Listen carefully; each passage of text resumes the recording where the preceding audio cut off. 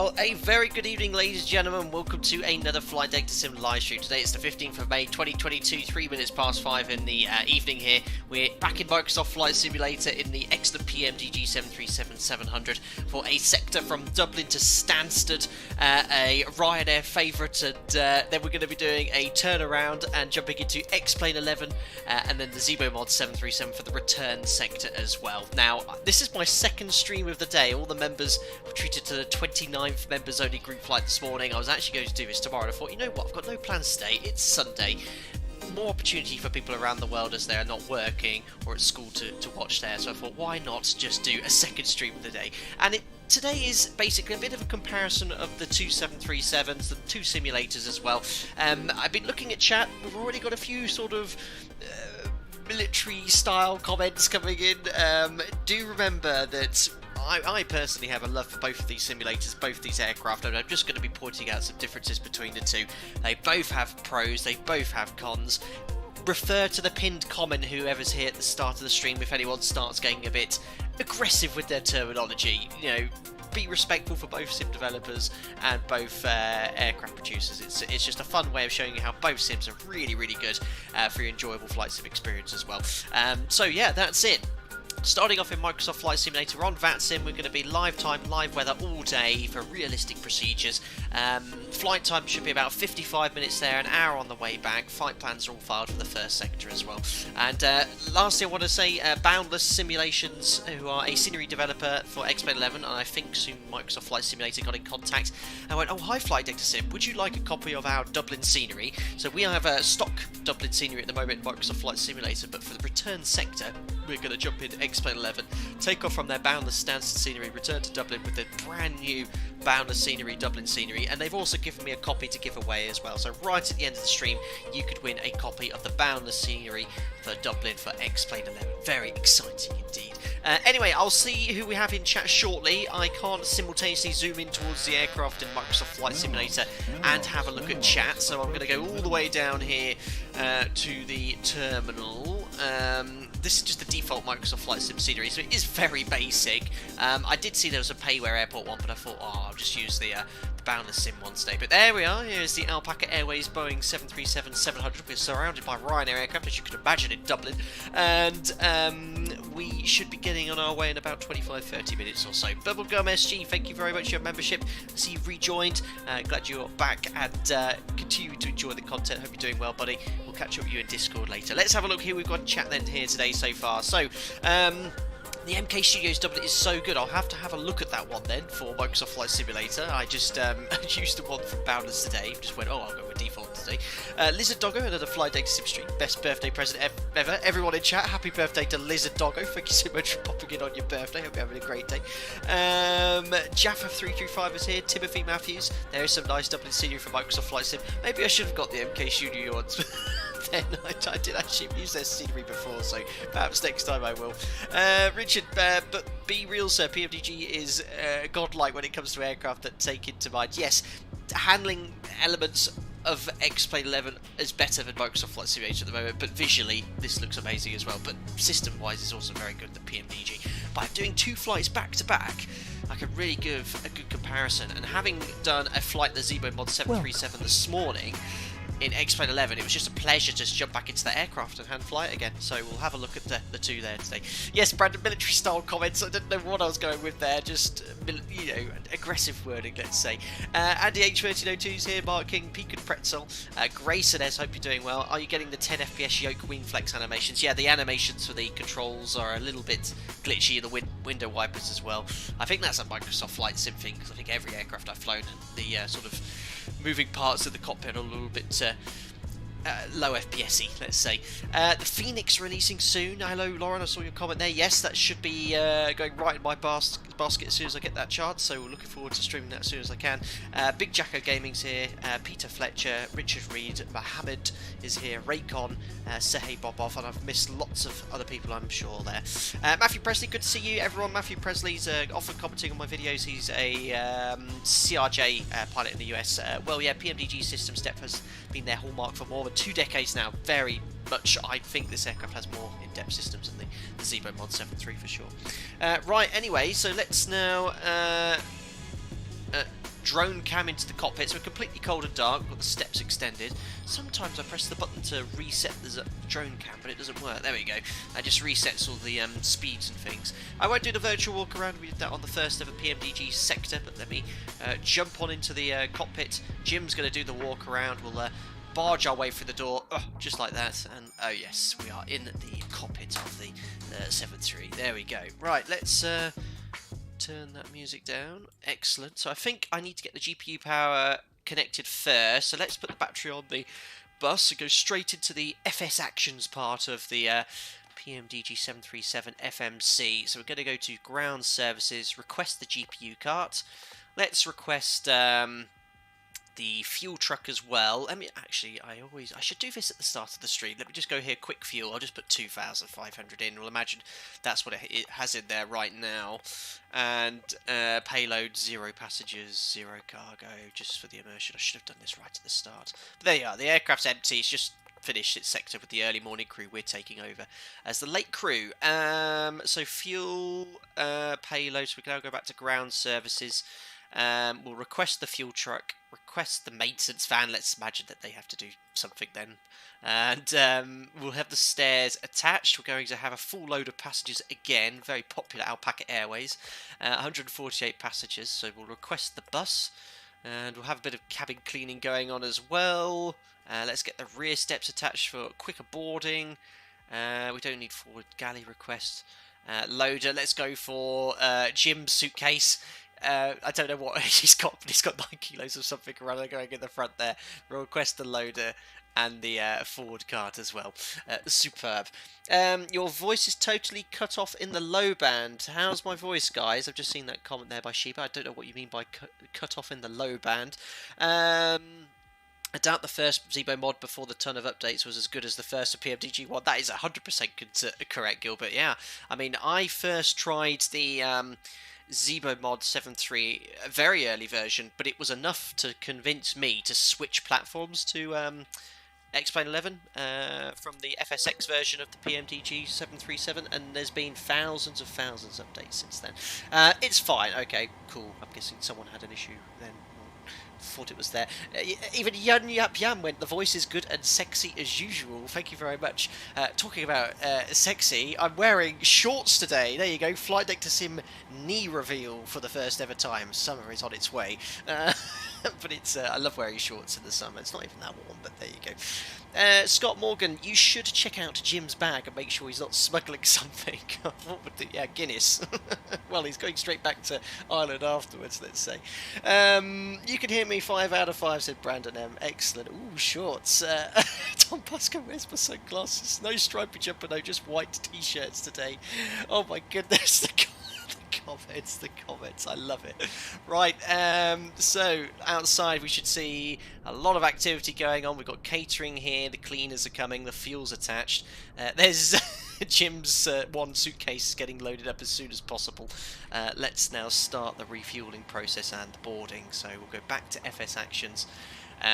Ground services, we shall go to the page here. So target fuel, let me just quickly grab the operational flight plan for you guys.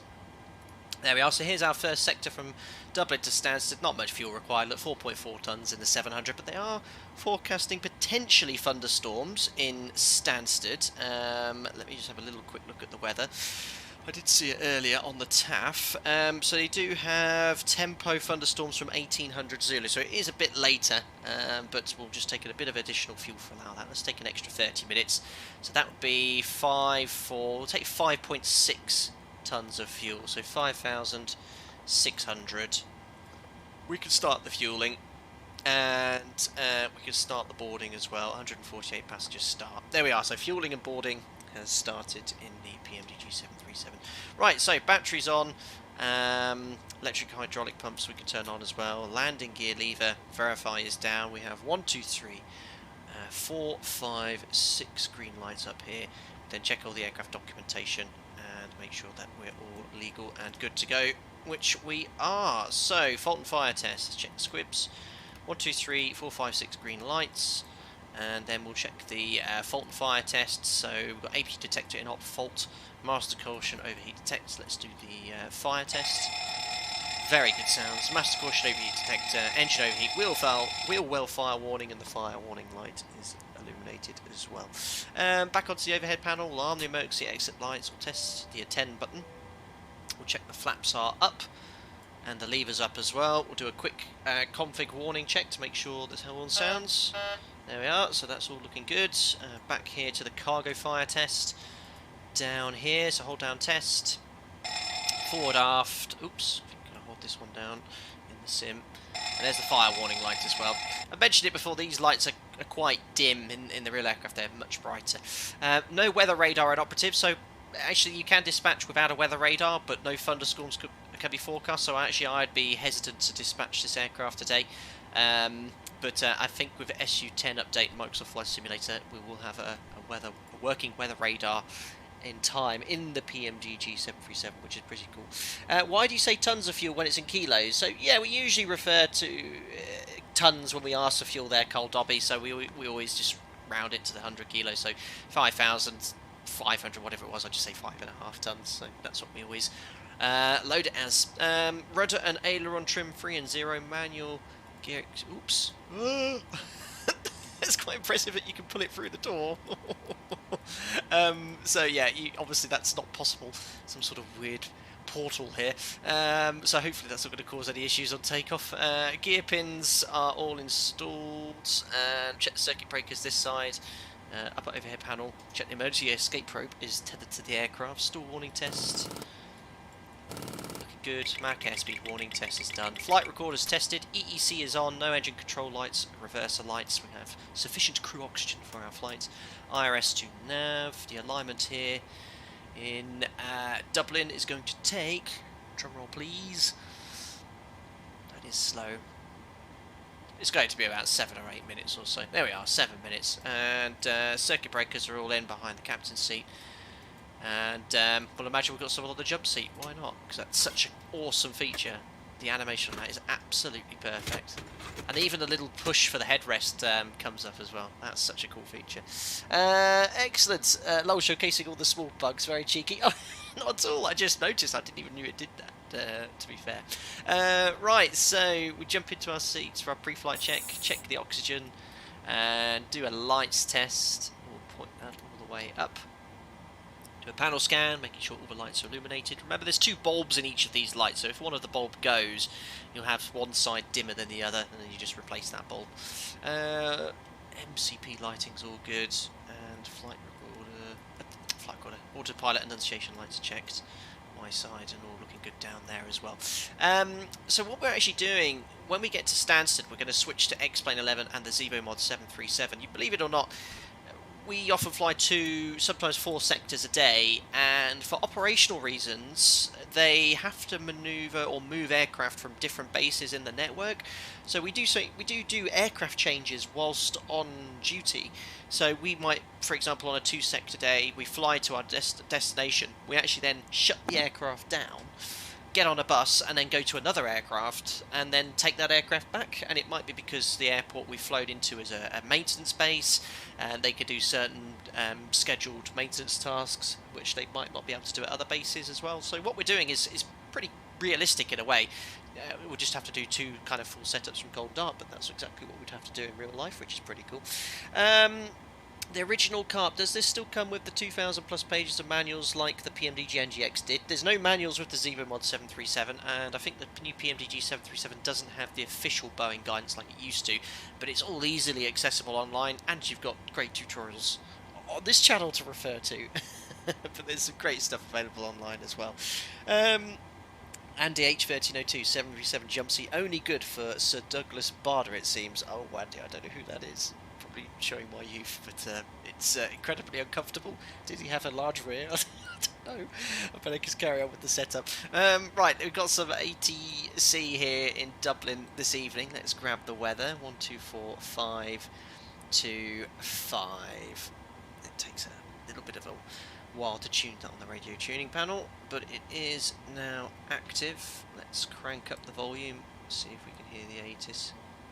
Should be here any second. This is EIDW Information Yankee. There we go. At time 1600 Zulu, expect ILS approach runway 10 right in use, runway 10 right in use.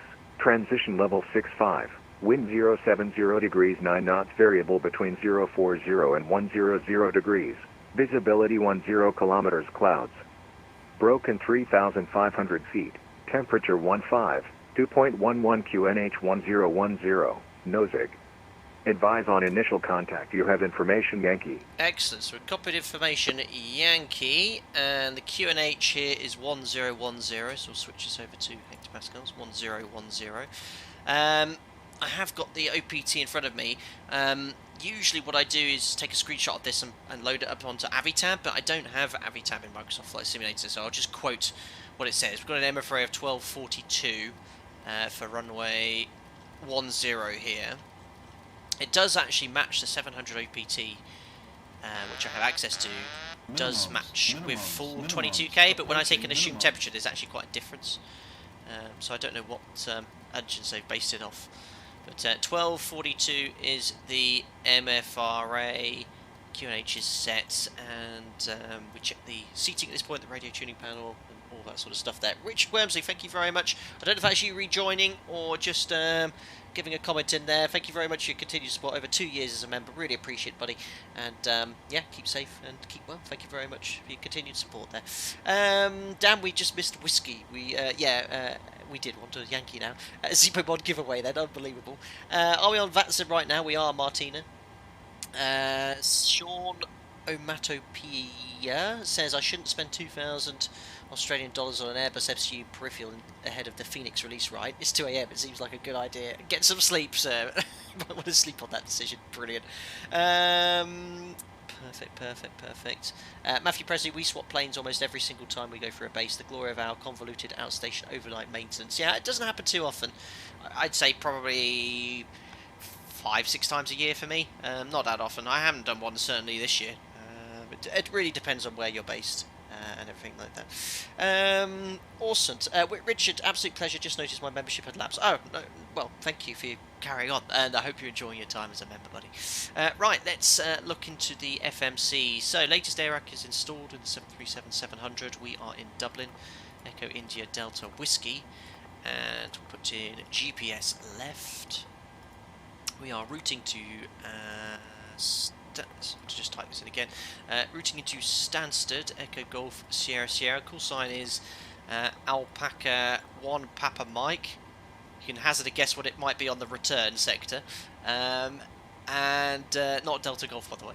Going to go departures here. Runway 10 watt right. Now in Dublin now they've changed it. They don't often fly SIDS. They just fly runway heading to a waypoint. That's end deck. So we're going to leave this. I'm actually going to put the Liffey SID in.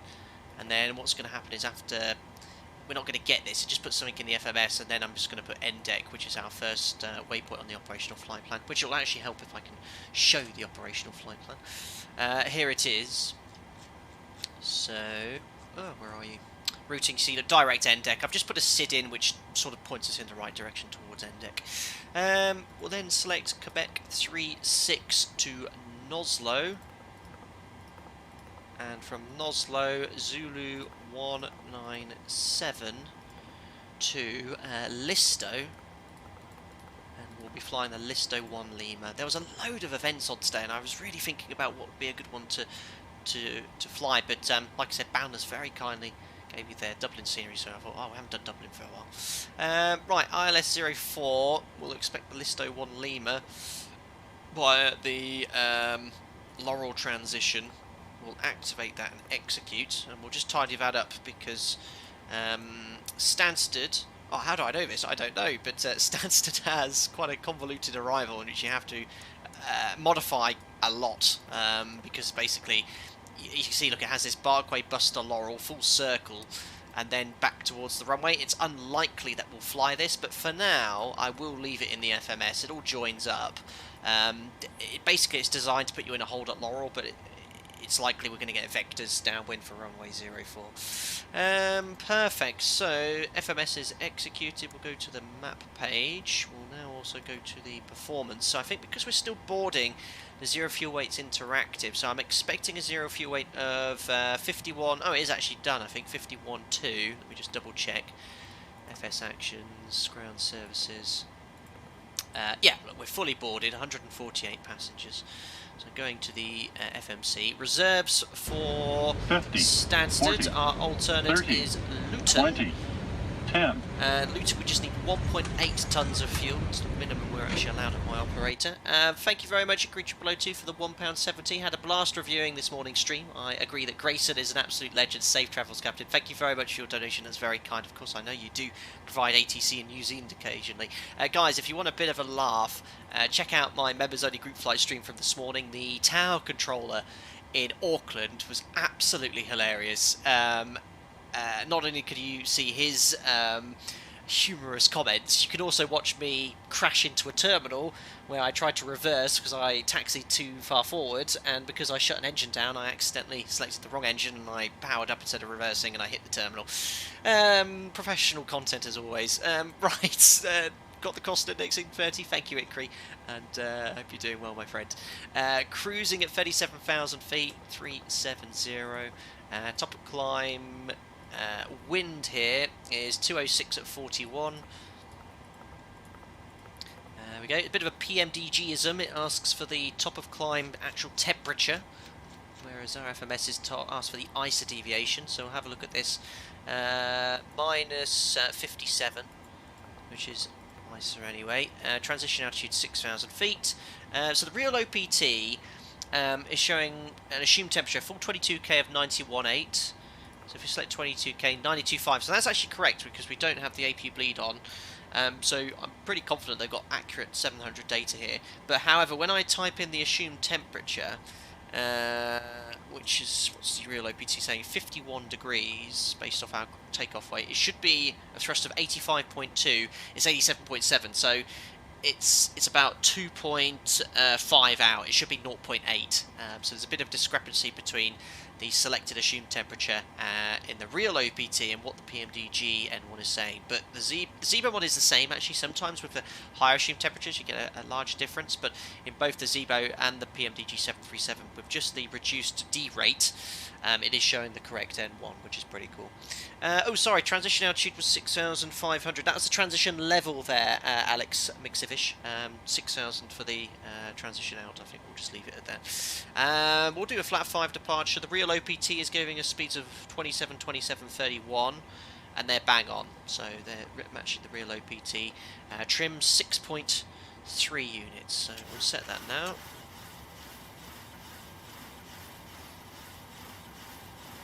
A laggy trim wheel, but I swear to you this trims too slowly, even with the flaps up. There we are, 634. I need to jump in the real aeroplane again. 6.34 V2 31 on the MCP. Right, we'll take this opportunity just get rid of all the ground equipment. So FS actions. Go to ground services, so we can now, we'll keep the ground power connected, release the maintenance van, who I think is right ahead of us. See you later. Oh, bye-bye.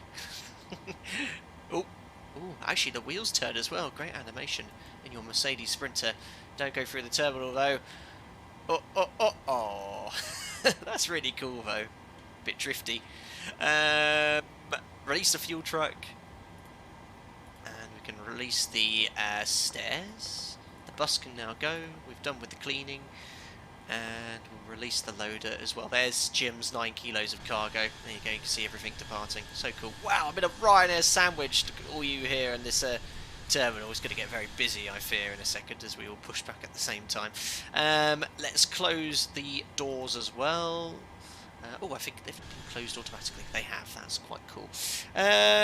Flight plan's still up. I always do this. Thank you very much. Sorry about that. Thanks to the heads up, John Padfield. Tim, you haven't got back to me. You won the giveaway earlier. Oh, you're commenting to Tom Knudsen. Where's Tom Knudsen? Always nice to look out for him. If you're there, Tom, thank you very much for popping in. One of the older members of the channel. Royce, I've not read anything about sim training, not sure what you're referring to. Martina, is Flight Deck Sim planning on playing some more Train Sim World 2 on his gaming channel? Oh, Martina, I've just got no time. With the release of the PMDG and, you know, it's big news in the Flight Sim World, me being obviously able to fly this aeroplane, have the privilege of flying this in real life, I'm concentrating on this. I will do some fun streams on the Airline Pilot Plays channel very soon. Right, onto the overhead panel now. Let's pop the yaw damper on. Flight control spoiler switches are all guarded and there's no lights illuminated. First flight of the day, so 4 pumps on, check the crossfeed valve, bright, dim and bright, and off. AC/DC metering panel is all set. We'll put the seatbelt sign on as fueling is now complete. Don't need any panel lighting. And oops, here window heat can come on. And that's all looking good here. Select the right to ignite. Right igniter to start again. Select the right ignition system. Pax auto. Open the isolation valve. Cruising at 370. Elevation in Stansted is 350, so we'll pop in 350 here. Onto the MCP. So flight directors we can pop on, expecting a level of around 90 for departure. Let's have a look at Navigraph here. So runway QDM for runway 10 right is 097, so we'll select 097 here. 097, we'll just set the course to 097 as well. And this course to 097 too. Perfect. So auto brake to RTO, reset the fuel flow. We'll select the legs for Jim on the FMC page, and we'll have the get the parking brake set now and shocks removed. Ground services. Oh, you stupid boy! I know.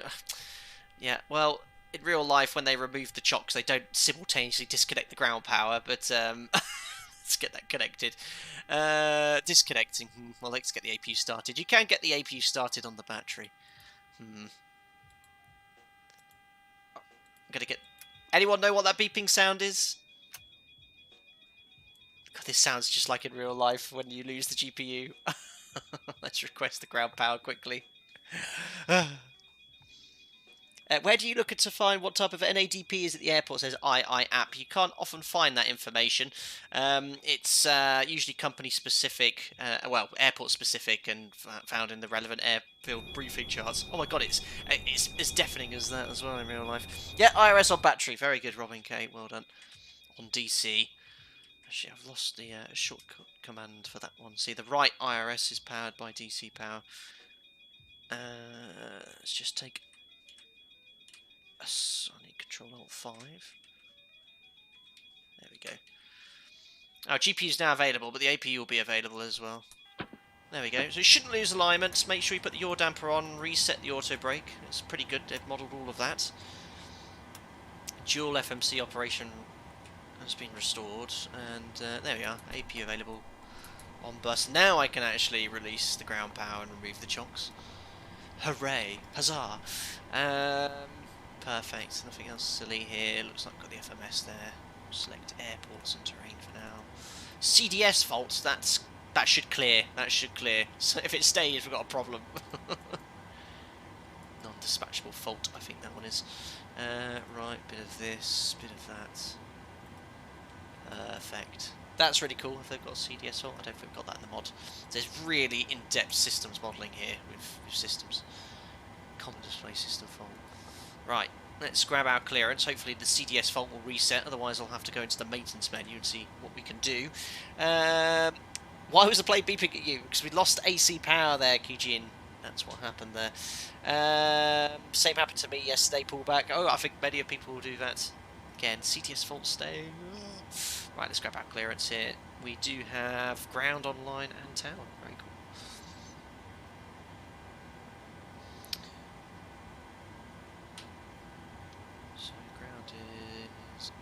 After the alpaca passes behind...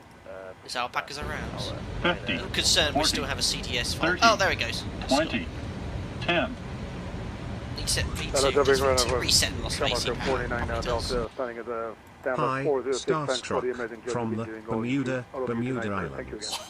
Cool 400 face. Delta, thanks for Thumbs that, up. appreciate it. Beho, is MSFS realistic enough as a sim to train to become a commercial airline pilot? Norman. Thoughtful face. Thanks. Thanks, Microsoft, Jim. Norman Robinson, thank you very much for the $5. You don't need to be starstruck at all. I'm just a regular, everyday, normal guy. Or thinking of that Canadian rapper now. Don't look at that video, by the way, if you're underage. Yeah, you can certainly use the sim to enhance your training. You can't use it solely for your training. 50, I use the sim 40, throughout my training to 30, improve 20, or supplement my training, but not to replace. But best of luck if you wish to become a commercial airline pilot. Thanks, Burak. Which one is better, boss? Single malt ZIBO or blended PMDG? Smiley face. PMDG, thanks, Burak. That's very kind of you, sir. Thank you for your continued support as a member and a donation there. Ooh, yeah. I love the reference to whiskey. Is that because of my upcoming trip to Scotland next weekend, I should think?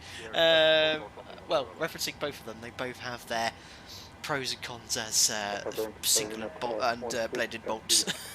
Whiskies there, Burak. Thank you very much for your donation there. Thrown me. Excellent. When we get airborne, and at the end of the day, I'll also give a bit more of a comparison like I did on the first PMDG stream. But yeah, they're both incredible aircraft. But I think with the Microsoft Flight Simulator general experience with the graphics and how it looks, it's really, really nice. Just kidding, said Burak. Go up to me. Thanks for the donation. West 1010, connect Matic on 298. So Microsoft Flight Simulator said we're on stand 191. But it's not, it's stand 123. So just bear that in mind. Connect 1010 face west. Dublin ground, hello, it's Alpaca 1 Papa Mike, stand 123, and copy information Yankee 1010, departure clearance Stansted, please.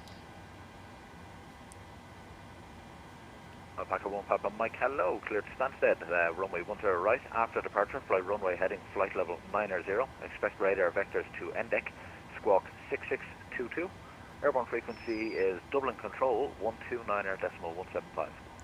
Cleared to Stansted, runway 10 right, departure, and maintain runway heading, climb flight level 90, then radar vectors end-deck, squawk 6622, when airborne frequency 129.175, Alpaca 1 Papa Mike. Alpaca 1 Papa Mike, read back correct, thanks. Break all stations, new airborne frequency after departure, Dublin control 129.175. Perfect, so 129.175 is the airborne frequency, which I've made a note of. Radar vector departure, climbing flight level 90 then. Did reset the entire MCP, you're right. And squawk 6622. Minimums, approaching minimums. Ground's off because we're about to push back there. SimPilot Adam, thank you for becoming a member again last stream, and welcome to the stream again today. I'd never heard a clearance like that in Ireland. It's all changed in Ireland. No more Liffies, it's all radar vectored headings towards end-deck these days. So I've heard. Thank you very much, buddy. Hope you're well. And thanks for the continued support. Right, so it's not much to brief really. Taxi's going to be a bit long though.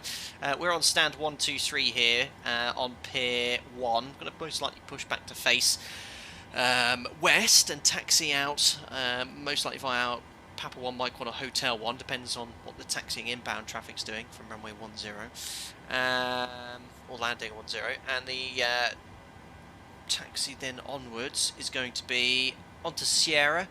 And we have figures for Sierra 6 departure intersection from runway 10, and we're flying radar vectors towards end-deck, so I will leave the Liffey sit-in. Basically, look, it just goes here, look, Liffey end-deck. Actually, you know what, that might give us a bit of a bypass. So what I'm just going to do is just get rid of Liffey and put end-deck. It's going to go heading select, and then as soon as we get our further on clearance, we can just update it and go LNAV and the FMS there. So it's all looking good. I'll tune Collinstown, 112 in the FMS, just because we've then got something.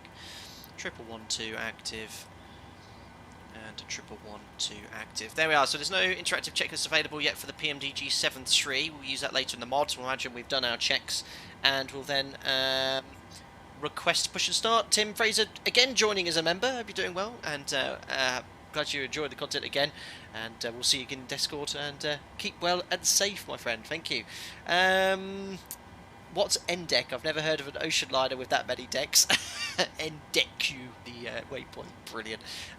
Right, let's get the Pushback plugin from, was it Spurious Pilots? No, Ambitious Pilots. There we go, pre-planned Pushback. And we'll just do something simple to face west. So I think it's click like this. Ooh, we've got many lines here. So let's do something like this. And something like this. That'll do. I think that should do us. Enter. Request pushback. Cockpit to ground. This is ground. 50, 40, Cheers, Andy. 30, 20, 10. Really appreciate the $5, buddy. Thank you, my friend. I don't have much interest in the 737, but I've really been enjoying your thoughts and opinions. Thanks. Cheers, Andy. Thank you very much. Not everyone loves the 7-3. We definitely 30, love it here, though. 20, But thank you very much 10. for your continued support. I'm glad you've been enjoying the content. Thank you very much, Andy Robinson. Cheers, Tom. PMDG or the premenstrual depressive glider might be your new Tinder date, but we all know you're about to pre-order the F1 2022 on the return leg. What comment, Tom? I disagree with some of your comments. I quite like the aircraft, if I'm The honest. parking brakes are set. You may lift. From a handling perspective, a bit of work needed, but that's the entire Microsoft Flight Simulator. But your choice of words is certainly interesting. Thanks for your We are donation, cleared though. for start and push. That was just bizarre. Okay, cleared for Cheers, push Tom. start. Please release parking brake. Oh no, I know what I've got this repeating for ages. Oh, look at this. This is, yeah, right, okay. Might be a bit of a gap here we need to root for. Please release parking And we're going to brake. get the repetition of this now because I forgot to cancel it. Isn't there a pushback built into PMDG? Yes, you can drive it actually. I forgot about that. Please release parking brake. I must look into that. Ryanair certainly increased the amount of 700s they have, but there is an 800 there. Don't Please have to release believe it. parking brake. 50, 40, 30, 20, 10. Tim Fraser, this is the PMDG. It is. Please release parking brake. Cheers, Adam. Isn't there a read pushback that built already. into PMDG? What is with the PMDG question marks when it just goes Please release parking brake. PMDG? There is, as I was just commenting about it. Thanks, Adam. Didn't need to do that, buddy. Please release parking brake. Well, we might as well get in the queue to ask for push and start here, whilst it says please release parking brake. It does stop after a while. You could squeeze in between the two, Please said release Shuey. parking brake. Tempting, but difficult. Cheers, Robert. Love the work. Love the 737 Premium Deluxe content. Thank you, Robert S. Please release parking 50, brake. 40, 30, 20, Was it Deluxe? That was a version of Flight Sim 2002, wasn't it? Was it Premium Deluxe or Deluxe? I can't remember. Cheers, Astrodew. Please release parking First brake. Sierra Papa, no problem. If you can get around the alpaca in front, you can taxi Link 6, Foxtrot Outer, Papa 1. Brilliant, Astrodew. That's 10 out of 10. I'll give you 11 out of 10 for that. Can we get a please release parking brake in chat, please? Oh, he's stopped now. He's actually stopped. And ground Alpaca 1, Papa Mike, and I'd like to request push to start when available.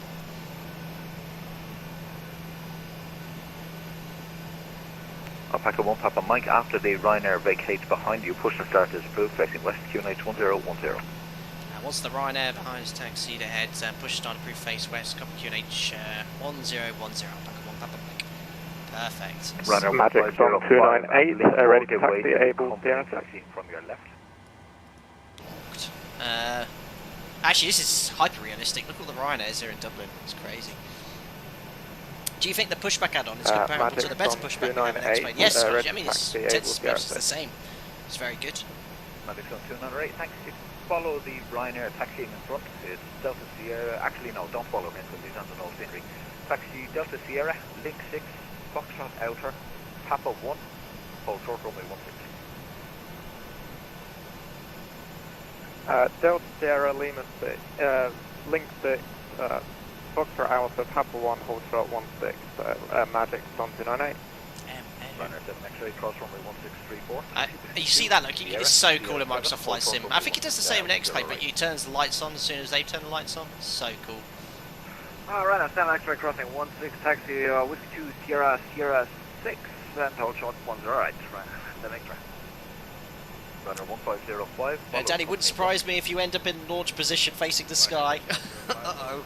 I've had no issues so far. Runner 1855, taxi cross runway 1634. 50, Taxi 40, Whiskey 3, 30, give way to the 20, line there. Taxi 10. Cheers, Robert. and follow those. Whiskey 2 Sierra 607, hold short runway 10, right. Park and ride. Park and brake. 737.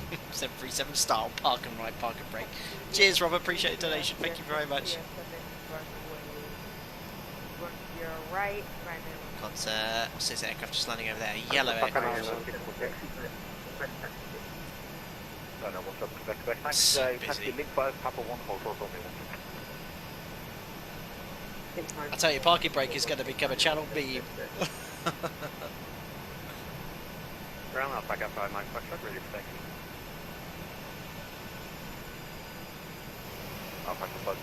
There's a queue over there as well. It's like a group flight. Alright, there we go, he's off. So, pack's off. Keep your bleed on, anti-collision lights on, parking brake, here we can now release. Transport yourselves off. There you go. Commencing pushback. You can start the engines in sequence. You will start in the sequence. Give way to the company taxi from your right. Minimums, approaching minimums. Cheers, Abby.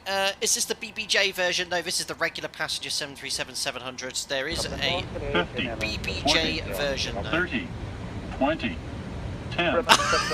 Good evening. Jason, cross runway thanks for the fiver. Bravo 2, Bravo 1, standard. Captain, as much as I enjoy your videos, I find it disrespectful to not listen to the ground crew, so here is some advice. Release the parking brake. Welcome. Cheers, Jason, for the fiver. Brilliant. Some very funny parking brake related banter there. Appreciate it, buddy. Thank you very much indeed.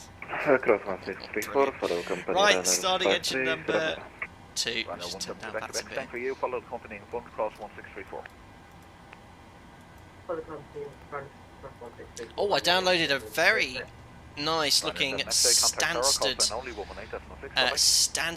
scenery from Microsoft Flight Simulator by, was it Liam? It does have a lot of static aircraft and any which can't be removed. Very good. Right, N2, oil pressure and Ground Magic Ton 298. Magic Ton 298, go ahead. Is there any way we can do some cheeky manoeuvring on the Delta November, overtake this alpaca at about? cheeky Absolutely, manoeuvring. yeah, that's what it's there for. That sounded like Freckles. Alright, okay, so we'll move on to Delta November and then the taxi clearance as before. Take on 298. Okay, pushback completed. Please set your parking brake. Parking brake is set. Parking brake set. Parking brake set. Lowering aircraft. Ground. You may disconnect. Good evening. Okay, sir. Clear to disconnect. Pin has been removed. See you at the side. Have a good flight. Start out. Holding position waiting for the visual. Thank you and goodbye. Tuesday. Starting engine number 1. Just wanted to monitor the engine start. Oh, what have I done there? Green. I think that might have been a time suppression thing. Head to.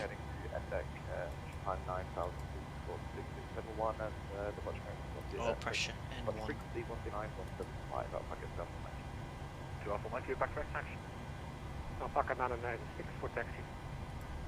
Yeah, the engine start speed's pretty good. It's very close to the real aircraft. No, this is the Ryanair, the old team, isn't it? Never mind.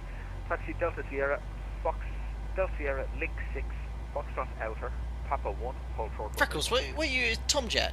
Follow the Ryanair. Cheeky. Probably, Link 6. 50, 40, 30, 20, 10. Thanks, Tom. What the hell? What is you said now? Why do we do shorten emergency brake to E-brake, but we don't shorten parking brake to P-brake? 1855 over the tower, 118.6. Shorten emergency brake to E-brake, but we don't shorten parking brake to P-brake? I have no idea. Absolutely no idea, Tom. P-brakes? It sounds like a P-brake? I don't know. Right, generators on, APU's off. On that note, I'll fake on mute the alerts today. There we go. Get ready for taxi flow, taxi flow then. Generators on, APU's off, start switches probe. Anti-ice off, packs auto. Ice station valves, APU beats off, and set flaps. 007 will contact. Excellent. Let's do the flight control check. So, Dublin will back full up 5 forward, 737 and full 700, back, stand left, 203 information, and right. Here comes the rudders. Full right and full left. 5 Alpha Lima, good evening. Clear to Stansted, runway 10 right. Recall, blank the lower DU, and then we'd read the before taxi checklist. Expect radar vectors to NDEC, squawk 66. I need to turn off the fixed rings option here. That's exactly the same as the ZIBO mod defaults to that. Clear to Stansted, runway 10 right, runway heading, initial time, flight level 90, expect vectors to index, squawk 6665, and departure frequency 132575. Alpaca 5 Alpha Lima. Alpaca 5 Alpha Lima, read back correct. Break, all stations at Dublin. New airborne frequency after departure is Dublin Control 132.575. So change the frequency there. Ryanair 1505, confirm my hold point. So there's new airborne frequency. Ryanair 1505, What on earth was that? I just... now 118.6. Uh-oh. Behave yourself, you know, he's going to get kicked off of VATSIM. Someone's going up at 320, taxi clearly.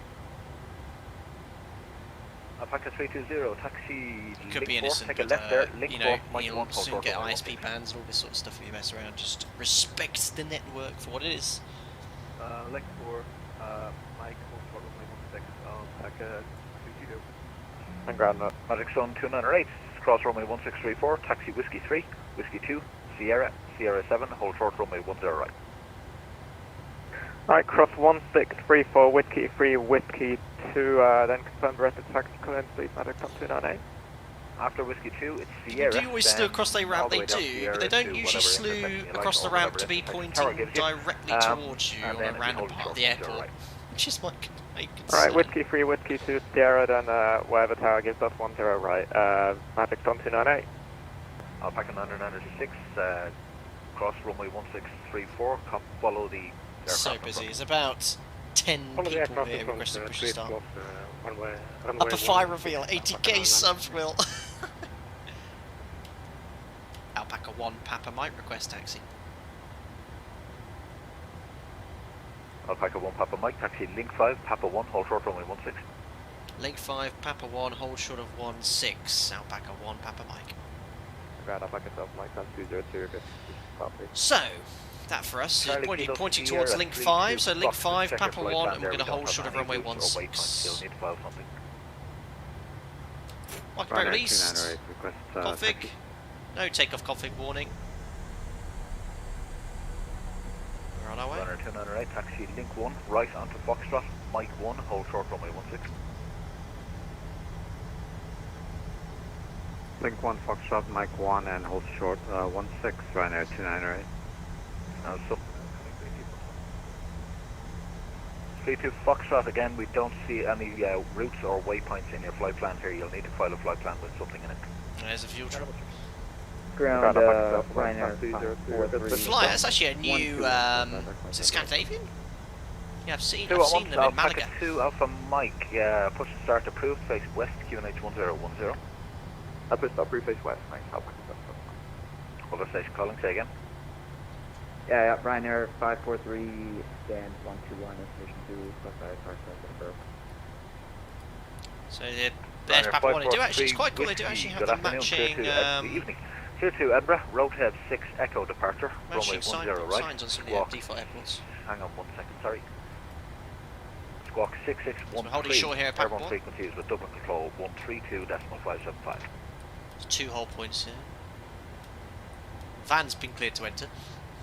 Cleared Edinburgh via the roadhead 6 Echo departure frequency 132.575, and squawk 6613, Ryanair 543. Ryanair 543 Whiskey, feedback is correct. Alpaca 5 Mike Fox, are you at tower? You have a follow me car, look like it. I'll take that as a yes. Magic Sun 298 over the tower, 196, have a good one. Ground Magic Sun 298, confirm we're supposed to be on your frequency. No, just sending you over the tower now. You can contact them, call sign only 118.6, have a good one.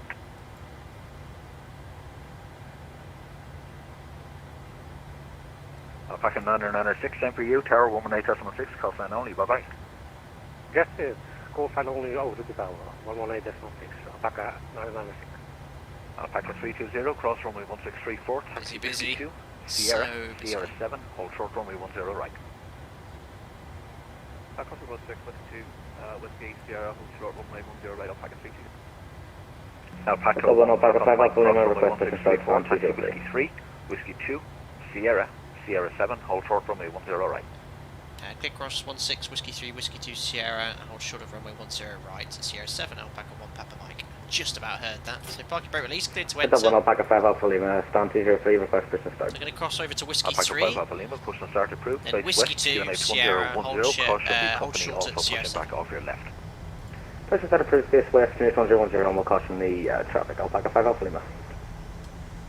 Ryanair 89 at Tango. So far, push. obviously this is a default airport, Ryanair but 89 the experience of Tango, PMDG has been Tango, identical to real squawk world. 6653. Love this aeroplane.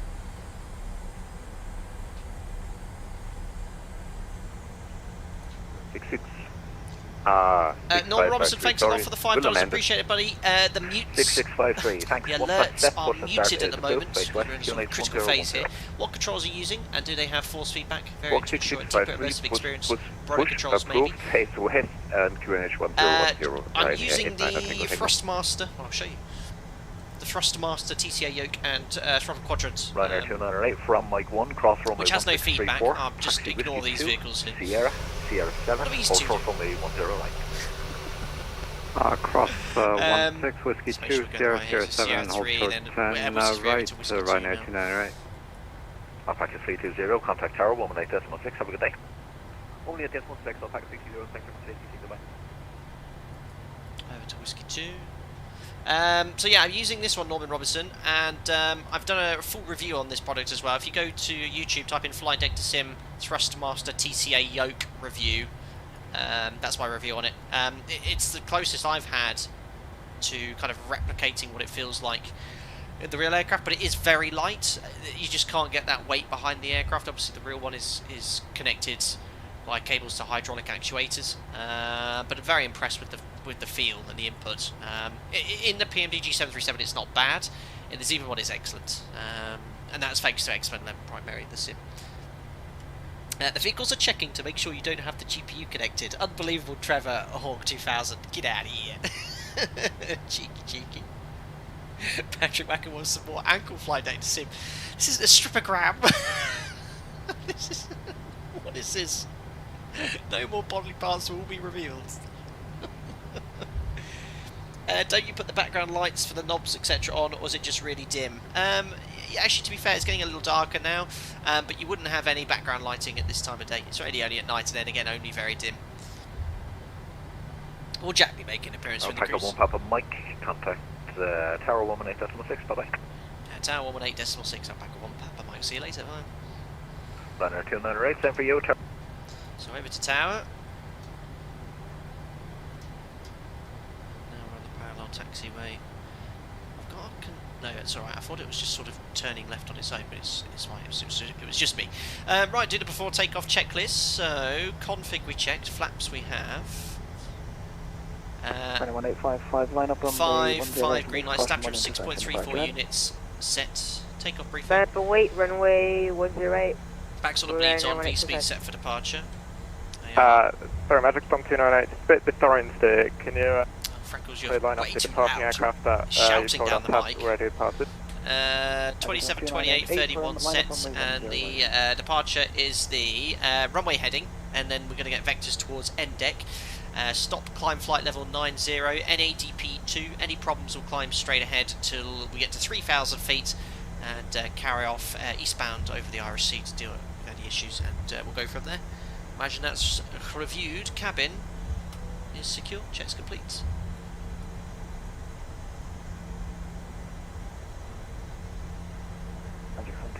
Surface wind 080 He's going the FMS6. There's a couple of things I want to change. I don't like the the takeoff 10 right, Magic Storm 298. I don't like it when you have the tuned VOR and have the green dashed line. Oh, it's Daniel Smith, is it? Oh, sorry. Oh no, yeah, that makes sense if he's in Ryanair. Is he Magic Sun? That's Buzz, I believe. Yeah, sorry, it does sound like Daniel. Oh, I hope I didn't offend Freckles, and vice versa. Good luck, Daniel. Yeah, sorry. Yeah, what did I say, Freckles?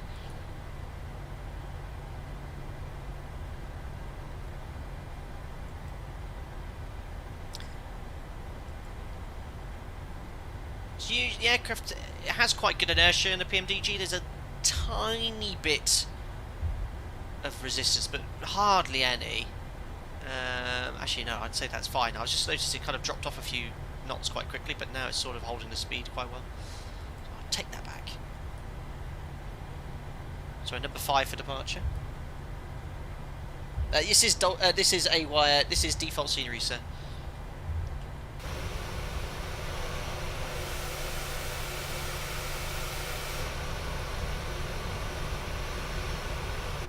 Airborne frequency actually now, 132.575.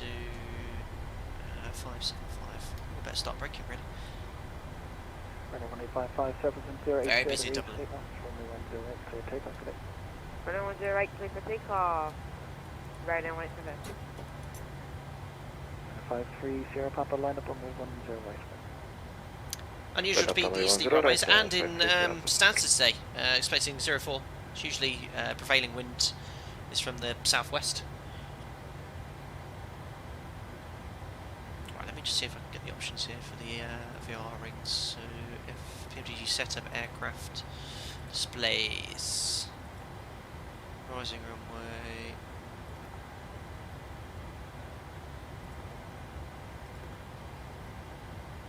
range arcs. Nope. Your course lines off. There we go. Found it. And it automatically saves, I think, in the PMDG. Pushback. It's explained that much better that I should consider buying a PC. Still waiting for PMDG on Xbox. As of today, aircraft, in my opinion, handle better in X-Plane 11, the way it simulates flight. I mean, this is the one reason I wanted to do this comparison stream today, is we have people from both simulators who absolutely 100% believe that one sim is far better than the other. Don't get me wrong, they both have their pros and cons, and visually I think this sim is much further ahead than X-Plane 11. But a lot of people have said ZIBO's dead, or discounted the ZIBO mod, and I just want to show you how good a sim it is. And by sort of comparing it back to back, similar weather conditions, same weather conditions. I love both sims, really I do.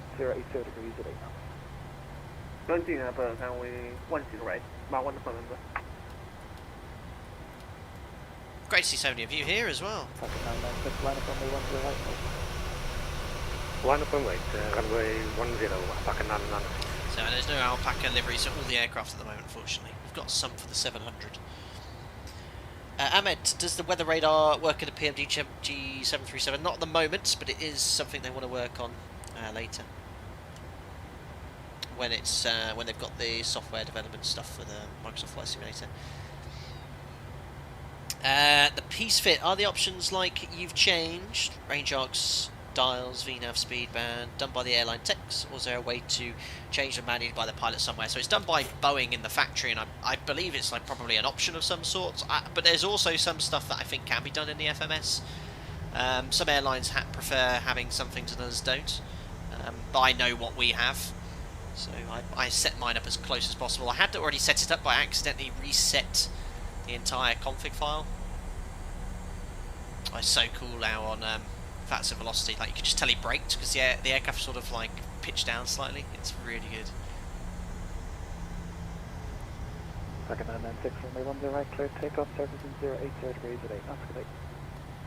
Clear for takeoff for 10 right, Alpaca 996, thank you very much for your attention. Awesome.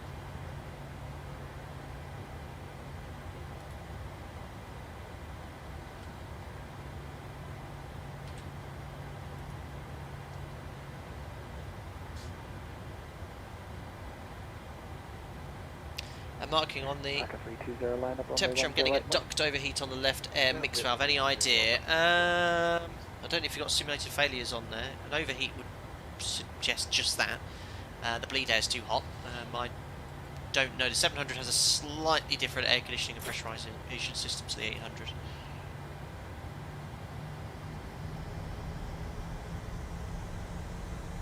Hi Matams, yeah, I've got some Alpaca livery CSLs installed. I don't know why they're not appearing today. They've definitely worked, because if you look at the last PMDG stream, we could see some fellow alpacas. Alpaca 996, contact Dublin 132.575 today. I think he's done it already. It's an automatic changeover, to be fair. My parking brake is set. Alpaca 320, surface wind 080 degrees, 8 knots, runway 10 right, clear takeoff. Is that an A321? Yeah, I think so. Takeoff from Or maybe it's just like a 320, maybe. Looks okay.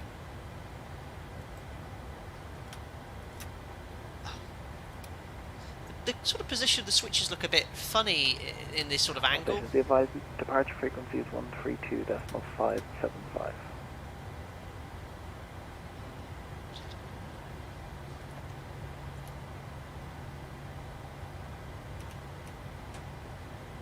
Perfect.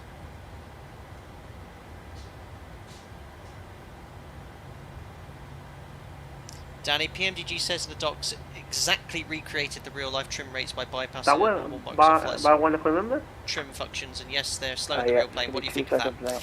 They're not as quick. It might be spinning as quickly, but it's certainly not anywhere near as effective as the real aircraft, like by quite some margin. One Echo November, surface wind 080 degrees. And when I was an SFI, we demonstrated the effectiveness of trim. And we'd simply just trim and show you how the aircraft responded, and basically 10 seconds of trim in either direction from being in trim, you've got the aircraft in a very high rate of climb or very high rate of descent. At the moment in the PMDG 7.3, it's certainly the stabilizer is nowhere as effective, and I've demonstrated in the last two streams. I had it all trimmed out, and I held the trim down for 20 seconds, and it just had a gradual increase in rate of climb. Back at 1 Papa Mike behind the landing 737 short final via Sierra 7 line up runway 108 and wait behind. Behind the landing traffic, what's his touchdown line up and wait, runway 10 right behind, down back at 1 Papa Mike. Nearly lined up there, gotta be careful. Hello, Alpaca South Michael here. Alpaca 2 Alpha Mike Tower, hello. Alpaca 5 Alpha Lima Sierra. Alpaca 5 Alpha Lima Tower, hello. Can you accept an intersection departure 05 or 06? Hey, permit to take Sierra 6. Oh, he's airbussing. Alpaca 5 Alpha Lima. That's a long landing, sir. Sierra 6, hold short runway 10 right. Taxi hold short Sierra 6, runway 10 right, Alpaca 5 Alpha Lima. Boom, he's down. I can't see him going.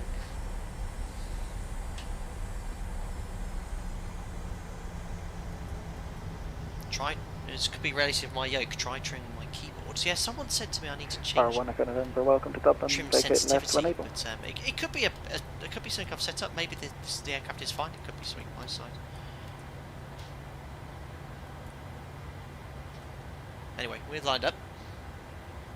Slap up, grabbing it down. There he goes.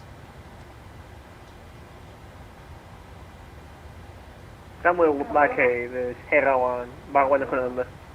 Bar 1 Echo November, thanks. Contact ground 1 Traffic on. late, It is on.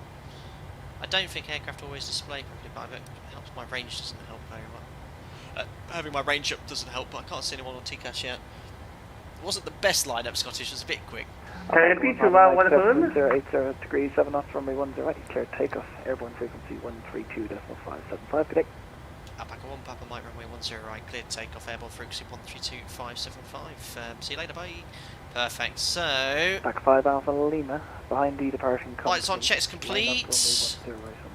Webcams on, timing. Let's go. Behind the company, to status. runway 10 Togers in chat. Alpaca 5 Alpha Lima. Let's do it. Right, 298, line up runway 10 right, caution 1 Perfect, that's all... Not quite there, stabilised. Set takeoff thrust. 10-0 right behind the departing Alpaca, Ryanair 298, intersecting departure right. So there are 87.0, takeoff thrust set indications normal. Checked, 3 forward pressure.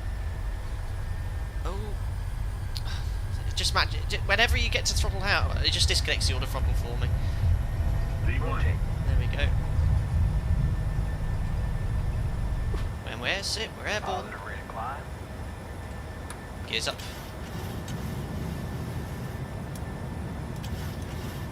So I know the auto throttle's off for now, that's fine. Still climbing it very quickly. So yeah, just a demonstration for trim. Again, it could be my settings, but if I just hold the trim nose down, look. It's just not doing anything for me. It's going down now, but very slowly. And look, you can see it's going really quickly.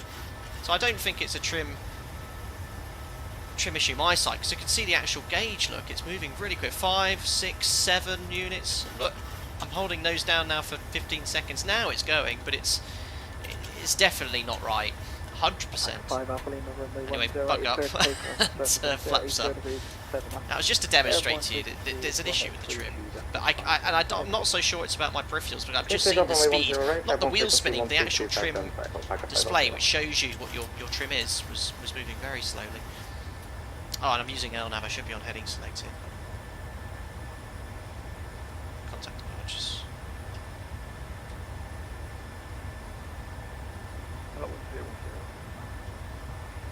Ryanair 449, roger. I see it's 2,000 feet there. You can maintain 2,000 fly, just be advised that you've just dropped that as control there, supposed to be rejoining shortly. See now. Set standards. Dublin, hello, it's Alpaca 1, Papa Mike, routing direct to NDEC, passing 39, flight level 90. I'm not routing direct to NDEC at all. Alpaca 1, Papa Mike, NDEC. Good afternoon, Dublin control, climb flight level 120, and route direct to NDEC with speed 250 knots. Climb flight level 120, direct to NDEC, Alpaca 1, Papa Mike. So I should have said runway heading, which I was on, but I just said NDEC. We're now routing direct to NDEC. He wants 250 knots, and LNAV. Alpaca 1 Papa Mike, sorry, just confirm that cleared level. Flight level 120. Flight level 120, Alpaca 1 Papa Mike. So, standard set, and flying though, generally is actually really nice. Feels good, the roll and pitch inputs are very similar to the real aircraft. We don't need engine anti-ice. 130 degrees on the heading cleared. 16 degrees. Runway 10 right, report. Do the after takeoff checklist. Gears off, all the brakes off. Start switches off. Air conditioning pressurization 2.5 and set.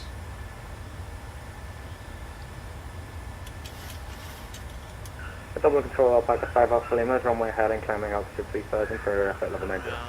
Release cabin crew. Alpaca 5 Alpha Lima, good afternoon, Dublin control, maintain present heading, climb flight level 120 with a max speed of 230 knots. There we are, and then we've got reduced climb. Climb level 120, maintain runway heading, I knew max speed 1. Just hand fly for a bit. But basically, in climb with the auto throttle off. Alpaca 1 Papa Mike, contact Dublin I 129.175. Good evening. 129 and 175. Alpaca 1 Papa Mike. Bye. In the climb, it isn't as dangerous because the aircraft's pitching for a speed. Obviously, you want to get it in as soon as possible. I'm just getting my radio tuning channel set up here. The PMDG is still a bit on rail. I mean, look, I won't do anything for a second here and just leave it, and I'll just get the radio tuning panel set. It does hold the attitude quite nicely. Not picking any inputs, but again, the real aircraft can be like this. If it's completely smooth, you very rarely have to make any inputs. Certainly much better than the FSX version. Dublin departures. Hello, Alpaca 1 Papa Mike. Climb flight level 120 inbound NDEC.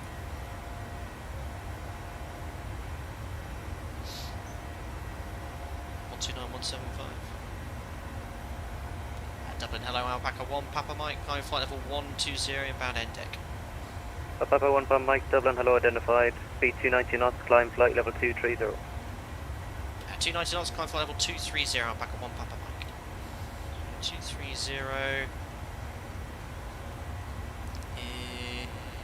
is set. Let's get back onto the flight directives. Whoa, that'll make you feel a bit sick. Yeah, general handling though is very nice. Like it, the roll and pitch inputs are very close. Right, let's do the just get it all in trim there. See how long it stays there for. We're accelerating as well. So fuel 4 pumps.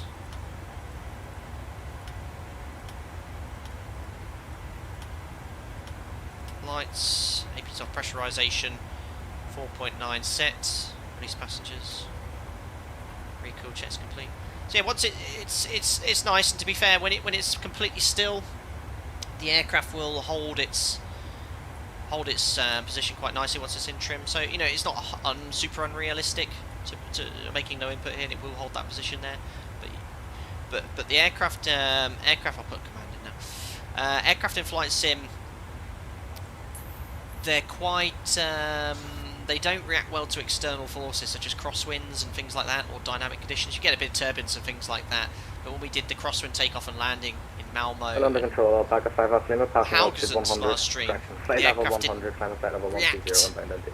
As quite as expected with the crosswind takeoff and landing, it was as if it was only 5 knots as opposed to when it was actually 15, as we felt like. Otherwise, not bad at all.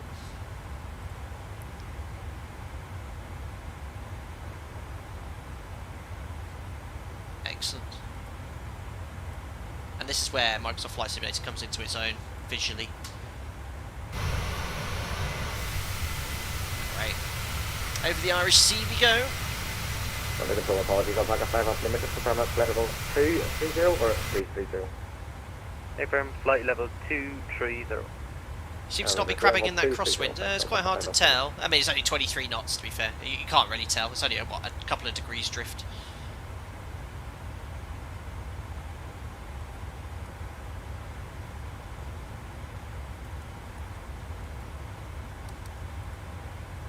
The autopilot behaviour is very good. 1 Papa Mike, contact London with your speed restriction 133.7. Enjoy the flight, bye bye.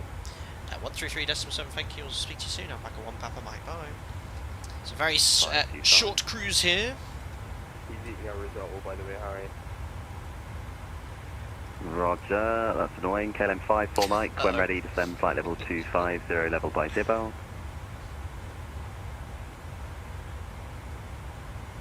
KLM 54 Mike. Matthew, the coughing on the throttle hold issue you're having can be fixed by going to the FMC FO options, somewhere you can change the thrust to show current position instead of override. Yeah, Ryanair 5-3 Sierra I know that option with right, the blue heading thing, I had that on the first degrees. stream. Sometimes it's quite good, it doesn't read it, other times it does, it just matches precisely, but you're quite right, I think that KLM 45 November Mike, radar control, contact London 127.1. Radar control, contact London 127.1. Thank you, and bye bye, KLM 45 November Mike. Easy 96 Delta Golf, wind variable 6 knots, 05 left, clear the land. Busy. Easy 1835, climb now, flight level 310, report your passing I'm going to start setting up for the approach as soon as we can as well. Climbing flight level 310 so now. sure. Easy 1835. Thank you, Midland 75 Charlie, standard choice, wind 1209 knots, runway 09, clear land. 09, clear the land, standard choice, Midland 75 Charlie, bye bye. Alpaca 320, no speed. We're at 290 knots max, this just happens to be our econ climb. Ryanair 1505. I haven't had one chance to check in yet.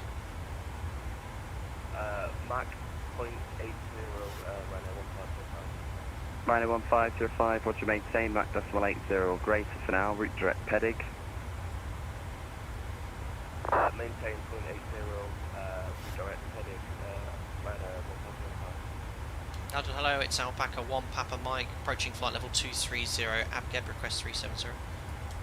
Alpaca 1 Papa Mike, London, hello, climb flight level 370 and there's no speed restriction. Flight level 370, free speed, Alpaca 1 Papa Mike. 370, Ryanair VNAV. 53 Sierra Papa, route direct. Set, Dibao. overhead panel, MCP, Secondary cruise page, you can go up higher, there's not much point. Monitoring 21.5. The cruise pellets, I can see the waypoint in my route, so Ryanair 53 Sierra Papa. Yep, Delta India Bravo Alpha Lima. Where can we get that livery? Okay, Says well, Stephen thank you, Powell. Ryanair 53 I'm Sierra on it. KLM 54 Mike, speed 280 knots or greater. 280 greater, 54 Mike. Yeah, I'll try and do a bit of research into this trim issue, because PMDG are adamant and it, by the sounds of it, it's working fine, but Alpaca 5 Alpha Lima, hello, climb. I'll demonstrate the same in the PMDG, in the ZIBO mod. ZIBO mod is still not quite Scandinavian as strong as the real aircraft one, but it is certainly does like degrees. closer. But yeah, I've demonstrated again for all those people not I've not seen it. Ryanair 1505, contact London. They do need to turn up the brightness of the 127.1, goodbye. disconnect lights. If I turn the auto throttle light off, look, you can barely see that. Actually, it's a really bright light. Magic Sun 2908 to maintain Mach but yeah, look, if I just start 7, trimming 8. here, try and Max get decimal 78, Magic Sun you 298. see the speed. Scandinavian 4607, descend to altitude 3000 feet, Liverpool Mass, the QNH. It seems to be better at higher speeds. It's better at higher speeds, but at lower speeds, it's not as effective. That is more as closer to what I'd expect. But now I'm trimming those down, still loads. It's getting there. It's like at lower speeds, it's not as effective. At higher speeds, it seems to be a bit better. Run control, good evening. Transavia 1 Golf, flight level 270. Transavia 1 Golf, hello, fly heading 060 degrees and descend flight level 340. Will, does the real aircraft have a bit of delay in the green VNAV light being illuminated after you press it? No, that's another PMDG thing. As soon as you push that button, that light's usually on straight away. Fly heading The FMAs sometimes take half a second, but it's not as slow. Like if I was to go level change now, 54 Mike, report speed to Amsterdam it's about 125.750. just under a second, isn't it, delay there? It's a bit quicker than the real aircraft. Pretty much instantaneous. Sometimes what can take a long time in the real aircraft, if you execute your route, fine, just go direct to Oslo for straight lines, so don't worry about it. Execute. 2 at 1. It's as quick as that, but it can take about 3 seconds to start turning and update on the Listo 1 ND. Lima to Stansted, report the Mach number to London 127 decimal. 40, 30, Listo 1 Lima 20, Mac number to London 10. 1271, Thanks a lot, Magic Sim. Sun Follow Adam 298. T for your £6.66. Ryanair 1855, Listo 1 Lima to Stansted. It's been a good stream so far, but I got to go. Have a good one. Cheers, buddy. Thank you very much for popping in, and you've been very generous last few days, so yeah, I don't know what to say, man. Thank you, and Ryanair appreciate the support. 1208, Have a descend great flight level 180. Well, very good, very nice. Still got that on standby. 57 Whiskey Lima, fly heading 305. Right, anyway, as I said, we've really got to start setting up for this approach. 305, because we will not have long in the cruise. Alpaca 5 Alpha Lima, no speed restriction, climb flight level 330. Super busy as well. Flight level 330, free speed, Alpaca 5 Alpha Lima. Ryanair 1208, contact Dublin 129 ILS 04 decimal is going to be 175. 1105. 129175, Ryanair 120, thank you for the service, bye-bye. Scandinavian Not going to see all that lovely 4607, scenery turn back. left heading 080 degrees, cleared ILS approach, runway 05 left.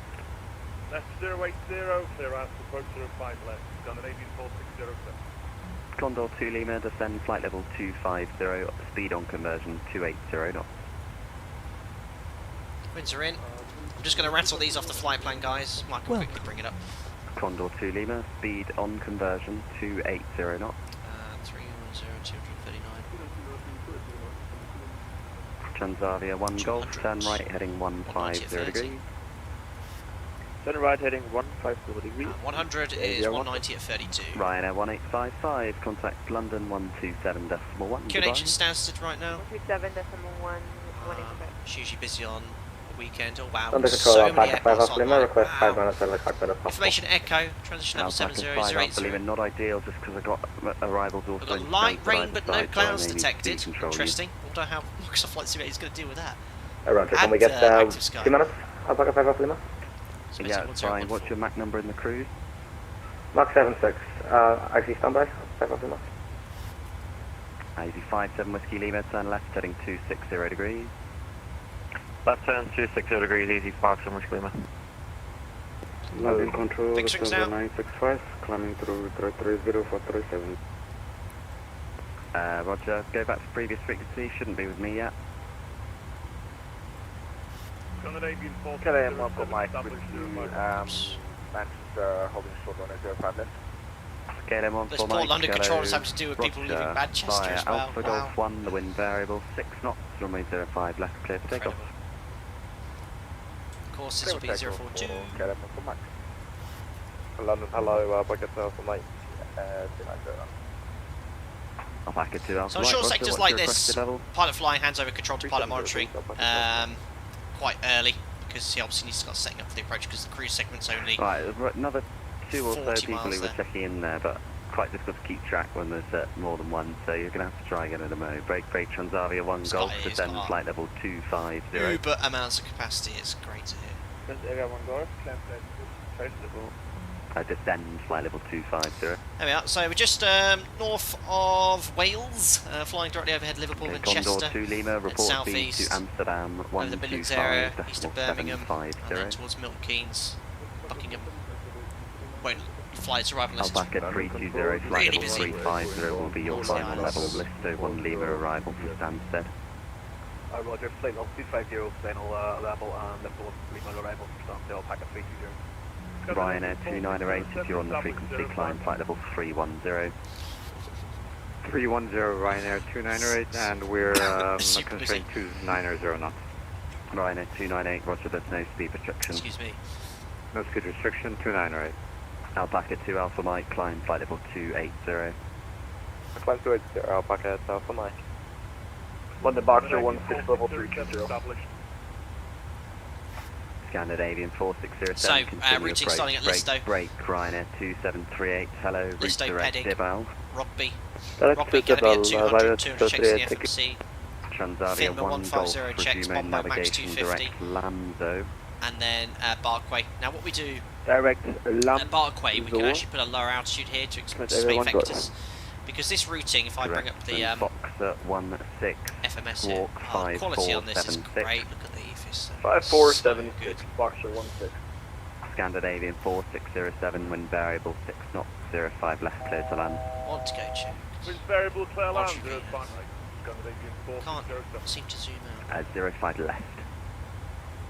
05 left, apologies. Alpaca 320, contact London 127. So you see how it goes to Barkway. Now prior to Barkway, expect vectors. So what I'm going to do is put a lower altitude at Barkway to anticipate that. So I'm going to put 6,000 at Barkway. And that'll allow for any potential Lufthansa 12 Echo, hello, climb flight level vectors, short 340. approach. If we get to Parkway though, we've got no clear, it's going to make a left turn to Buster, and then Laurel to enter the hold. Otherwise, I anticipate vectors onto the ILS. Go from your Alpha, contact 04. direction Scottish Because 135. Luton's very close, so they actually have to keep you quite low when you're to the KLM north. 147 Whiskey Lim, can we get on the heading just for a few minutes? I'll take a quick phone call. Request to go AFK on text, please. Break, KLM 14 Mike. Climb now, flight level 330. Report your passing. Just for CDA 2,500 above. Looking good in the FMS there. If it's expected vectors. KLM 14 Mike. Climb now, flight level ILS is going to be 330. Report your 10.5, passing which altitude. is active. Climbing 330 and passing 5,000. Set minimums. Cap 1, 532. Boxer 16. When ready, descend flight level 200. Down to level 200, Boxer 16. Easy 57 Whiskey Lima. Yes, turn left, heading 090 degrees. 532. Left turn 090, thanks. So vectors onto the ILS. Roger. No terrain issues. Highest Ryanair 6356. terrain northwest 2000. Unicom 122. Missed approach, climb straight ahead to 3000. Not above. 2 miles, Lake a left turn. Radio 103 to Barkway. Ryanair 1855. You with me? 1625, which is on standby. That's it. Just a little bit of abbreviated brief guys. So Alpaca 1 Papa Mike, Listo 1 Lima for Stansted. Report your MAC number. Listo 1 Lima for Stansted, Mach decimal 78, and on descent we're planning to convert to speed 270 knots. Alpaca 1 Papa Mike, thanks. For now, maintain Mach decimal 78. 78, Alpaca 1 Papa Mike. So that's a Alpaca restriction. 5 Alpha Lima, Listo 1 Lima for Stansted. So yeah, 04 minimum runway occupancy. The first high speed is Papa Romeo, it's about 2,000 and a bit metres. 280 knots or less. 700 going to be much lighter. 800 to burn, 3.2 for alternate, with loads of extra fuel. 54.4 landing weight. Thanks, Tom. OFP cap. Good news is we all have the descent winds memorised for you by now long. Speed 280. Sorry, guys. KLM 14 Mike is confirmed. Oh, I'm just, yeah, I think you missed most of the briefing there. How long was that for? I don't even want to know. Tom Pascal, you are the real MVP. Yeah, I filed 330 for cruise. Professional streamer here. London Control Gemstone 2218 on the ground at I want to break 2 is all we need. Actually, you need order break 1. Gemstone and kick off order break at 100 knots, roll off at Papa Romeo, taxi on I've got a Stansted. flight plan for you from And Leeds. which I can't believe that. Sorry about that. We'll go Oh check dear, it, got a bit of a make cough, correction, excuse me. Come back to you, thanks. No way. Oh dear. Solid 5 minutes. If possible, request Unbelievable. I'm so Alpha sorry, 2 guys. Alpha Mike, continue your present Well, heading as the radar heading. I'll and briefly climb step flight through it level again. We've still 350 got 25 miles. 350, present That's heading why I code. hate having it on a PDF though. It's really annoying because I don't know if it's there. Let me just step through it very quickly, guys. Sorry, 5 Again, whiskey, hello, Listo, descend flight level Pedig, 80. Rogby 200, Rogby checks, Finma 150 checks, Bombo max 250, it's in the FMS. Landing control, Barkway, when we get to Barkway, prior to this I expect 370. vectors for 04. If not, left turn to Buster Laurel to hold Roger, at I'm Laurel. not Don't sure how you proceed keep beyond ending Laurel up without here, 'cause we're clearance. definitely And then remaining within vectors onto Scottish the airspace, so it's ILS 135525. Frequencies, courses and minimums have been set. The missed approach, I didn't actually brief the action, so Toga. Alpaca 1 Papa Mike, report the MAC number to London 127.1, see ya. 127.1, keep up the good work, Alpaca 1 Papa Mike, bye. Thank you, bye. Alpaca 5 Alpha It's really good. Toga 1's go around flat 15, set go around the first pulse rate climb, gear up 400 feet, select LNAV at a 2 DME point, a left turn inbound Parkway to hold. Performance we've discussed and completed. London, very good evening, Alpaca 1 Papa Mike, flight level 370, Listo, Mach decimal 78. This could be a slight issue with the number, maybe. Yeah, 105. Don't like this radio tune. Ryanair 2. Zigga 3020, taxi Alpha 1 runway 15 via Victor, Delta and Alpha. Taxi, Holding Point, Alpha 1, runway 15 via you guys Delta said and it was Alpha, let's get 250. 200. Unbelievable. London, good evening, Alpaca 1 Papa Mike, maintaining flight level 370, Listo Pedig, and Mach decimal 78.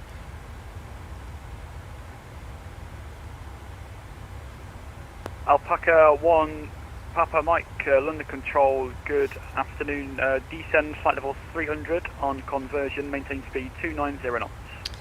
Descend flight level 300 on conversion, speed 290 knots, Alpaca 1 Papa Mike.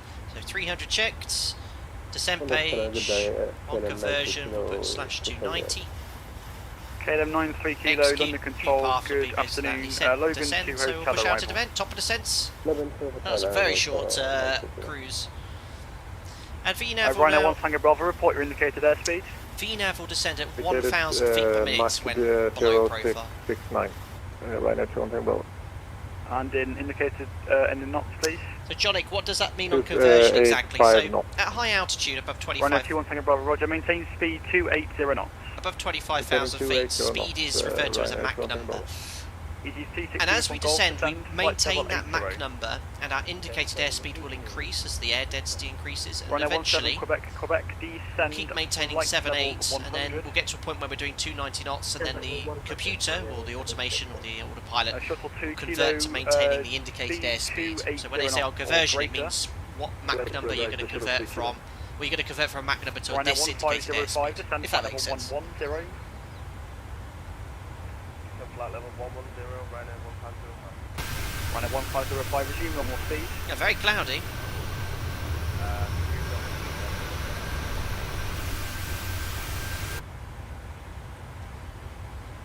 Looking good though, guys. Alpaca 320, descend flight level 200. Eastern level 200, Alpaca 320. Shuttle 96 Hotel Delta, contact London VNAV's Control profile 133.7, is based goodbye. on, you always look at descent page and tell you what it's trying to do. So VNAV is trying to maintain this speed to make Ryanair this 298, restriction resume normal speed, at descend this flight level waypoint. 160. Rogby, so VNAV's calculated this path to be level 200 Rogby. Correction. And if you want to work out what you should be at, you can temporarily delete the restriction. You can see, look, it's saying 237, so that is putting us low. What we should see, well, no, actually, we've got the top of descent point. After we pass the green top of descent point, you should get a new top of descent point after Rugby. EG362 from Golf. Lauren, was it even worth climbing to 360 for such a short flight, especially with the handoff restriction? From a workload point of view, no. From a efficiency point of view, yeah, we do try to get up to a high cruise level, even if it's for 10-15 minutes. Again, Lido takes all this into account, but I've done sectors very similar to this, let's say, and it's exactly the same. 10. Thank you very much, Norman Robinson, for the $5, buddy. Have you tried the VAR Aero VR headset? Same flight level 200, Alpaca 1 Papa Would Mike. you consider the VR headset as a viable training tool for signers seeking certification? Thoughtful face, thanks.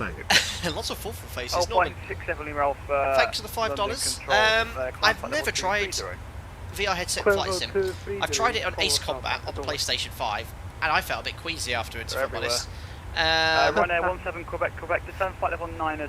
But I know they're very good, and I'd probably try it for my own sort of amusement, you know, but I don't think from a streamer perspective they're any good, but I have heard they're really, really good. But yeah, I couldn't tell you if it's good. From a sim certification point of view, I don't think that would really work. I mean, that's why you have full motion simulators, wrap around visuals, and 1505 descend flight level 100. Don't forget, from a commercial perspective, 99% of the time we're in IMC for sim checks, sim ride checks, so it doesn't really matter about the visuals. So VR wouldn't really have much of a use level from that 13 perspective. Magic on 298.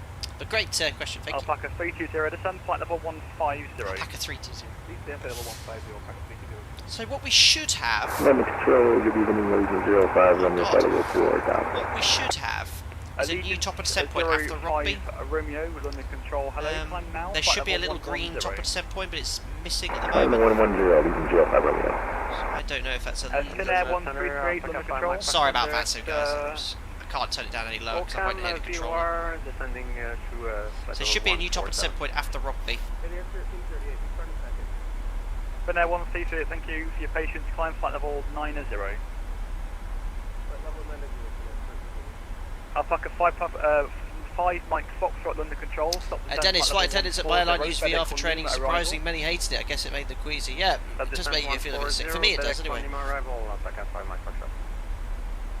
And Scandinavian 459 with you inbound. Yeah, Lauren, I know on your routes in the US you have like specific routing and levels assigned, don't you, for routes? It's not that common in Europe. There are some airports. Ryanair 1505, descend flight level 90, speed 250 knots. VNAV's doing a great job so far, holding 290, maintaining or aiming to get us at 200 probably. Not just me that's getting confused, that makes me feel a lot better. Magic Sun 298, speed 250 knots, descend flight level 90. Guys, if you are enjoying the stream, don't forget to like the video, helps out the channel a lot. We've got loads of new people joining the channel recently. Descend flight level 150. Hello to you all. 150, 185. Ryanair 21 Tango Bravo, descend when ready, flight level 200, level by Elbos. Descend when ready, flight level 200 by Elbos, Ryanair 200 Bravo. Put the bank angle to 10 degrees and 25 from now. Golf 10 left, heading 210 degrees. Lighting in the monitors is really nice in this sim. I actually have to turn the brightness up here to see it clearly when the sun's on it.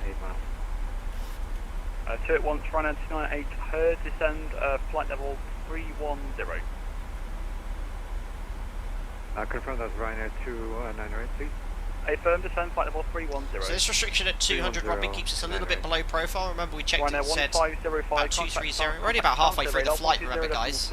We're not even halfway. It looks like we're closer because we're descending with this restriction at Rugby, but you're very low, very early. 127625, Ryanair 298. Negative. Hello, Ollie, programmer plays. 1505, 120.625.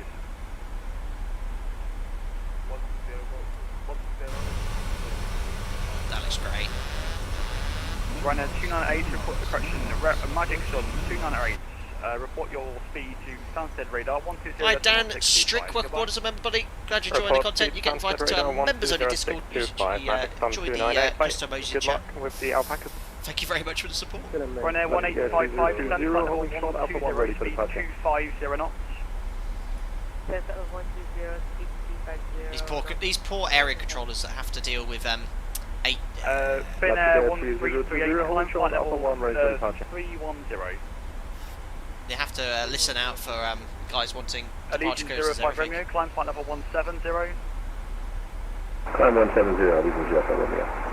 KLM 903 Kilo, when ready, descend flight level 160, level by Sabre. I'm going to switch to wing view in this train.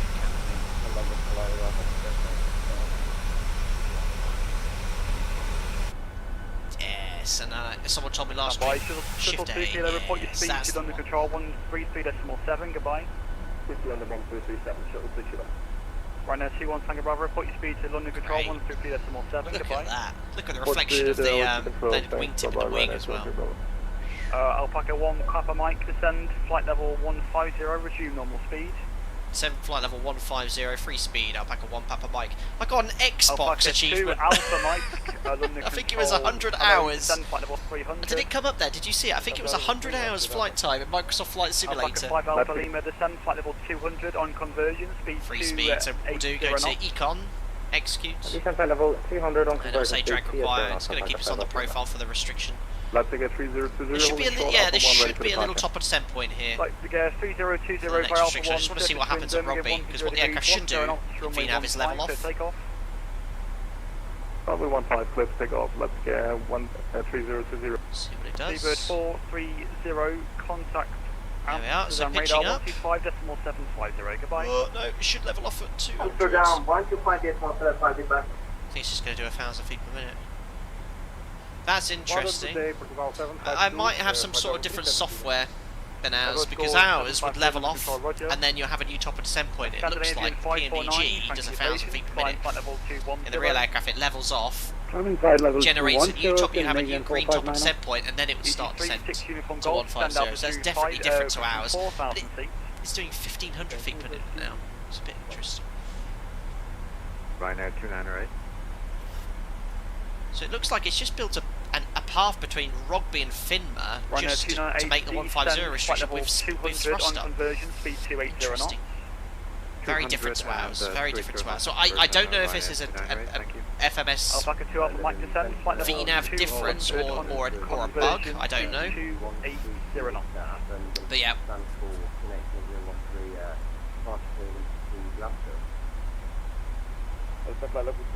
Our aircraft, like I said, levels off, you have a new top of descent point, and then it will start a new top of descent to make the next restriction. This is a bit more inefficient. This is just doing a random descent between Rugby and Finmer just to make the next restriction. And the reason I say it's inefficient, look, thrust is up. You want to do idle thrust descents and stay level as long as possible. That's what VNAV tries to do. Okay, does PMDG have the common VNAV? That's also an option in ZIBO. No, they're using a VNAV system circa 2006, 2007. Someone said it was based off U10. We're on U14 now. Hopefully we'll have the same going into Dublin. I can show you common VNAV. But, I mean, this isn't even a VNAV that we had even with our older VNAV logics. It's just doing like 1,200 feet per minute to make the next restriction. Different, but I mean it's doing its job, but it's just a bit different. Let's get 3020. Mark King, what altitude do you go from Mach to indicated airspeed? It's not really an altitude. It's based on what Mach number you're doing and what your conversion speed is. It's typically around 25 to 30,000 feet. For ATC's perspective, they use sort of 24, 25,000 feet as the difference between the two. Leipzig 3020, fly heading 09 Echo Golf Tango Kilo, is that Oxford? 140.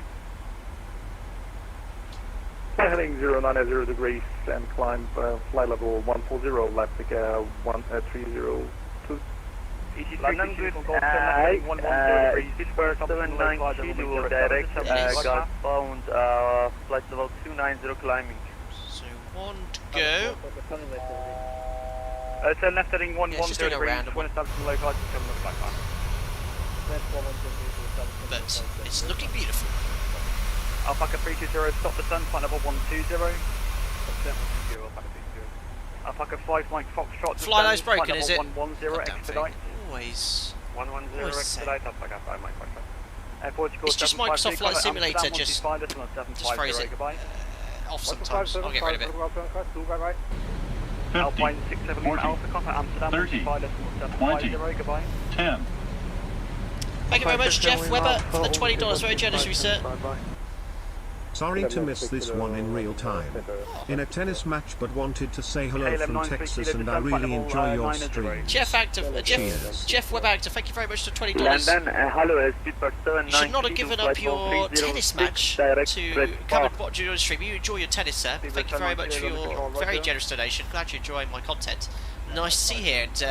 And would it be there? Good morning for you in Texas, I think. Thank you very much for coming in there. What's the temperature there at the moment? Hot, I guess. Ready, descend flight level 200. Cheers, buddy. So we'll bit of descent in now. Alpaca 5 Alpha Lima, descend flight level 150. Flight level 2. Descend 150, Alpaca 5 Alpha Lima. Alpaca 1 Papa Mike, descend flight level 130. Descend flight level 130, Alpaca 1 Papa Mike. So I'm going to go level change Alpaca here. 5 Mike Foxtrot, contact Stansted, It's gone on to VNAV compensation, so it's brought my speed all the way back because we're level. That's quite cool. So level change 280. We don't want to go too crazy, trying to go fast because we're only 2,000 feet away from our cleared level, so vertical speed now. Station calling unreadable, break Alpaca 320. Speed 250 knots. Speed 250, Alpaca 320. There you are, should be reducing thrust. 360 from Golf. The service wind Luton 090 degrees 9 knots, runway 07 clear to land. On when you landed, contact ground 121.75. Clear land 07 when landed 121.75. Diego, your airline has strict policies about sharing risks where you work at. No, it's just personal choice, and I think you've been pointed in the right direction. Jeff, actor, 98 degrees Fahrenheit ambient. Oh my goodness me. How can you play tennis in that?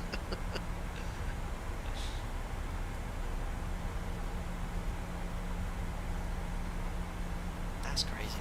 Ryanair 7381, descend flight level 230. Again, just bring the speed back a little bit. Because we are getting a little bit high, only just off our profile. 28 degrees. Alpaca 320, contact Stansted radar 120.625, goodbye. 20625, Alpaca 320, EG8 full level X-ray, London control, climb flight level 110. We are level again. This is based off the 6,000 feet restriction at Barkway. Runner 208, request further descent. 5 degrees, Runner we'll squeeze on a little bit of engine anti-ice. 160. 160-2908. Alpaca 5, Alpha Lima, descend flight level, correction, reduce speed 250 knots. Reduce speed 250 knots, Alpaca 5 Alpha Lima. Look at that, that looks amazing. He's probably inside an AC called tennis. Was there 42 Alpha, London control, Winner 1 November, arrival, units. 07. That's my new term for Fahrenheit. Alpaca 1, Papa Mike, reduce speed 250 knots. We're doing 220 knots, but we'll do 250 and request descent when able. Alpaca 1, Papa Mike. Alpha 1, Papa Mike, Roger, in that case make it 240, maintain flight level 130 for now. 240 knots and we'll maintain 130, Alpaca 1, Papa Mike. So it's obviously quite busy in Stansted, and it's the ATC and pilot's job to get the aircraft in a position when we get loaded. So we might, looks like this aircraft's actually doing a full arrival look. So we're actually not so worried about your VNAV now, because it looks like someone's made a left turn at Barkway there. 150 and 240 knots, one level, 150, 2908. Alpaca 2 Alpha Mike, resume normal speed, descend flight level 170. Descend flight level 170, normal speed, it's very simple. I'd like to get 3020, resuming navigation. I don't have freedom units as a soundbite.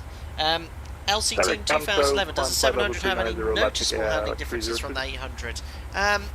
Descent path, yeah, descent path unachievable. That doesn't usually come up until it's like 8-9,000 feet. It's a little bit more sportier than the 800. Ryanair 7381. I've flown the 700, not a huge amount. We have a 700 in our operator, and I've only flown it, no I have flown it with passengers actually, but most time empty, and it is, it wants to get off the ground a little bit quicker, but it is also easier to land as well, but otherwise very similar handling characteristics. Correction, KLM 90 kilo near for ATT on 9 Montesino com 160.8. Yeah, the FPS in this JA is really good.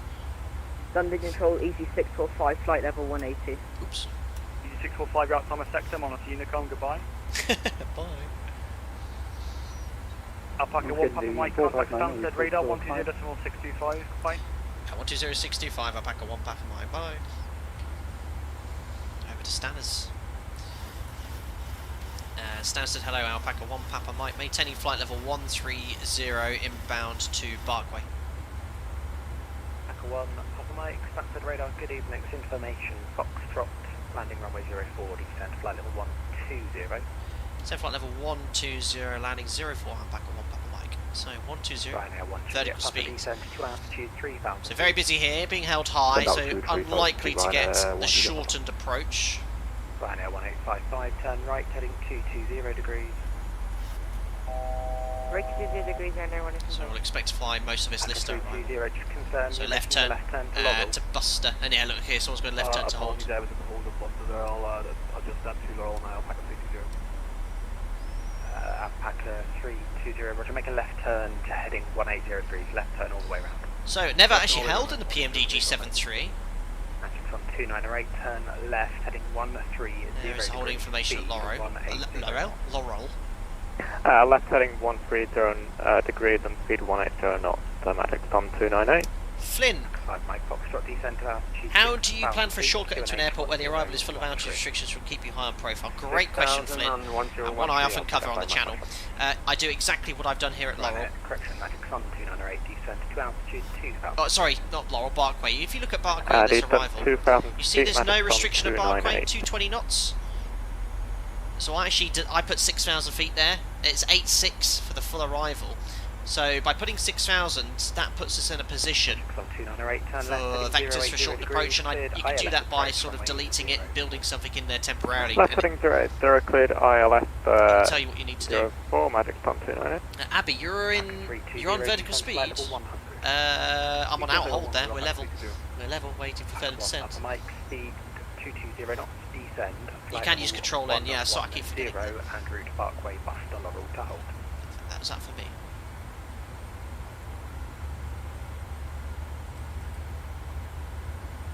Sorry, was that Alpaca 1 Papa Mike? 1 Papa Mike, 8/3 speed, 220 knots, descend flight level 110, route Parkway, Buster, Laurel to hold. Speed 220 knots, descend flight level 110, route Parkway, Buster, Laurel to hold, Alpaca 1 Papa Mike. So 110. Ryanair 1 Juliet Papa, turn left, heading 1905, speed 180 knots. Stress test the mod, the PMDG. Left on 195, 180 for Ryanair 1 Juliet Papa. So hold at Laurel. Right, heading 230 degrees. Come up nicely. Right heading 230 degrees, Alpaca. And it's 187 left-hand turns. So it looks like they don't have the hold database here. And it's 4 mile legs. So flight level 100, Alpaca 1 Papa Mike. So 100. Speed 165 knots, maintain and until 5 vertical miles. speeds. 165 knots until 5 miles and Magic Tom 298. 1855, descend to altitude 3000. Let's execute that. 3,185. Ryanair 1 Juliet Papa. Looks good. Speed 180 Looks really knots, good. turn left heading 130 degrees. Left on 130 degrees and 180 on the So speed. just using Ryanair vertical 1 Juliet speed, ATC typically expects you to send at 1,000 Under feet control, per minute. Alpaca 5 opening up at level 130 and bandit Bravo Kilo Yankee. In the hold. 201. And guys, don't worry about your Ryanair 1 profile. When you're in a hold, heading 080 unless you're going to get degrees, a straight-in approach, just try and be as efficient as you can. Continue to the left, 0 degrees, clear left 04, Ryanair 1 Juliet We're Papa. in clouds, 6 degrees engine. Ryanair 298, 250 knots. I got which one is more realistic, PMDG or ZIBO? System-wise, PMDG is actually doing a very good job. Descent path achievable is a little bit. I've only ever seen that when you're being something ridiculously high, like 9999, and then it says that it's always achievable. But it's been really good system-wise. 5 Alpha Lima. I think it's better than the ZIBO. I think with modelling of all things in the background. It isn't without its quirks, but handling-wise, we're still excellent level ZIBO guys, as you will see hopefully on the next sector.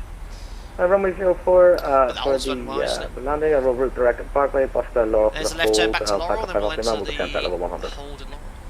Alpaca 320, descend flight level 90, just confirm heading at 180 degrees. Alpaca 6 will log off. I'm having some issues with my sim with the crash. Situation stands. We've got ground and tower. 320, roger. One SFA1, hello to you. With you, passing flight level 117. Station calling standby, break, Ryanair 1855, turn left heading 165, speed 18. Martin, still advised to use the ZIBO. Nice, absolutely both aircraft are excellent, and I mean that. And Packer 1, Papa Mike, turn left, turn heading 100 degrees, descend flight level 90. Left heading 100 degrees, descend flight level 90, back on 1 Papa Mike. Ryanair 7381 Stansted radar, good evening, Left information, 100 degrees, landing runway 04, descend flight level hold 90. it. Sounds like they're cancelling the hold. So let's just go level change. Actually, we're only approaching 1,000 feet to go here, so we'll just see what happens. I'm not going to leave the hold in. I'm going to leave the hold in the FMS just in case he wants us to go back towards the hold. See what he does. 5, Ryanair 1 Juliet Papa. 5 Mike Foxtrot descent. But it's away from the airport, so it's sort of a delayed vector, probably for traffic spacing or something. Ryanair 1 Juliet Papa, contact the tower 123 days. Anyway, post-cruise checks coming up. See what side you're on as well. For the tower, Ryanair 1 Juliet Papa. Ryanair 1855, turn left, heading 080 degrees, so cleared fiddly. ILS approach, runway 04. Usually we wait until landing clearance for the retracts, but it's just a bit fiddly on doing that. So fuel, 4 pumps, we've got 3.4 tons. Ryanair 7381, descend, flight level 80, speed lights are on. Angler bank, 25 Don't try to degrees, late pressurisation set. Ryanair 78. Seatbelts on, recall. Alpaca 5 Alpha Lima, descend, flight level 100. So my advice to PMDG with the lighting, see that brightness out there? That's how bright these lights should be. Alpaca 5 Alpha Lima. See, that's firm descend, flight level 100. It'd be about that sort of level of brightness. Descending now, flight level 100, Alpaca 5 Alpha Lima. Ryanair 2908, hold at Laurel, descend, flight level 110. So let's leave Hold at Laurel and this off. I think he's going to position us downwind for 04 here. Correction, Ryanair 2908, I'll pick on the brain. Sim crash updating the hold in the PMDG, did you? 180 degrees. Uh-oh. Left heading 180, Alpaca. When you say updated the hold, what happened, Robert? Alpaca 1, Papa Mike, descend to altitude 6,000 feet, QNH 1013. At 6,000 feet, QNH 1013, Alpaca 1 Papa Mike. So 6,000 check, set Alpaca 5 Alpha Lima, speed 1013, passing 9,000, 6,000 feet, standby altimeter set. Speed 20 knots, Alpaca 5 Alpha Lima. And 10 degrees, don't you engine? Ryanair 1855, hello, Alpaca 5 knots, maintain until 5 miles. Can you exit the hold with a direct to? Absolutely, Diogo. That's what I'm going to do now. Ryanair 1855, hopefully it won't break it. 5 knots, maintain until 5 miles. 165 knots until 5 miles. No, okay for me, no problem at all. Ryanair 1855, contact the tower 123.8, good evening. Okay, the tower again, Ryanair 125. 123.8. Changing from Buster to Laurel, the sim froze, then crashed. Touch wood. No problems for me. So here's a little thing I've noticed. We've got DME from the ILS. You shouldn't get DME from the ILS here. You only get DME from a VOR station, so that's a little bug. You only get DME off VORs here. So this should not be the same. Alpaca 5 Alpha Lima, descend flight level 90. Descend flight level 90, Alpaca 5 Alpha Lima. Brad, you have to keep reminding you. Papa Mike, turn right, heading 210 degrees. Heading 210 degrees, Alpaca 1 Papa Mike. So this is downwind. 7381, hold council, turn right, heading 285. Yeah, if that was pounds, we'd be having a rough old time. Running 285 for Ryanair 7881. Alpaca 5 Mike Foxtrot, turn left, heading 080 degrees, cleared ILS approach, runway 04. So about 2,600 feet high. I'd argue that. Downwind, you want to be about 6,000 feet. I have no idea why it's showing us as 2,500 feet high. I'd say we're a bit low. 2908, descend flight level 100. Distance 32, 60, Flight level 90. 100, Ryanair 298. Alpaca 2 Alpha Mike, descend flight level 120. You want to be about downwind here, about 6,000. Say we're that high. Keep an eye on it. 6,000. Nice rule of thumb, guys. Downwind to beam the runway, you want to be at about 6,000 feet. That's pretty much on profile. QNH 1013. 6,000 feet, QNH 1013 for Ryanair 78. Alpaca 5 Alpha Lima, turn left, heading 050 degrees, hold count. Left 050 degrees, hold cancelled, Alpaca 5 Alpha Lima. Ryanair 7381, turn left heading 250 degrees. Yeah, what's your language there, Eco Delta? Left 250. We'll have opinions there, but words like that will get timed out. Alpaca 5 Mike, Foxtrot speed 165 knots, maintain until 5 miles. 165 till 5, Alpaca 5 Mike, Foxtrot.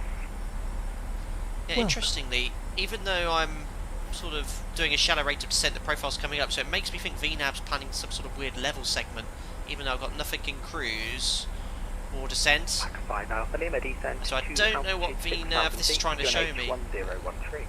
So I'll level off here, look. Descent altitude 6,000 feet. Yeah, and it's like paralleling some sort of weird profile. Very shallow. Alpaca 5 Mike, Foxtrot, contact tower 123.8, goodbye. Yeah, it's only going up like 10 foot every 2-3 seconds. I don't know what VNAV's saying or what the guidance is there. I've been very highly critical. Like it's. I'm just comparing to the real. Papa Mike, descend to altitude 3,000 feet to be level 9 miles before Brooklands Park. Welcome. Descend 3,000 feet to be level 9, dear me, Brooklands Park, Alpaca 1 Papa Mike. That sounds very familiar. Would anyone like to hazard a guess of why we need to be at level by 3,000 feet by Brooklands Park?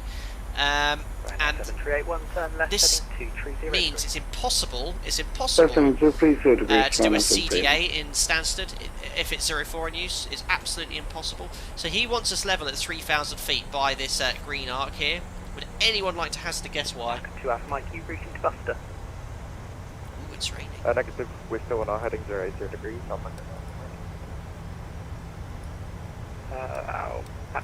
So that's why I put Brooklands Park DME 9 to put the green banana there. Left heading 2 Yeah, that's it. Actually, I don't know which airport it is. I think it's Luton. I don't think it's Heathrow. I think it's Luton. Luton is just off here. There, and Heathrow probably as well. So yeah, it's just to get you out of the way. And it's actually written in our airfield briefing documentation. Must respect this. I'm actually going to be a bit behind. But yeah, it's still at departures and arrivals. So I'm going flap 1 here just to assist with the 9 DME. Heading 130 degrees, Alpaca 5 Alpha Lima. But yeah, Luton. I think it's Luton. But traffic, yeah, that's it. This is the most congested airspace, or one of the most congested airspace areas in the world. So we get all the way down to 3,000 feet, and then we're low for ages. We're low for ages.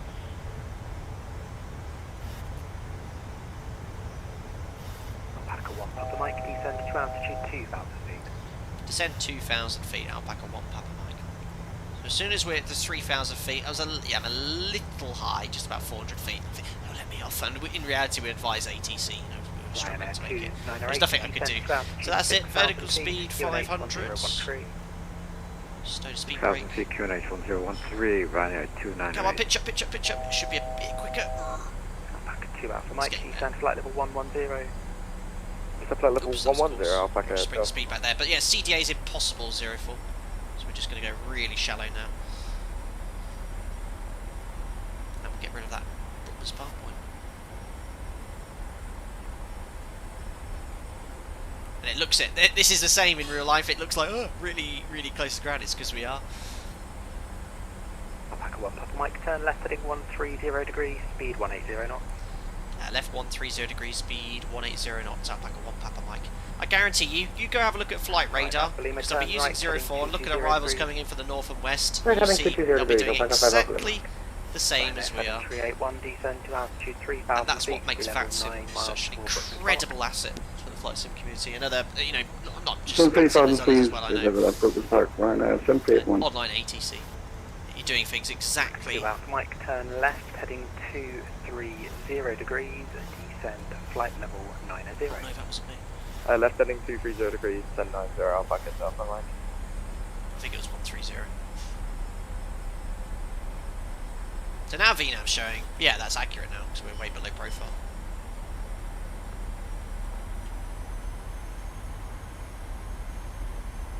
Actually, I want to do a little bit of a test of the PMDG here. Let me just level off at 2,000. I want to see if it maintains altitude on the turn, because it has been struggling. Right, 220 degrees, Ryanair. There's out to quiet. I'm going to go flat 5. Alpaca 1 Papa Mike, turn left heading 080 degrees, cleared ILS approach, runway 04. Left heading 080 degrees, cleared ILS 04, Alpaca 1 Papa Mike. So let's see if it maintains 2,000. Speed 180 knots, turn left heading 200 should be rock solid on the altitude. C180 knots and left heading 260 degrees, Ryanair 731. Doing an okay job. Correct sensing on forelock initially. Not bad. Some of the manoeuvres I've done, it's struggled a little bit with maintaining altitude, but it's doing okay there. Back at 2 Alpha Mike, turn left, heading 060 degrees. Left heading 060 degrees. We're heading 042 set. Director Alpaca 5 Mike Foxtrot on the mist, runway 04. Alpaca 5 So Mike. it's just on a little climb there. Roger, turn right. If I'm being very picky, the aircraft is rock solid. Right heading 220 degrees, Alpaca 5 Mike Foxtrot. On Papa Mike, established localized 04. 180 degrees, descend to altitude 2000 feet. So second for Rhino, some freight one. Turn left. Horrible now, look at this weather. Descend to altitude 2000 feet. Looks great. Passing 180 to 2000 6,000 metres rate now. Alpaca 1 Papa Mike, speed 165 knots, maintain until 5 miles. 165 till 5, Alpaca 1 Papa Mike. Alpaca 1 Papa Mike, contact the tower 123.8, good evening.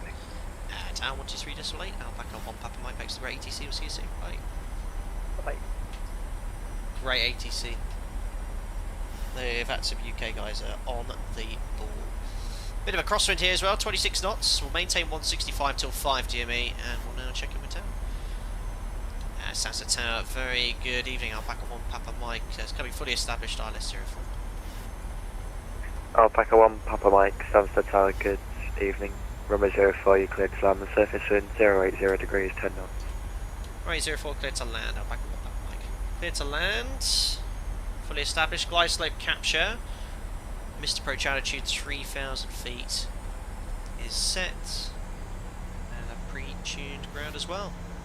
I'm approaching 5 DME. And approach license sight, so let's start configuring. Gear down. Flap 15. Match speeds. Landing checklist. Start switches. Recall. Speed brake. Arms. Green lights. Landing gear. Down 3 green. Auto brake 1 set.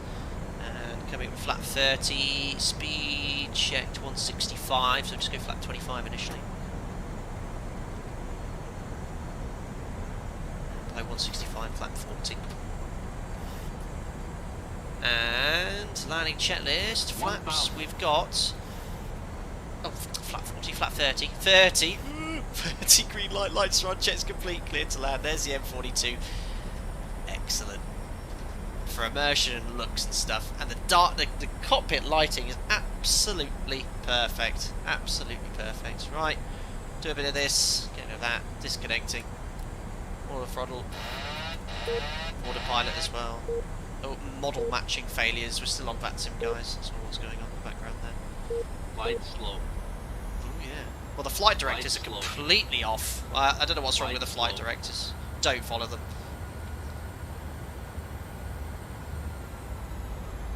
Right, on the Pappies now. So technically, through 4 reds like that, should have called it a missed. Flight directors are not. Just looking outside now. Approaching minimum. Checked high on speed as well, correcting. This is that freeware Stansted Airport, looks great. Minimum. Just watch that rate of descent, continue. Yeah, flight directors were well off. 100. Oh, a bit low. Flight slow. No, where's my rad out call outs? No rad out call outs. 10. Oh, I've got 10. Holding off. Oh, come on, butter. I have no idea what that was. Definitely a record butter. Right, speed brake.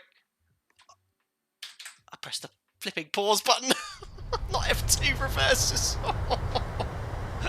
Oops. Oh, 100. The reverses don't work on the yoke. Oh, well, that ruined immersion. Freaking 80. 60. Sorry about that, guys. Ladies and gentlemen, welcome to Stansted. That was rubbish.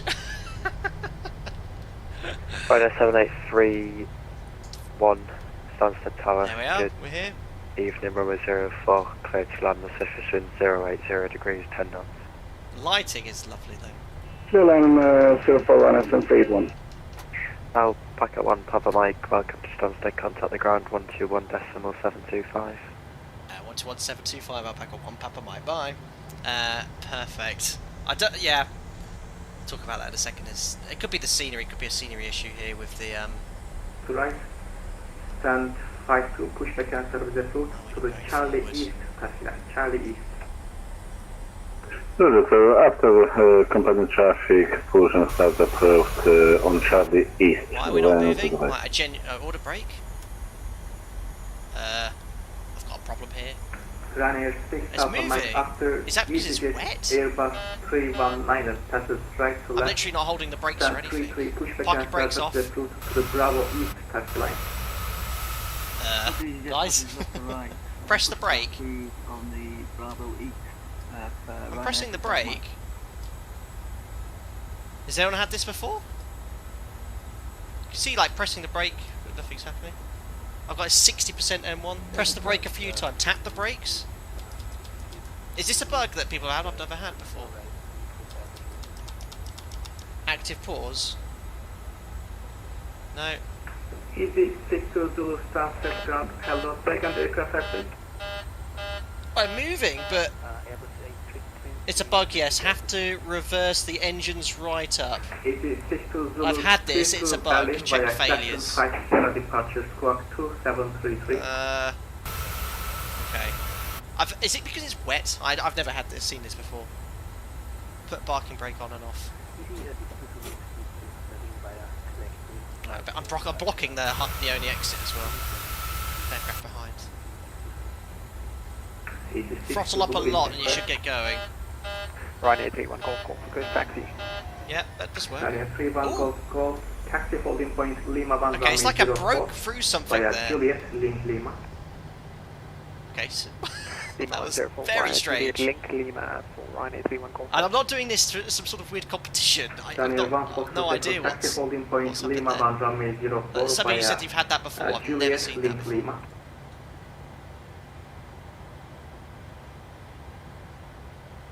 Taxi to order point Lima 11.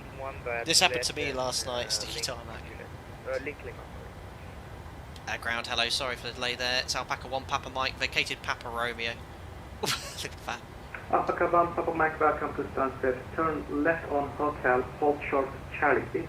Left hotel, hold short Charlie, Alpaca 1 Papa Mike. Excellent, so let's see if we can get going.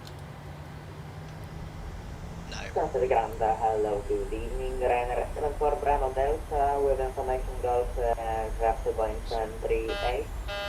Requesting apartments to Dublin. You'd be in that fire station by now. Ryanair 74 Bravo Delta, Stansted Ground, clear to Dublin via well. Sierra departure, squawk 107. It's a sim issue, okay. Whoa! And then it's like, we going. Whoa. Yeah. So Microsoft Flight Simulator does have its quirks still. But this is something I've never experienced in any airplane. Ryanair 74 Bravo Delta, reset correct.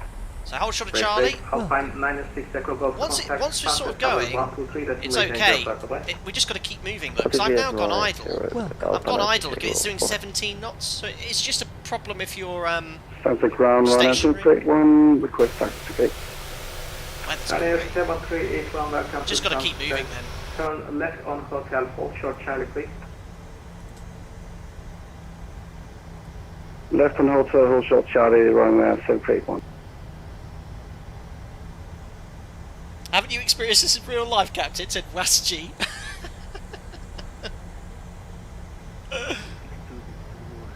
Oh, black van's telling me to stop, but we'll keep going. We'll ignore the random traffic.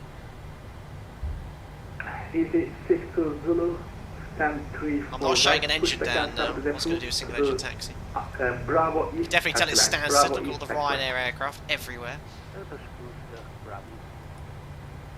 Yeah, so it's just that initial, like, if you stop, you're screwed. Stansted Ground ready for taxi. And this is the brilliant freeware scenery. Ryanair 225, taxi holding point Lima Van Runway 04 via Charlie, Juliet, Link Lima. Coming up to Charlie. Ooh, we're going to have to stop here. Taxi holding point runway 04 Lima 1 via Charlie, Juliet, Lima. Ryanair 225. 8205 Tango, contact Stansted Tower 123, destination Angel Satellite. But the immersion and the rain was awesome on the approach. Alpaca 1 Papa Mike, right on Charlie, hold short Juliet, please. Right on Charlie, hold short Juliet, Alpaca 1 Papa Mike. So we're just going to make a... Alpaca 1 Papa Mike, expect stand 40. Expecting stand 40, Alpaca 1 Papa Mike. So So we're going to just make a right here, but not go any further because we can't cross. 44 left. Station 44 left. Charlie, Juliet, stand 40. We're expecting. Okay. So again, we're going to have to. Stansted ground, Ryanair for November 1. So there's 60%, and it's like once you break free. For November 1, Stansted ground. It's like it's a bit of a catapult, I think. Ryanair for November 1, request iPhone clearance to gain now. There you go. And it's like once you get go. Oh no! As soon as I let go, it's like breaks the stop.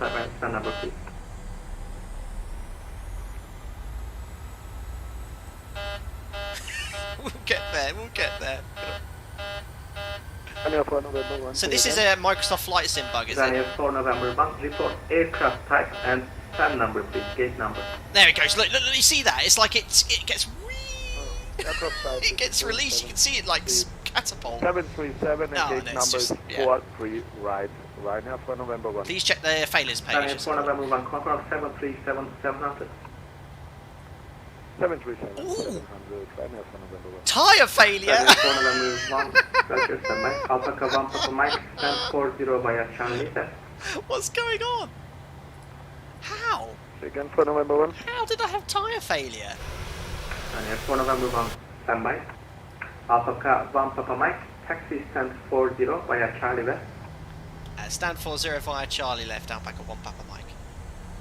Well, Alpha that would explain Mike, a lot. Charlie left. But how? How did I fail that? Sorry, Alpaca 1 Papa Mike, say again? Charlie left. Charlie left for stand 40, Alpaca 1 Papa Mike.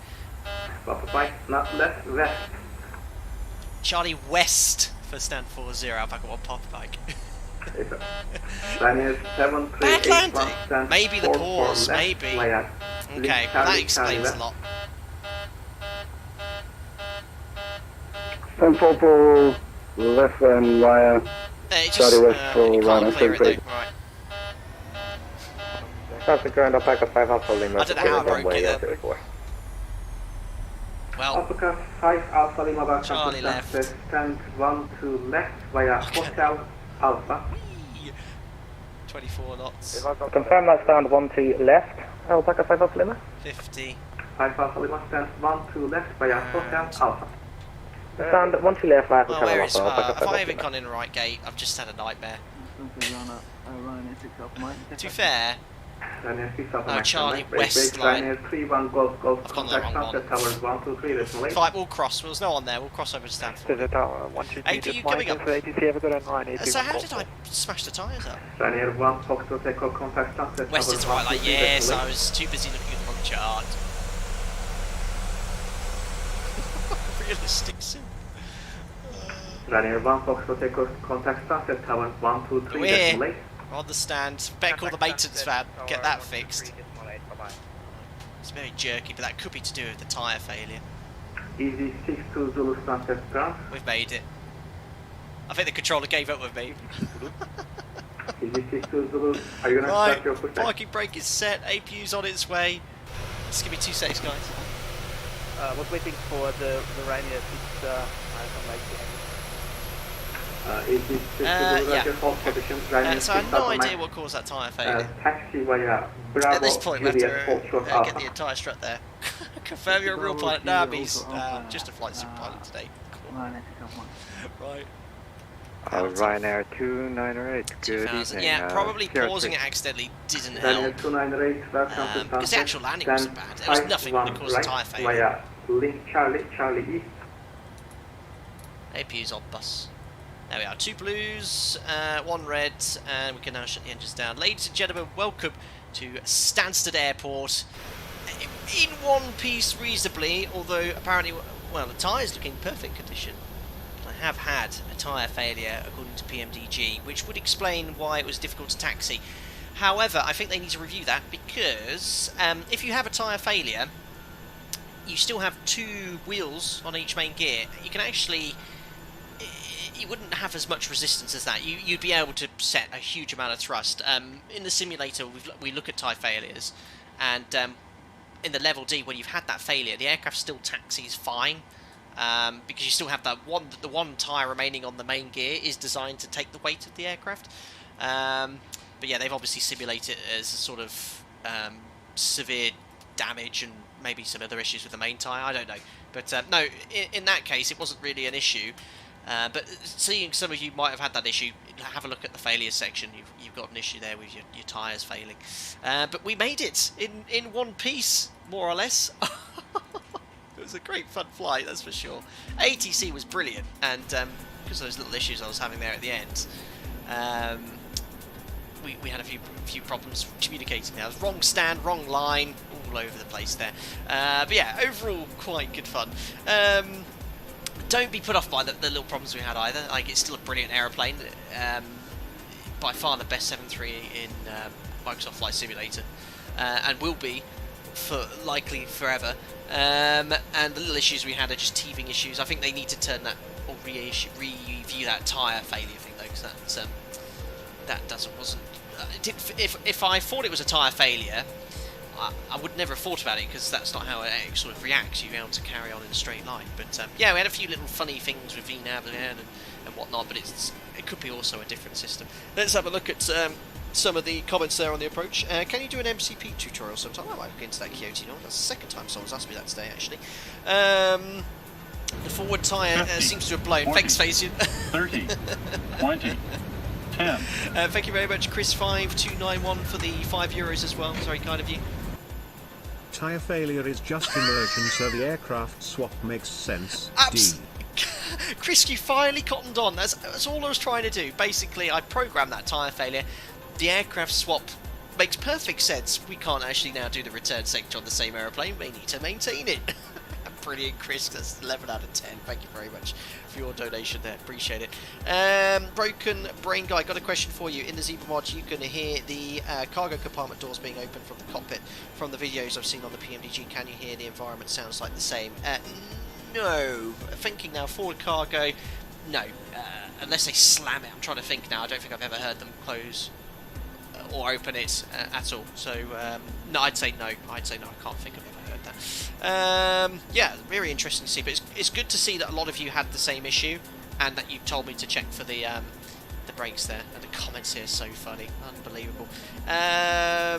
Engineering won't be pleased. No, won't be too happy at all. Lauren, I saw your comment about replacing the strut there. Brilliant. Yeah, real pilot emojis. Unbelievable. It was an immeasurably hard landing, said the Southern Aviator. No comment. It wasn't that bad. Excellent. Blown a tyre with the landing boss. Oh, wasn't that bad. Wasn't that bad. Awesome stuff, guys. Well, that's the first half of the stream over. It's now 7:20 in the UK. I'm going to have a 10-minute break / set up everything for the return sector. I'll try and get on this stand for the way back, and we'll do the same thing again, see how it compares. But yeah, overall the experience today was 8 out of 10. We've still got this thing with the trim. I think PMDG have said no, it's not an issue for me. It doesn't seem right. I've flown the 700, I've flown the 800. I know what happens when I trim. And the aircraft, I'm not getting that same reaction. Whether it's an issue my side, I'm going to change sensitivity. It could be that as well. VNAV's a bit different, and but overall, no, it did well. It looked like it was going to hold perfectly. So yeah, it's still. Would I recommend getting this aircraft 100%? Like it's a great experience with the 737 in Microsoft Flight Simulator. Right then, guys, I still don't have any replay tool. I'm afraid, but we'll look into it. I'll see you all about 7:30 in about 10 minutes. Cheers, guys.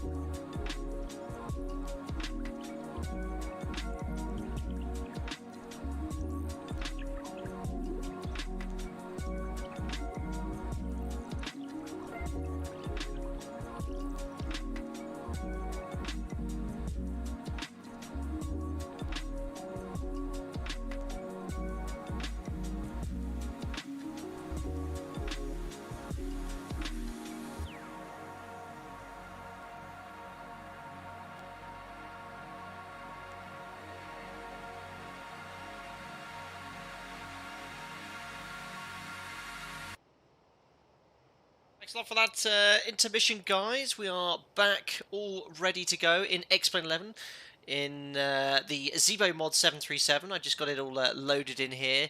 Live time, live weather. Weather does look a little bit different when we left it in Microsoft Flight Simulator, but looking at the latest METAR here in Stansted, let me just refresh it here. It should be 9,000 meters, no clouds detected. 080 at 12, so yeah, there are no clouds here. It was probably a little bit excessively cloudy in Microsoft Flight Simulator. No clouds detected. I think it's just below 5,000 or 10,000 maybe, so that would make sense. Look at the amount of traffic here. I don't know if you just joined here to join me the way to Dublin, but there's a lot of people doing their own figure as well. It's insane how busy it is. This is the status scenery by Boundless as well. They've already sent me a copy of this over as well. It's on discount at the moment for £12.79. You get nice ortho scenery. Sits very nicely with Orbex True Earth, which I have as well. And we're going to have a nice return sector to Dublin. I've conveniently or strategically placed my aircraft on stand 24 right. Where's our broken aeroplane? Was it stand 40? I left it there. Yeah, it's converted into a Ryanair one, but we were on stand 40 on the way in. Oh no, that's 20. There we are. That was the stand I was on. It's an Alaskan 737-700. It's actually the right aircraft, so I just quickly repainted it. We've got the crew bus over, though, and we're now taking the 737-800 back to Dublin. Right then, so let's board the aircraft. All I've done is open the doors and gone like that. Oof, X-Plane looks a bit grim compared to Microsoft Flight Simulator. Can't not see it. Yeah, you can obviously see the visual differences. Microsoft Flight Simulator is hugely better as well, even with the cloud textures within enhanced skyscapes. But then again, the weather depiction is probably a little bit more accurate, if I have to say. But yeah, big difference for sure. By far, Microsoft Flight Simulator is a much nicer visual experience. Right, let's get the show on the road anyway. So, batteries on. GPU on the bus, electric hydraulic pumps we can pop on, landing gear lever is down, we have 1, 2, 3, 4, 5, 6 green lights, then we check all the aircraft documentation. Fault fire test coming up, we are 3 green lights, we'll check the fault, AP detector in op, and we have master caution overheat detector, check the fire test now. 3 fire warning lights, engine overheat, wheel well light, bell, and overheat detector as well. Pop the emergency exit lights on, test the attend button. Going here to our operational flight plan for sector number 2. Require much more fuel, 5.6. We're in the 800 more passengers as well. We're simulating 169 passengers. So 5.7. Let's take an extra 1,200 kilos, which is 30 minutes. So 6.7. We'll go 6.9 for the fuel. So fuel, firstly, 6.9. And payload, 169 passengers. Enter. Oh no, that's 169 kilos, 169 passengers. Enter. So that's loaded. We'll call for the fuel truck. Ground flight deck hose is connected and starting refueling. Perfect. Forgot to start the audio checklist, so I'll do that now. Quickly do the fire test again, so it doesn't get mad with me when I've done the checklist. There we go. So fuel is on its way. Test the attend button. Flaps up, matching the flap indicator position. We'll also reset the artificial horizon here. I know, when you compare them directly, you can see the difference in quality.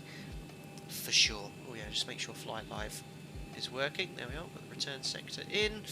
Oh, I just forgot to change the aircraft type, because it does say 737 still. I'll have some nitpickers point that out. So we're in a 738 now.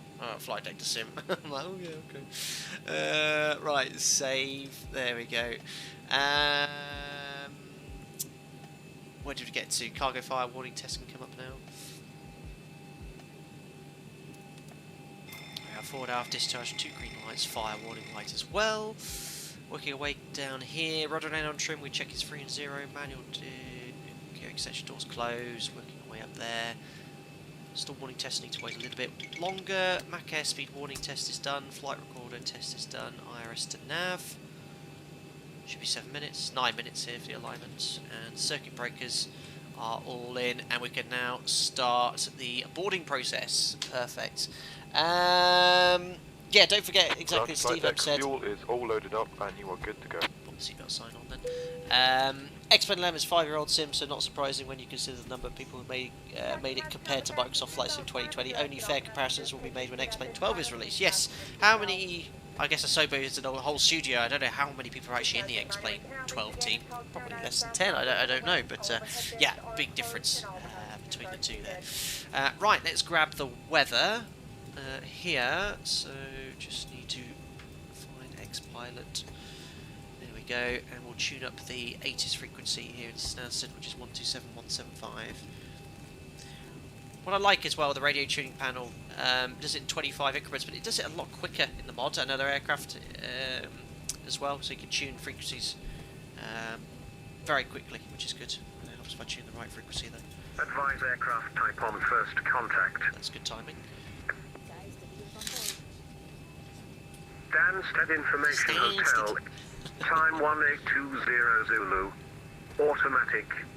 Runway in use 04. Transition level, flight level 75. Surface wind 080 degrees 12 knots. Visibility 9 kilometers. Light rain, no cloud detected. Temperature +15. Dew point +13. QNH 1013. Acknowledge receipt of information hotel. And advise aircraft type on first contact. So, rain coming from no clouds detected. But fair enough, it's probably from those higher clouds, but I can't see any rain in the sim here. And information hotel from Stansted. ATIS there. QNH is 1013. We'll set the MFRA of 1350. 1350 is set, and now we could load up flight management computer. So entire position's already come up. So FMC, and there's the 800 latest. Oh, actually, it's still U13. We should be on U14. I think that's just a text error. And we're in Stansted, which is Echo Golf Sierra Sierra. Select left. And there it is in the scratch pad, so we can put Stansted up there. Go to Dublin, Echo India Delta Whiskey. Call sign for our return sector is Alpaca 2 Zulu Bravo. It's going to be a bit of a mouthful. Bravo Zulu rolls off the tongue a little bit better, but we have to go for the ZIBO. Departing runway 04, we could expect a Nugbo 1 Sierra departure. And we can now put our routing in. Nugbo, Mike 183, Compton. If you'd like to fly the return sector, all the routing information is in chat with the command !route. Wojtek, does anyone make a super comfy real 737 seat for the home? It looks deceiving. It isn't as comfortable as it looks. It's more comfortable than the seats in the back. It's more comfortable than the jump seat, but you wouldn't want it as an armchair. It's quite firm. And a lot of people have sat on it in the lifespan of a 737 as well. So it's particularly clean. You know, I'm not eating my dinner off it, so... but yeah, it's okay. Getting our way towards Vatry, and then it'll be a Vatry arrival. Now, there's several Vatry arrivals. I think Zulu's the shorter, Lima's the longer. I'll just go with the flight plan, and then when we get closer, we'll update the routing. But it'll be 10 right, and then we'll go for the Vatry. Let's just do the 1 Zulu. Activate, execute. We'll check now the routing. Go to plan, legs, step. Bit of a, yeah, I think the routing's a little bit convoluted. Yeah, my goodness, we'll probably get a shortcut hopefully. But heading all the way over towards Dublin, Vatry, Rue Bar d'Etax takes us after 10 right, looking good here. So performance 0 for your weight we're looking for will be 57.9, 58.0. That's fine. Reserves for our alternate, which is Liverpool. The sum of these two, and that is 2.4 tons. Cost index is at 30, cruising at 34,000 feet for the return sector. That's in, that's executed. Top of climb wind and average wind is very similar, so I'll just put the top of climb wind in today, 196 and 31, and we'll use that as the average as well. Top of climb ISA is 4 degrees. Again, remember in the PMDG it asks for the actual temperature. RNG's just as for the deviations, there's a little bit of difference there. Another thing which is quite cool in the ZIBO, it'll take into account the airport database, so it'll put the transition altitude for your airport. In the PMDG it defaults to whatever you set it to, so it's either 18,000 or you can change it, but actually the mod is quite cool because it'll actually base it off what airport you're flying from. Full 22k 92.5, same as the OPT. Just check that. 25 1013, temperature is 15 machine. Calculate. Yeah, 91.7, so 92.5 makes sense. And takeoff flat 5. CG 19.1, 6.25 units. So you can see the trim wheel animation. That's correct, and the trim speed, it should be the same in the. I looked at the needle moving in the PMDG, and it is sort of moving at the same speed, but it's just not as effective as a flight control. So I think the speeds are fine. They just need to look at how lift is adjusted, and drag, and whatnot with the stabilizer. V speeds are in 38, 39, 45. I'll actually use wet speeds because it has been raining. 32, 39, 45. Checks the OPT, and we'll set 145 on the MCP up here. Perfect. Onto the overhead panel. Yaw dampers on. Nav transfer. Display switch is normal auto. Fuel 4 pumps. Crossfeed bright. Dim bright. And off. Which is closer to your company aircraft RE transition altitude? What do you mean with regards to that, Chris Crossberg? Yeah, our aircraft will... The transition altitude for the departure airport is pre-populated there. That's what should come up. They do on ours. Seatbelt sign on. We test the attend already. Window heat's on. Probe heat's on. Doors are as we'd expect them. Pressurization panel looks good. Up here, voice recorder on for any briefings. Trim air's on. Pax auto. Isolation valve open auto. 34,000 feet. 250 for Dublin. Steady here. Flight director's on. Let's have a little look at the Nugbo departure. So, 04 right, climb straight ahead 2 DME off the ILS, so 110.5, we'll make that active. 110.5. 110.5, and then we're going to make a left turn inbound 280 off radio 100 for Barkway, so we'll put 280 here. And then the Barkway VOR is 1625. 1625, we'll make that active on box number 2.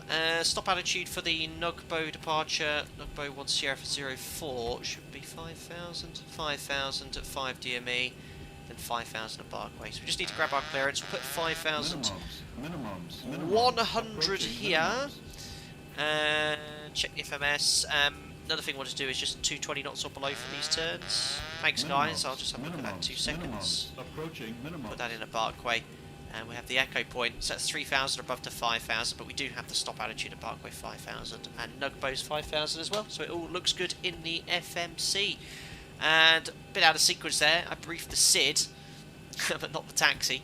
Taxi on the strategically placed stand 25 right, we push back straight onto Juliet. And then for 04, we'll backtrack on the Juliet taxiway, most likely hotel inbound, Juliet outbound. And we'll take. I've taken Lima figures for performance as well. Firstly, DJ Sticks 88, thanks for the membership. Welcome aboard, buddy. Glad you joined the content. You get invited to our members only Discord. Enjoy the custom emojis in chat. Thanks, buddy. Matthew Marchand, thanks for 23 months going retro with a Honeywell MCP. Absolutely, I've had the Honeywell MCP on the ZIBO mod for ages now. Maybe I'll switch to the Collins at some point there. Keslev, I think Pro Pete is off, but you said on. I was meant to say off. If I said on, that was a mistake. I apologise. Andy is talking about teams being fired. I think that's a discussion going on in chat there. I'll leave you to it. Ian Lighting, what's more important, not seeing bugs in clouds, jagged, edged shadows, having to do Ortho 4XP, missing water tiles? Absolutely. That's the beauty of Microsoft Flight Simulator. It is actually so nice not to have to worry about that sort of stuff. That's a big selling point as well. Like, just fire up the sim, and installing stuff is very easy too. Absolutely agree with you there. Excellent. Yeah, guys, thank you so much so far. We've been streaming for 2 hours 45 minutes, and we've got about 600 people watching at the moment, and you've been very respectful to each other. It's great to see, and it's so nice generally on this channel. We have a lot of people who are just, you know, we always have some problems, but you're all being respectful to each other. We all have our preferential sims and aircraft. For me, I've already said, for the 2 aircraft, I see the pros and cons for both of them, and you're keeping it respectful. You're all talking about what's good in one sim and what's the other. And thank you for keeping it that way. It just makes it a nice, pleasant experience for people here in chat. So, yeah, good. Exactly. Respect +1. I don't have a round of applause soundboard, I'm afraid. I just have, yeah. Let me quickly find that for absolute, absolute thanks there. No, it doesn't come up here. A lightsaber coming on. Ooh, I'll save that one. Yeah, well done. Excellent. Yeah, very nice, guys. Very nice. Yeah. Right, let's grab our clearance. We auto brake to RTO. Reset fuel flow. Flush the loo instead. Brilliant. 5574. Ooh, that's a squawk from the New Zealand group flight this morning. God, this is actually my 3rd flight today. Right now, trim's good. Excellent. How do you do the weight and balance and takeoff calculations? Do they auto-populate when you input the raw data? So the speeds do, and they're usually matching the OPT. Fortunate enough to have access to a Boeing OPT 7 Aviator, which will give you the thrust required for departure based off all the different information you provide in the FMS based off the weather. They're both good sims. I was explained all the way, and it flies better. However, the eye candy is nice on Microsoft Flight Simulator. Pretty much my... if you were to sum up in a sentence what I think, Graham Bryant, I'm exactly the same there. Excellent. I've also enjoyed the level up jets as well. Very well put together. They do need the flight model updating though, but I don't know if that's actually actually been given up, that aircraft. There's been no update since it was released. Right, let's grab the clearance and we'll crank up the APU. We've done the briefings, we just need to do the checklist once we've got the clearance. And we'll get on out of here. We'll order better pushback as well. Hopefully he won't keep telling me Ground to Cockpit. Please show me where you want to go. Oh, it's Sir Moodalot. Nice seeing you. It's been a while since we've heard from you, sir. Let's connect you first. Ground to Cockpit. Tow is driving up. He is a moody one. And he also shouts extremely loudly in your ear. We have delivery online, which is superb. And we'll get the clearance and then do the checklist. Get out of here. Ryanair 297, ready for push start. It's Angry Brian.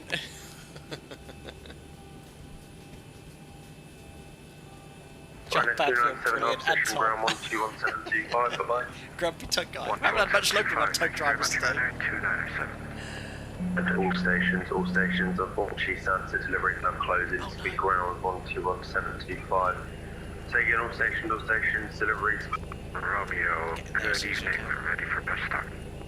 Ryanair 297, Stansted ground, hello, stand 51 right. Pushback. Okay, all doors and hatches are closed, ready to connect. Thank you. Pushback, approved, Charlie East, Ryanair 297. Ground, hello, we've just been sent over from clearance. It's Alpaca 2 Zulu, Bravo, stand 25, right, information hotel 1013, departure clearance to Dublin, please. Alpaca 2 Zulu, Bravo, stand hello, report aircraft type, please. Sorry, aircraft type 738. Alpaca 2 Zulu, Bravo, clear to Dublin via Nugbo 1 Sierra departure, squawk 5574. Cleared to Dublin, Nugbo 1 Sierra departure, squawk 5574, Alpaca 2 Zulu, Bravo. Alpaca 2 Zulu, Bravo, is that correct? Perfect, so 5574, I've just realised I forgot to set the runway heading, which is very important to do. 5574, Nugbo 1 Sierra is in the FMC and 5,000 feet, and the runway heading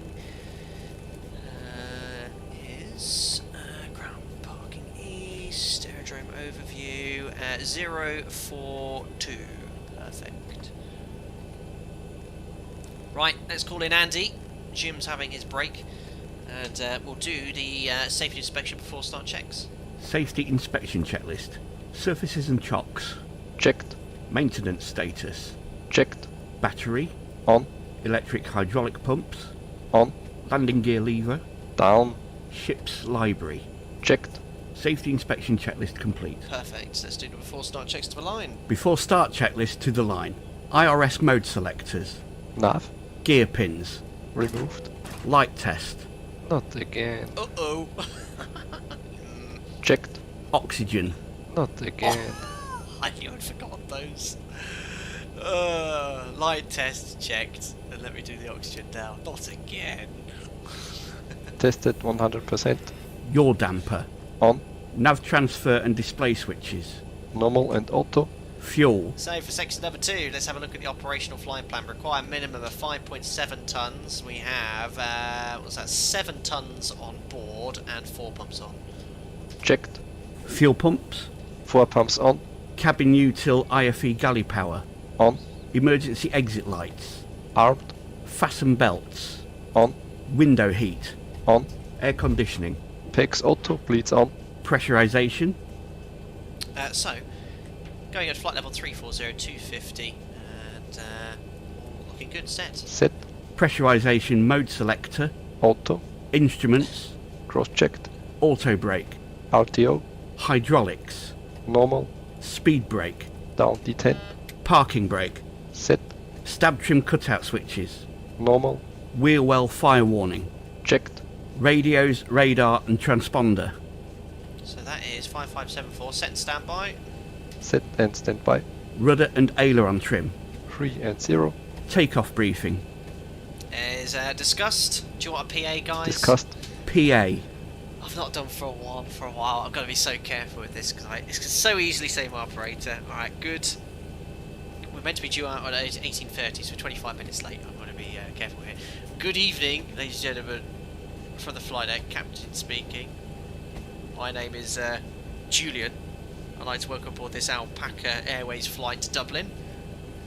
Joining me in the flight deck is Andy in the cabin today. Team is led by Jim, and we also got Julia, Josh, and Jack. Just finished last bits of paperwork. Running a few minutes behind schedule today. Apologies for that. We actually had to change aircraft because the tyre exploded on the air around, and we'll be on our way shortly, pushing back, taking off from runway 04. Departure then is going to take us northwest bound towards Cardiff, and then flying over the Irish Sea towards Dublin. Flight time 1 hour, cruising at 34,000 feet. Nice day go flying, smooth conditions right now in Dublin. Similar weather conditions to here, winds from the east, a few clouds around as well. Temperature 15 degrees. Once the doors are closed, cabin crew will be showing you a safety demonstration. This is your safety, and for those around you, please and ask for your full attention. Once again, all very welcome aboard. I had to do that so slowly. Complete. FMC CDU. I'll get Jack here. Set. N1 and IAS bugs. N1 and IAS auto, V-speed set.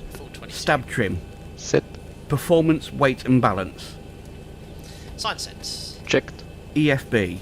Airplane mode and stowed. Phones. Off. Flight deck windows and cockpit door. Closed. Doors. Closed. Passengers. Seated. Before start checklist completed to the line. Excellent, all ready to go. I'll get Jack here in a bit. I think he's in the lounge. I'll call him. We'll see if he comes. Probably not. And we'll request push and start. Hey, buddy. Everyone's been talking about you today. Come here. What's this? Yeah. Wait. Stay there. Oh, what's that? Oh! Headshot. There he is. Yeah, what's this? There we go. Oh, he's going for the kisses. Here, look. What's this here? See what I do if I put my arm here? He like knocks it up. There you go. Good boy. Oh. Right, get down then. Get down. Bye, Serial. I'm making way too many parts of my body parts out away there today. On your bed then. Good boy. 1013, clear to destination of Boeing. Sit down. Sit down. Good boy. Lay down. He's got the headphone cable wrapped around his neck. Oh, he has a good, yeah, you should try my pushback guy. He's really moody. Ground to cockpit. Please show me where you want to go.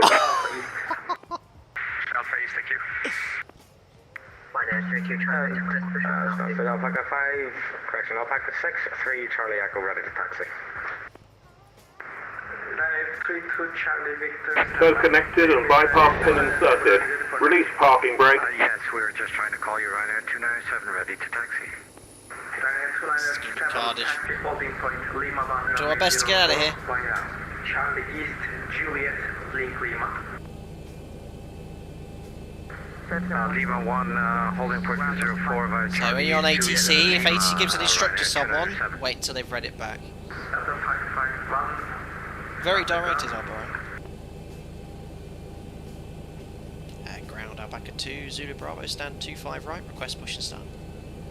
Alpaca 2, Zulu Bravo, hold position please. Holding position, Alpaca 2, Zulu Bravo. Well, listen out now. Alpaca 63, Charlie, what did you call? Yeah, Dante, the Canada Alpaca seems to be a little lost. I know, I need to work out. I screwed that up. I tried to get rid of it. But if I do that, it hides some of the other liveries. It grays them out. But yeah, our Canadian arm is a little lost.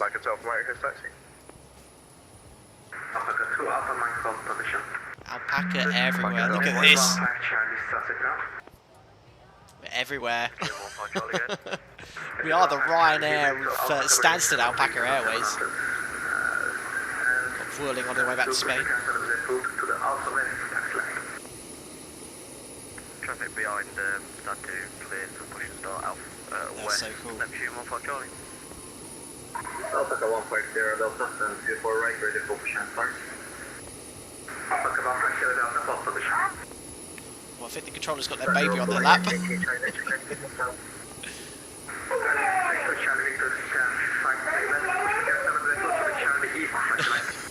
Controller's brought his kid to work day.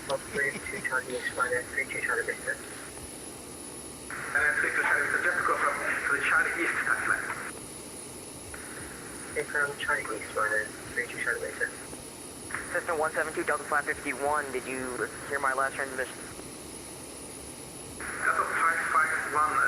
So busy. It's going to be dark by the time we get to Dublin.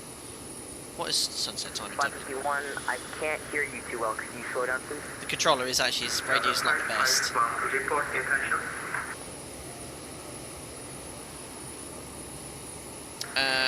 Sunset time is 9:18 local, so we've still got an hour until sunset, but we need to get on our way.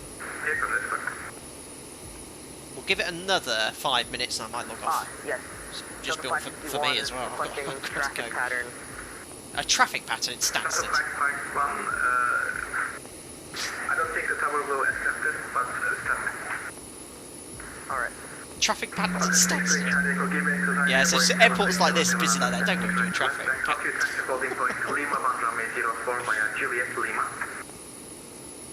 So get way to the Ryanair, passing right to left, and we'll taxi behind him on Lima 1, or 4 Lima 1 on Julia and Lima, Alpaca 60 Charlie. Alpaca 2, Zulu Bravo, stand 255, pushback cancel at the blue face west. Push started brief face west, Alpaca 2, Zulu Bravo. Excellent, got in there. Ryanair 175, request taxi. Do you have line checks? Before start checklist below the line. Air conditioning packs. Off. Anti-collision light. On. Parking brake. Set. Transponder. Alt off. Before start checklist You complete. may start engines. On our way. Cheers, moody man. Juliet, hold short Bravo. Excellent cabin crew in. I've already shut the door. Charlie West, Juliet, and holding short of Bravo. Ryanair 6 Golf. Oh my god. It's jackknifed. 33 Foxtrot with push and stop. 432 Foxtrot, pushback cancel with approved, face east. Okay, 32 Foxtrot. So, looking all good here. Just get the right pages up here on the FBS. 6, request push and Starting engine up 2. Sparhawk 646, pushback cancel with approved, face south. Pushback crew, please, Sparhawk 646. Alpaca 150, very close, push and start. Oh, look at that. Ryanair taking off in the background. It's flight sim amazing these days. Look at that. I know it's a max motoring, but... yeah, max motoring. If you go again. 297, monitor Sunset Tower 123, that's late nature, flat back. Grumpy Tug Guy is a failed pilot now. Anyway, frequency again, Ryanair 297. Ryanair 297, 123, decimal 8, and monitor please. 123, decimal 8, monitor frequency, Ryanair 297. So started cut out, monitoring 2, 2463, starting engine number 1, and 2 stable. It's a perfectly placed stand this one. Blocking everyone now. But they've got a second taxiway. Alpaca 63, Charlie Echo, monitor, Ed 2. Tower 123, decimal 8, and monitor tower on caution. 2-3, Charlie Echo, Alpaca 63, Charlie Echo, 5, TC to everything, bye-bye. Operation complete. Set parking brake. Parking brake set. Disconnecting tow. Stand by. Yeah, you know, overall this sim I think provides a more stable is the right, because Microsoft Flight Sim is quite stable, but you take everything into account. I'll show you. We're taxiing and taking off soon, and I just after having flown the PMDG, it's just a pleasure to be back and explain again.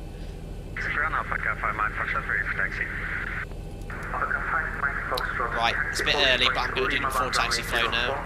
Usually wait until we've seen the bypass bin. So I'm going to do a checklist as well, you see. Taxi to holding point Lima 4 via Alpha Juliet Lima, Alpha 5 Mike, Tow is disconnected as bypass pin has been removed. Hand signal on the left. We'll see you next time and have a safe flight. Thanks, boss. And ground, good evening, Golf Bravo. So let's do flight controls. Full forward, and full back, left, and right. Here comes the rudders. Full right, full left. You should hold Vertilla still so it doesn't move. That's all there. Recall, blank the lower DU. We can now read the before taxi checklist. Before taxi checklist. Generators pin. On. APU Off. Start switches. Continuous. Probe heat On. Anti-ice Off. Air conditioning PX auto. Bleeds on. Isolation valve Auto. Flaps. Ah, this. Oh, what is it with me in the sim at the moment for getting flaps? I keep doing that. That's bad. That's why we have checklists, you know. And we do the config check when we start taxiing, because that catches it out. That's poor. Flips 5 required and selected. Green light. Stab trim. Set. Starts levers. Idle detent. Flight controls. Checked. Recall. Checked. Before taxi checklist complete. Oh look, they've replaced the main gear on the 737 we broke and he put it on this nose gear of this aircraft. It seems to be a little nose heavy. On the 747 hold for sure. Chat, it was fake, hashtag fake pilot, I know. You found me. I've been fooling everyone for so long now. The ZIBO autosave is great. Juliet, hold short, Bravo. Juliet, hold short, Bravo, 32 trying to make sense. Alpaca 2 Zulu Bravo, request taxi. Zulu Bravo, hold short, please. Taxi forward and hold short of Papa, Alpaca 2 Zulu Bravo. There's not much point going forward. Sorry, readability 2 out of 5, just confirm again. Hold short Alpha, Alpaca 2 Zulu Bravo. Perfect. So hold short Alpha, that's just straight ahead, so there's not much point taxiing forward there. Perfect. Flag Dakota, yeah, there goes the one you landed. Bay Aviation, any thoughts on the difference in camera systems between the sims? I much prefer Explain for camera setup and views. Yeah, me too, and I think the general consensus is the camera system is far more user-friendly in Explain. I do love the drone cam in Microsoft Flight Simulator, gives a lot of versatility, but the camera system here is, yeah, just pre-assigned views, the external view, the flyby view, is great. So we're just going to taxi forward here anyway. Let's do the config check. There we are, no takeoff config warning. And the spool up time is a little bit more realistic in the ZIBO mod. In the PMDG it does sort of shoot up very quickly. So we're just going to hold short of Alpha here. That's our clearance limit. Going to give way to the Royal Air Maroc 73. It's just taxiing and the rudder movement is a lot nicer, a lot smoother as well. The replay tool in Explain is excellent. Shame that's not incorporated into Microsoft Flight Sim unless you use dev mode. But even then I think you need to press record.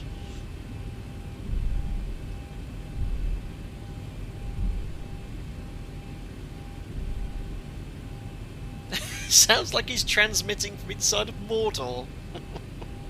Right, let's hold short of Alpha. The brakes, I'm having problems with brakes though in Explain at the moment. Down the group flight.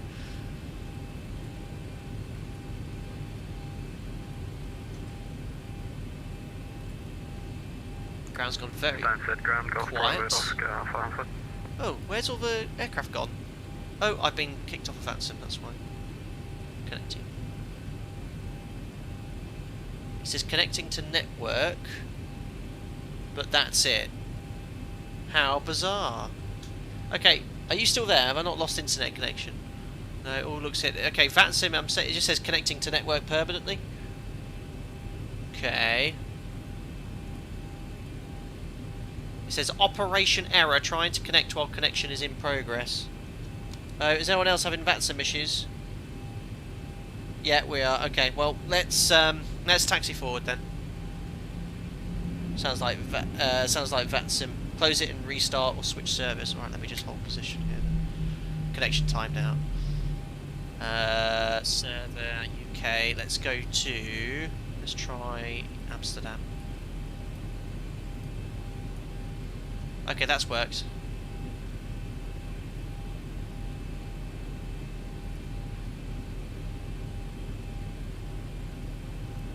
Just hold position. I think everyone in the UK is going to have problems then because we're all. I was using the UK server. It's all coming online now. I can see Gatwick approach. I can't see. Yeah, there's some more traffic appearing now. So anyone that was. I think it was basically anyone that was on the. I'm getting disconnected all the time. Letting you on navigation for now. Yeah, don't worry, so am I. I was just making sure that I can't be connected. All stations, I keep getting disconnected. Please resume your own navigation for now. Roger. Right, we'll continue taxiing. To the whole point. Tower doesn't seem to be online either. Oh, that's a shame. Yeah, your VATSIM UK servers have gone down. That makes sense. And I guess all the UK VATSIM controllers are using the UK server. But we'll carry on. What is this guy doing? Well, no, if you're going to do that, I'm just going to disconnect. Idiot. You know, if it's no ATC, you just still respect the rules. I think I'm just a part offline, guys, because there was a Ryanair storming up from beyond.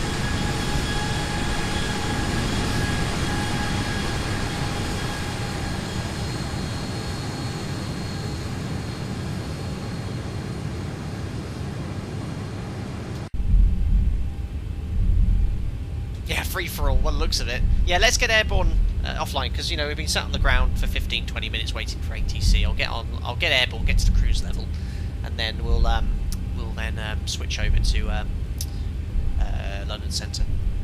So there's 30 knots, and we'll do the before takeoff checklist. Before takeoff checklist to the line. Config. Checked. Flaps. Flaps 5 set, green light. Stab trim. Set. Takeoff briefing. So, looking up here, we have Pax Auto, bleeds on, V-speeds are set for departure. We've got 132, 139, 145 set on the MCP. The departure's the Nugbo 1 Sierra, so we're going to climb straight ahead until 2 DME off India Sierra Echo Delta, which should appear here. And then we're going to make a left turn inbound 280 to Barkway, stop altitude 5,000 feet, and ATP2, any problems will climb straight ahead to 3,000 feet. There we are, so that is... Reviewed. Cabin. Secured. Before takeoff checklist completed to the line. Perfect. I'll just log in a second, just see what the situation is here.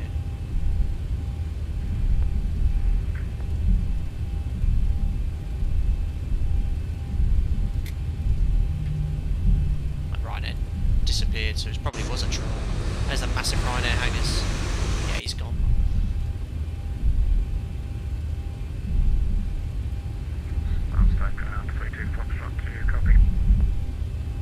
There's literally no controllers on. There's London Centre. ATC's off leg, tax issues. I'm just going to get airborne offline, guys, just to keep the show on the road. There we go. Right then, so, as we're offline, should we try a raw data departure? Have a bit of fun. This is Captain Canada, right? Is he coming in here, is he? Or did you see the Alpaca Canada livery? That's probably what you saw. Right, there's Lima. So we're going to go here. We'll take a Lima departure intersection point as well for 04, which you can usually do if it's quiet enough. And we'll do a complete raw data departure. So we'll turn off the flight directors. just to remind you with the SID, going to climb straight ahead, 2 DME, left turn, 280 Barkway. So let's go. We'll use the magenta line initially, then we'll switch over to VOR so you can see what's going on, and then we'll go outbound on the 258. So I'll put 258 here. We'll level off at 5,000 to see how the mod compares. So lights on, strobes, water throttle down. No, flight directors are off, so that definitely won't work. And I will disconnect the auto throttle, just get takeoff thrust set. So MCP is set for raw data. Transport. I keep forgetting. We've got the checklist, man. Before takeoff checklist, below the line, MCP. Not again. Yeah, that's fine for us. Set. Transponder. TARA. Strobe lights. On. Landing lights. On. Before takeoff checklist complete. The lineup is just so much smoother as well. It's just like nice. I'm used to the 700. I was cut the corner a little bit too early there.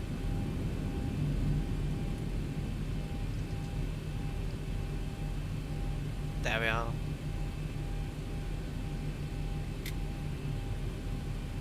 Little bit. Actually, no, that's pretty good on the sense line. Right, should we do it then? So, just remind you again, we're going to climb straight ahead to 2 DME, make that left turn inbound 280, and then outbound 258 on the radio. We'll see how we get on, and yeah, have a bit of fun. It's nice to come offline and do some flying. So, Toga's in chat, raw data's all set up here, not forgotten anything, apart from yoke cam. There we go. Mute the alerts, that's done. Right, let's go back to Dublin, 40%. Small up time again, a little bit quicker in the mods. Good there. Stabilised, Toga. Set takeoff thrust.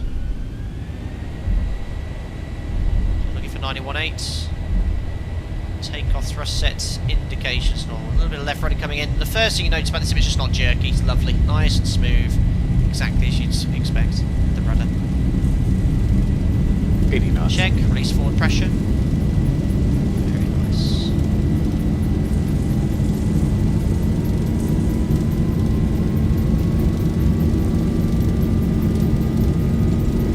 Hand off the thrust levers. Rotate. Here we go. 2 to 2.5 degrees per second. And I'm grinning, guys. It's just so nice to be back in here.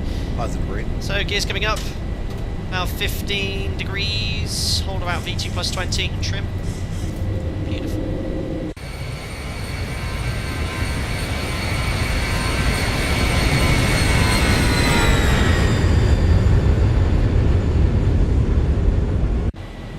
So we can bug up.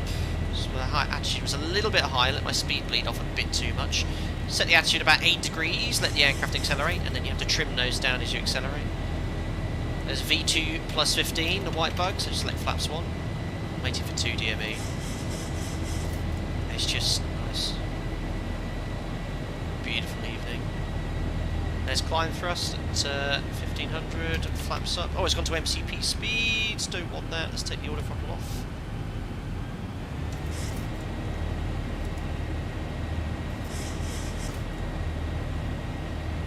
So there's 2 DME. Actually, I overshot that slightly. I was too busy looking thrust there. So we're going to start pitching up now to maintain 209 knots. About 20 feet, 25 degrees angle back. Also bear in mind we've got 2 to go as well. So now I'm going to accelerate to 220 knots. Anticipating the level off. Just lower that nose slightly. Roll out and heading up 280.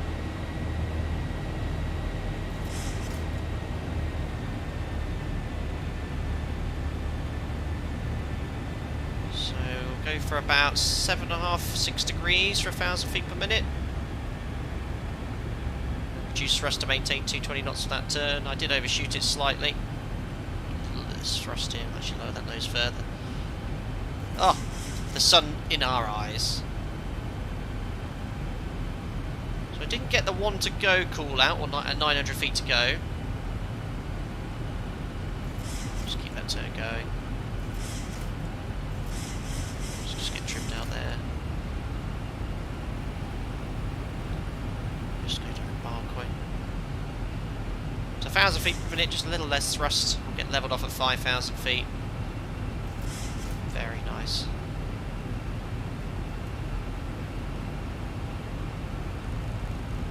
Match the heading.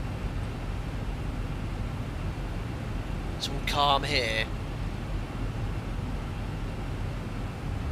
There's 5,000, so about 55%. About 5 degrees attitude. Trimmer out. And when it's completely calm outside, this is how the aircraft flies. Plug in your Cessna, just like lovely and calm. Probably expect a bit more turbulence, but it's more a sim thing. We're all trimmed out. A little bit faster than I want there. Just take a bit of thrust off, but be careful, the nose will come down there. And let's do the after takeoff checklist. Just starting to pitch up there a little bit there. So, air conditioning and pressurization is set. Increase the crew. And QNH 1013 maintaining 5,000 feet. After takeoff check is complete. So we'll go over to Parkway now. 1625. Perfect. And I think how long are we outbound on this radial for? Quite a while until Silver. It's about 40 miles. So I'll climb out. Let's go up to a higher cruise level now. Up to 340, I think it was.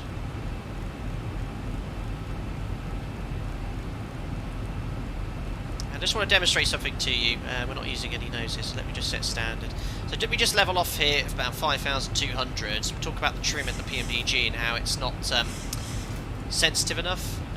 So let me just get leveled off here. Just level, doesn't really matter so much. 5.3. Right, so it all sort of trimmed out here. Thrust is a little high, so we're accelerating. I'm just going to trim nose up now, just show you what the aircraft does. So you see how it's just going up like that? That's the sort of rate I'd expect it to do in the real aeroplane, and that would be a runaway stabilizer. And look at that rate of climb. That's far closer to what the stabilizer should be doing. The PMDG 7.3, it's nowhere near as powerful enough. So you see how much I'm having to trim nose down, and now it's in trim. So that's the sort of effectiveness you should look at for the stabilizer. Thrust pitch couple in the PMDG is good. So if I just set glide thrust here, just watch what the aircraft does on its own with no input on the control column. Underslung engines below the centre of gravity. It'll want to pitch up with the increase of thrust, and that's really, really nice. But the PMDG is good at modelling that. So there we are. Old school navigation on the VOR, and look at that, we're doing 5,000 feet per minute, just as you'd expect with a real aircraft. But the general handling is really, really nice. Another thing, this would make you sick. Just want to show you what happens when you put a boot full of rudder in. Again, you'd never do this in the real plane. Let's get trimmed here. So I'll go full right. And look how that is the correct. There you go. That's what should happen when you apply full rudder in the 737, and it's exactly what it does in the level D. The PMDG is nowhere near powerful enough. Again, full left, secondary effect, boof. That's what would happen, and that's how powerful the rudder is in the 7.3. Very nicely modelled in the ZIBO mod. See how it snaps round? And when we talk about hard rudder over events, and the A300 in New York took off quite soon after 9/11, and they started pumping the rudder, that's exactly what happened. Edo, do a barrel roll. It's been a while since we've had anyone say that. I actually have that as my do a barrel roll soundboard number 1, but there you go. Do you want me to do a stall whilst we're offline here? Okay, actually I haven't tried that in the PMDG.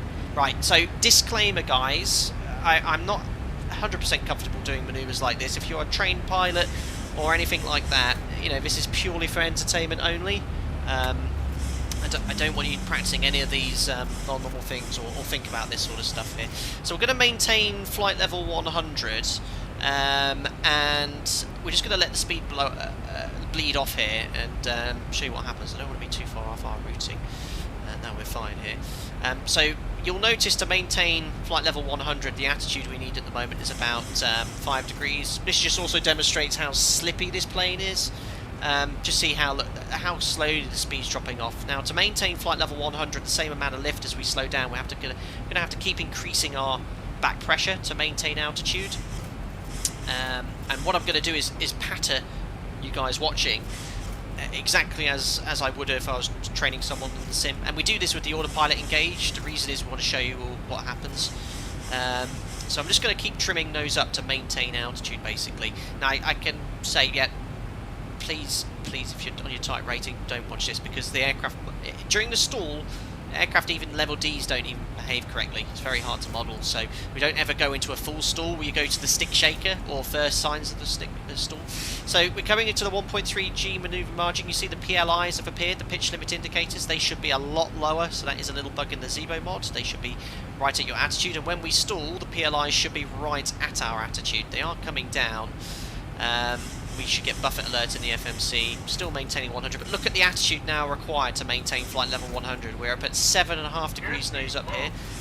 Airspeed low, that's correct, and here come the PLIs, put you on top of the red and black speed indicator. That's when stick shake occurs, so there's also when the PLIs hit the attitude, and we'll do the recovery.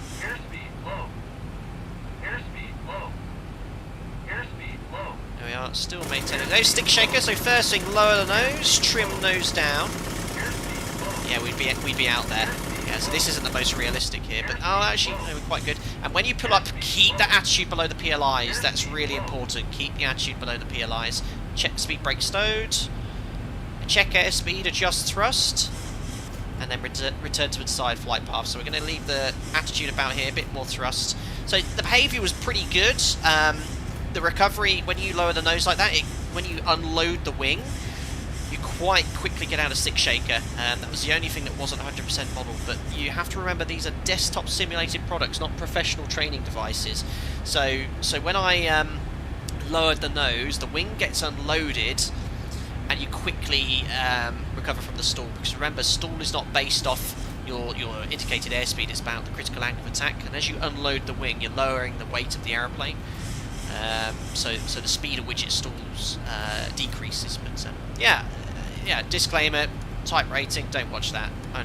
Only follow the instructor guidance. Right, if you've been messing around in hand flying, remember, flight director's on, roll mode, pitch mode, command, auto throttle, and then carry on towards your destination. We'll just go out of event, and we've got out hold there, VNAV. Not sure why we've got out hold. Level change. N1 MCP speeds. LNAV. Let's just go direct to Ugnus.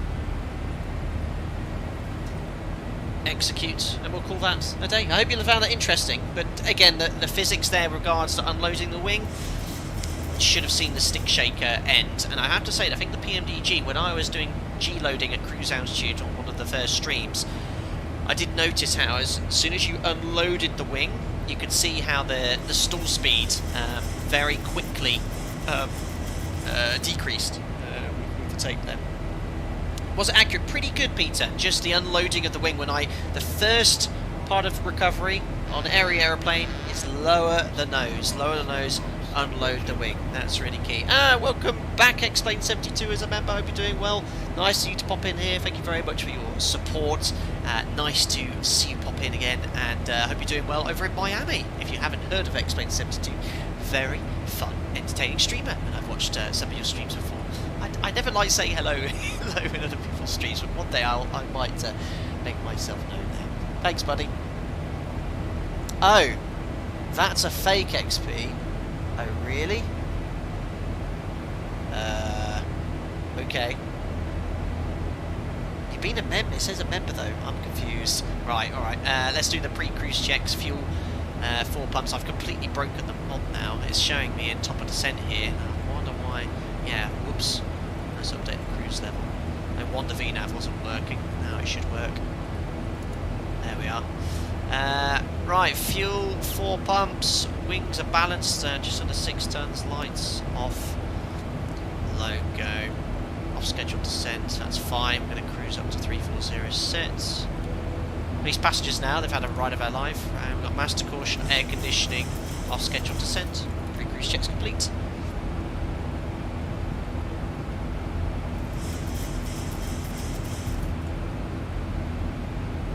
Yeah, Explain's looking good.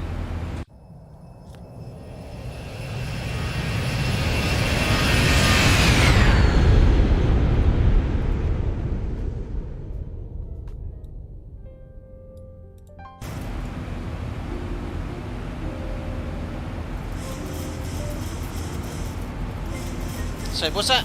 Okay. Have we got, before we start hiding XP72, is that definitely a fake one?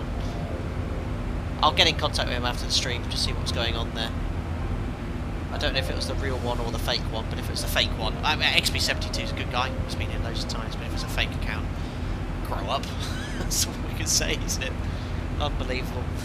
Oh, thanks, mods. XP72. Green. Yeah, you look like the real MVP. Cheers, buddy. So yeah, the stall there was pretty good. Just the unloading of the wing, we were still in the stick shake in real life. As soon as you unload the wing, you could, the buffeting immediately stops. You continue the recovery, but the actual inputs I made pretty comparable. But sort of those sort of things I try to stay clear of because of the sensitivity of the manoeuvre. Richard Ball, Captain, I've tried V1 cuts in the ZIBO, which has been plunged into IMC.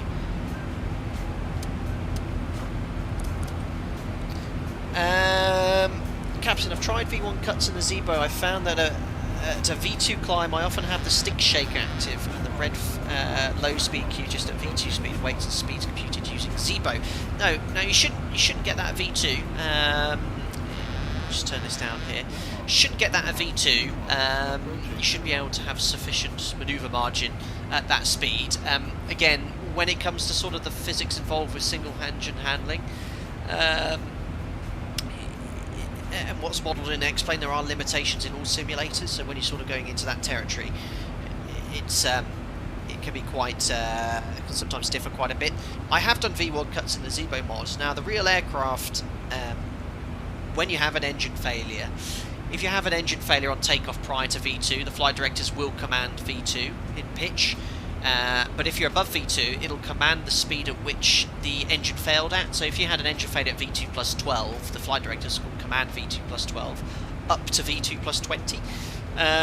So yeah, V2 is required for manoeuvring. Whenever your speed is below V2 plus 15, there you must limit your bank angle to 15 degrees. So if you're trying to do 25-degree angular banks below V2 plus 15, you are going to have manoeuvring issues. So at V2, yeah, limit your bank angle to 15 degrees. So to say you're flying V2, I don't know what angular bank you were doing, but yeah, maximum 15 degrees angular bank.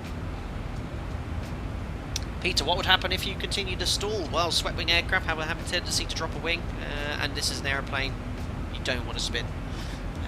So yeah, immediately lower the nose at the first indication of stall, which is stick shaker.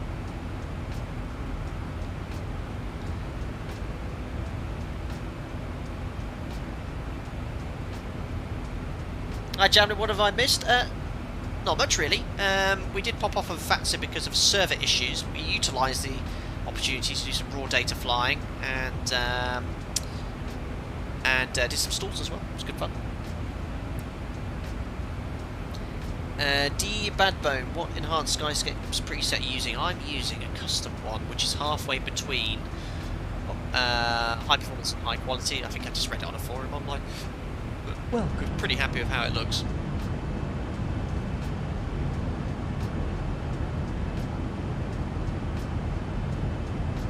Richard Bold, no more than 15 degrees of bank used. Okay, so yeah, it could be a ZIBOism, but again, there's a limit to what you can actually model and simulate. And single engine, you're getting onto, you're on the edge of the flight envelope there if you're flying around a V2. Martina, do you fly with the Honeywell MCP every day, or do you just have it on in the sim for fun? I just haven't changed it around for a while, but I don't really have much preference, if I'm honest.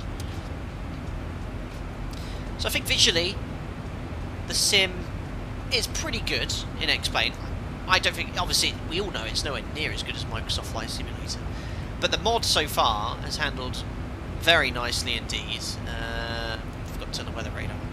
And we'll see how it behaves on descent. Now, guys, bit of a general consensus. Do you want to try and log on to VATSIM again, or would you like me to carry on offline for the rest of the sector? It's completely up to you.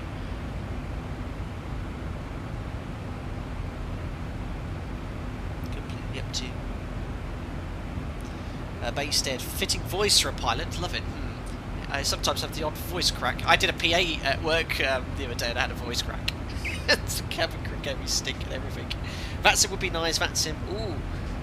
Back on VATSIM, yeah, VATSIM. Ooh, it's a bit of big shit, but mostly VATSIM. Okay, let's go. We've got our flight plan filed. Let's see what happens. Let me just have a little look on the VAT scope here. And when we get to Dublin, we're going to check out the Boundless Sim scenery. We'll make it daytime again. See what's going on. Okay. Yeah, Dublin does have ATC later. Okay, let's connect. There's no one around here as well. We're still on the Dutch server.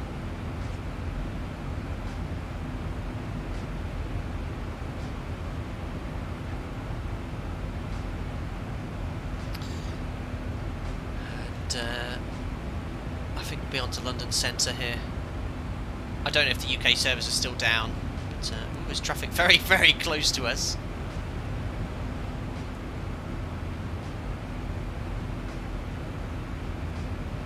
Yeah, UK servers are still offline. Okay.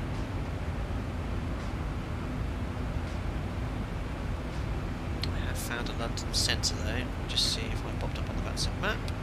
I have. And we're just outside actually, there's no ATC in this area, so I will use 1228. Unique com is on mine. Chris, I don't care as long as we remain on level flight, please. You're having a little bit up and down. Thanks for subscribing there, Mark. Welcome aboard. Guys, if you have enjoyed the stream as ever, I do ask if you'd like the video. It helps out the channel an awful lot. Thanks for subscribing as well, there, MJP2. Our adolescent captain would like to inform you that all ongoing services will be reached on time.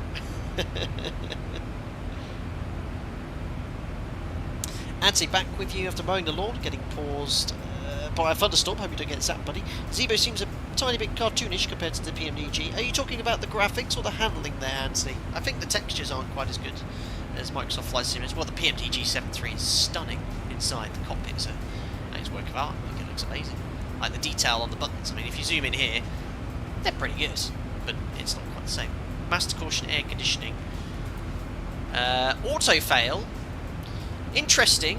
This is completely unplanned. Alright, I know what to do, but let's have a look at the QRH for the auto fail non-normal checklist. Anyone in chat would like to hazard a guess as to what's happened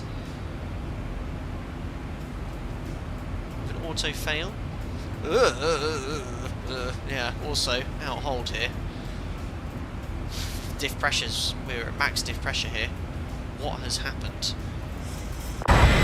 That's max diff pressure here. That shouldn't happen with the auto fail. Well, it could be that it's completely broken, but that means, yeah, the pressure relief valve's going to be opening. The cabin altitude's very low as well. But yeah, essentially we're going to go to alternate. That's what's going to happen. So there's a fault with the pressurization computer, but I'm just finding the checklist here. So immediately pushing out hold here because we're at max diff pressure.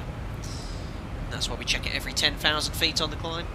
So auto fail or unscheduled pressure, unscheduled pressurization change, sort of encountering it there. So to increase thrust. Anyone know why I would like to increase thrust? It increases your duct pressure. See how the duct pressure increases, and that will improve your pressurization. Let's try the alternate system. Alternate. Choose one. Auto fail light is extinguished and cabin altitude is controllable. Auto fail light is illuminated or cabin altitude is uncontrollable. So we still have the auto fail light illuminated. Cabin pressurization is controllable though, look. Cabin altitude is still only at 3,000 feet, which is why we're at max diff pressure here. So pressurization mode selected to manual. Alright, well, this is going to increase our workload. Use momentary actuation of the outflow valve switch to avoid large and rapid pressurization changes, and open or close the pressurization valve to control pressurization. So we're going to open it here because we're at max diff pressure here. So let's open the valve slightly and look at the cabin altitude climbing there. So that's going to help reduce the diff pressure. So we've had both the two pressurization controllers have failed. So we're having to use the outflow valve, which is a DC powered system. So we're going to open the outflow valve and we're going to have to manually pressurize for the rest of the sector. It is definitely pressurization, so you don't want to. If this wasn't working, we'd do an emergency descent and immediately go below 10,000. But we can control pressurization. So I'm just going to leave it as it is here.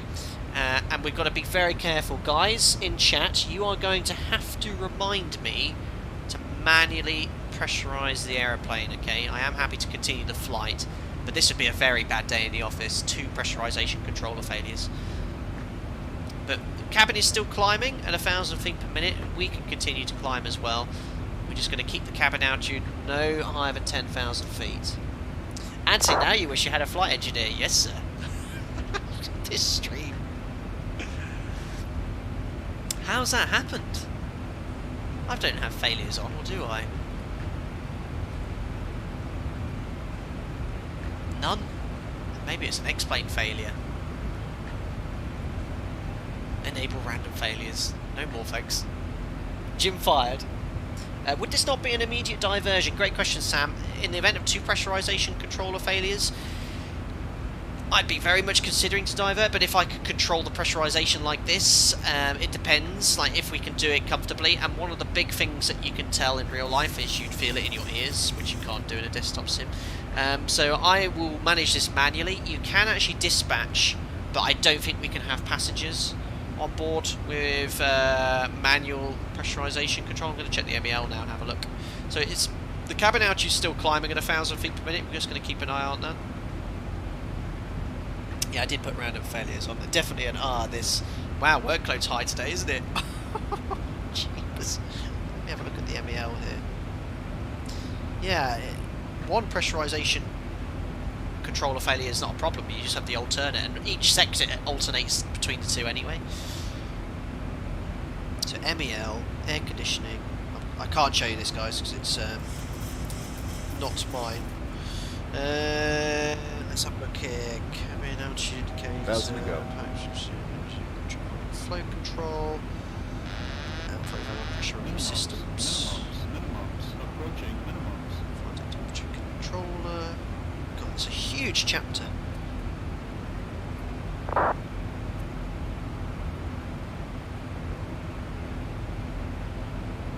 Cabin pressure control system. Here we go. Yeah, okay, so cabin differential pressure control system, okay. 50, firstly, I'll 40, say thanks to you guys. 30, 20, 10. Firstly, Dave W, thank you very much for the $7 Canadian. Appreciate it, buddy, with your jumping pear emoji. That's dropped mic as well. Appreciate it, buddy, thank you. And Patrick, thank you very much for your 18 months as a member. What a day. First having no pressure in the tyre, and then having too much pressure in the cabin. Brilliant. Love it. Yeah, from one side to the other. Thanks, Patrick. Really appreciate it. And thank you for your continued support as well. Wow, look at our routing. That's perfect. Look, it's keeping us well aware of that weather. So we'll keep that there. You can probably see a CB in reality. Excellent. So, having a look at this. So, I'd love to show you this, but the cabin pressure system, digital control system, okay, we have 2. One, oh no, actually that's the wrong MEL I'm looking at there, that's the digital control system. Pressure indicator, digital control system, 2. Again, looking at this, look, we're now going to move the alpha valve to close, because look, we're going to keep climbing, and the cabin altitude's climbing as well, so we're going to flip this towards close. The air conditioning system and pressurization in the mod is fully modelled. In real life, wouldn't be holding it as much as this. It's quite sensitive. There we are. So I've closed it, and I've got it in a position where the cabin altitude is sort of, it's ideally descending, if anything, but there we are. It's now in a position to maintain an altitude of around, cabin altitude of 7,000. Diff pressure is about 7.5 psi there. So there we go. Looking good. You can actually put an oxygen mask on if you press this. Where's the click spot for it?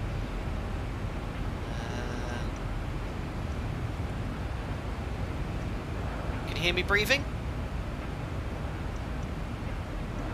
Yeah, that is very faint. It's very faint, but then you press the bottom click spot here to stow it. And it stops you from blacking out an X-plane level, which is pretty cool. So there we are. We've dealt with the issue. MEL, I'm trying to find the chapter, the exact chapter, for the pressurization control failure. I can only find the digital control system failure, which is here. There we are. So I found it. So, Cambian operative So this is dispatch. This is if we're on the ground. So if we were to land, oh my God, Rabatavish, you've actually got the MER number. I found as if 2140. Thank you, 2114. I was looking at 2114-0303. He is 100% correct. Cabin pressure control system 2114-0303. There we are, 2 installed, 0 required. So you can actually take off. Okay, you can dispatch without a digital control system, an automatic system. So you can use the manual, but it has to be a non-revenue flight. So positioning an aircraft, outflow valve has to be deactivated by maintenance. We have to have the recirc fans both working, and you cannot operate over water at a distance of more than 50 miles. We have some company-specific guidance here. So this is a restriction for dispatch. In flight, your MEL has no bearing. Okay, it's a dispatch requirement. So if we were to land, we can fly with this fault, but with no passengers on board. And obviously the workload's very high. Here's an interesting operational limitation. Okay, above 10,000 feet, you have to have it on crew oxygen. And dispatching with 1 operating pack supplied by engine bleed on takeoff as well, and you've got to limit climb and descent rates to 500 feet per minute as well. That's to avoid discomfort. But this is a dispatch requirement, so we've got to bear that in mind. And also, you know, it's an MER requirement, but in real life, I'd also be considering limiting our rate of descent and rate of climb to keep your ears comfortable. Sam Heater, personally, I would divert in this situation in flight. Yeah, I can see your reasoning, but is the is it dangerous? Can we maintain the pressurization? The QRH hasn't instructed us to land at the nearest suitable airport, which it would do if you had to land as soon as possible. So yeah, you know, it really depends from so many different factors. If we're flying to a non-controlled one outstation, which is a base, the company would probably want us to divert. But if we're flying to, say, a base and we're approaching top of descent, look, we're only 40 miles from top of descent, so there's no point diverting. Why divert when you're approaching 40 miles from top of descent? So there's no right or wrong answer. There's so many different variables to deal with that. Excellent. But yeah, the aircraft's handled well. The only thing was the diff pressure got very high, but that shouldn't be a structural issue. That's what we have, a pressure relief valve. So once it reaches max diff pressure, it automatically blows the air out. Fine, just lower the sound outside here. We'll try and show it to you. Show you where it is. So there's the outflow valve, which we're having to control manually. And where is the pressure relief valve? Oh, can't see it. This is sort of like too much. You see this here? There's the pressure relief valve. So that automatically opens at max pressure to ensure that structural integrity is not damaged there. Answer, you don't need to... Yeah, exactly. Well, I see your point, actually. You don't need to keep the airplane rate of descent down unless you're completely depressurised. It is the cabin rate of descent that needs to be around 300 feet per minute, especially down low. You're right. But it does say in the MEL, though, that if you were to dispatch with this, to limit rate of descent to 500 feet per minute, even with the manual pressurisation controller. So, I don't know, probably just to make sure it stays where it should be. Right, guys, we've been dealing with this technical issue, and we need to actually start setting up for the approach into Dublin. What a day! What a day! We better be testing the differences here between the PMDG and the ZIBO. Now I've got a huge workload to deal with. Right, Dublin, but it does model a huge amount of different technical problems and systems in this aircraft. Lots going on here. Right, VATSIM arrival. Which one we're going to go for? I think it's going to be 2 Lima, which is the longer one. No, is that for 10? No, 28 left or 10. Let's turn that down slightly. VATSIM 1 Zulu. Actually, let's go for the 1 Zulu. That will do. And 10 right. I'm going to rattle off a briefing, guys, because I don't want to be briefing in descent, not what we do in real life, but just because I want to be checking the mod out. Wind's coming in.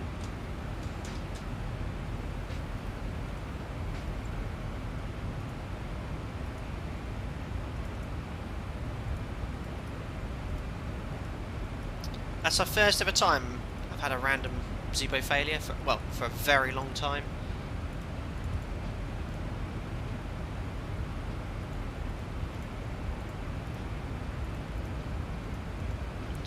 But yeah, something.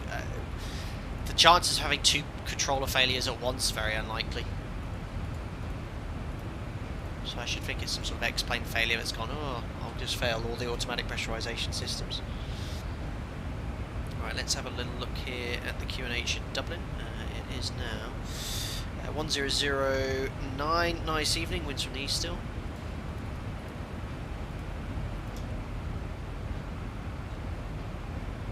1009.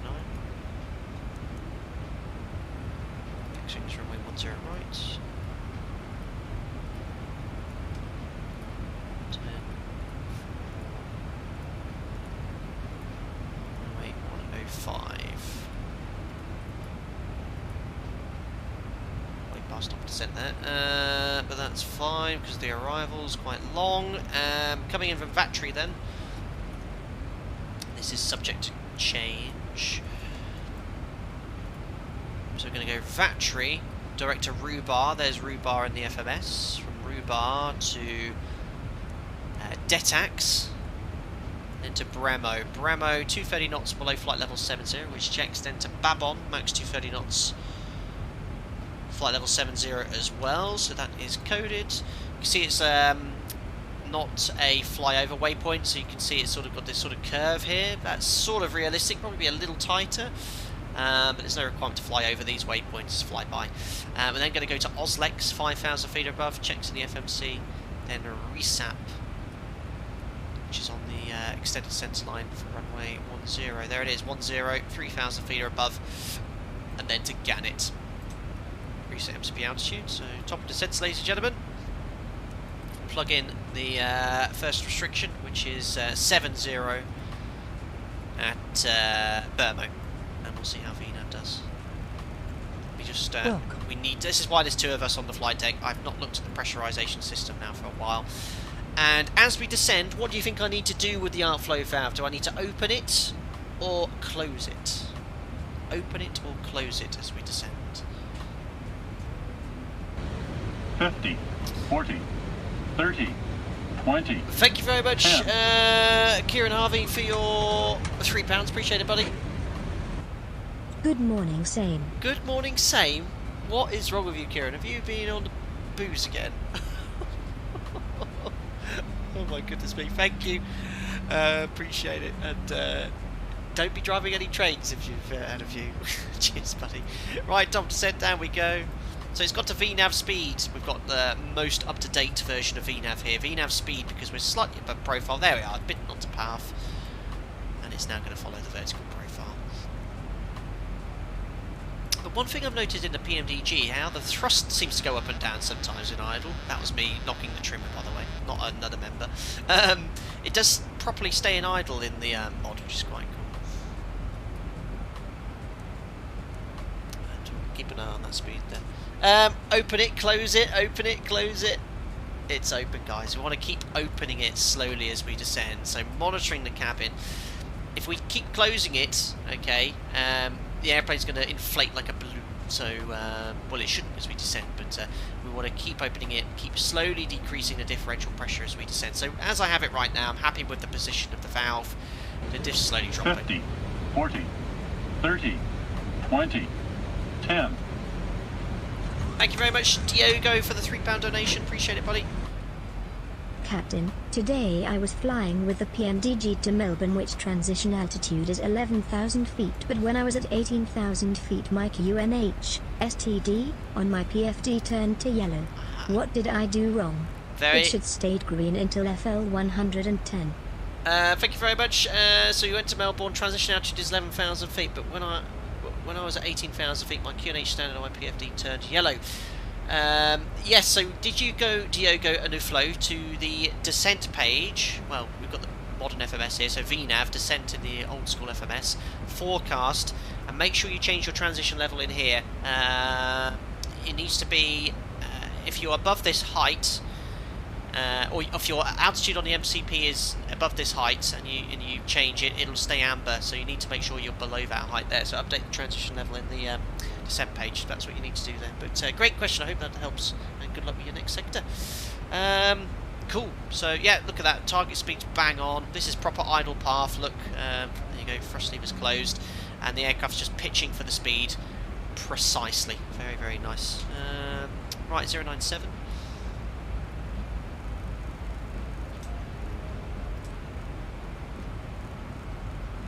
No problem, Diego. Thank you very much for your donation. It's very kind of you.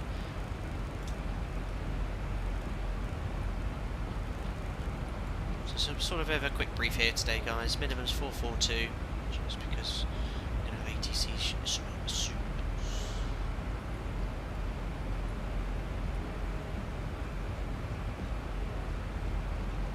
442.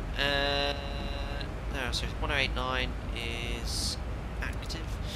We'll put Dublin on standby for the missed approach. 14.9. 14.9. So frequencies, courses, minimums, vectors, or self-position via receptacle Gannet if there's no ATC, but I think there is. Platform is 3,000 feet at Gannet. The ILS is 3 degrees. That checks in the FMC down to the minimums. And if I have to go around, it'll be Toga. Go around flat 15, set, go around for us. Positive rate of climb, gear up 400 feet. LNAV. Straight ahead to Maxev, left turn to Dublin to hold 5,000 feet. Wunderbar. So, airport chart. Check that pressurization. So you can see that the cabin rate of descent is also increasing, but that's sort of what we'd like to do. Leave the outflow valve where it is. Right, but this is obviously having to be done manually now. It's usually done by the computer, pressurization computer. Right, landing on runway 10 right. We'll plan to vacate Sierra 2. That's sort of the first left we can take. And then taxi onto Stansted. Performance, I will do flat 30, order brake 3.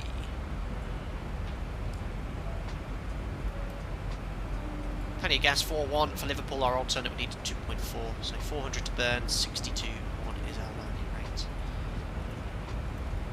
And we'll use second E10 reverse.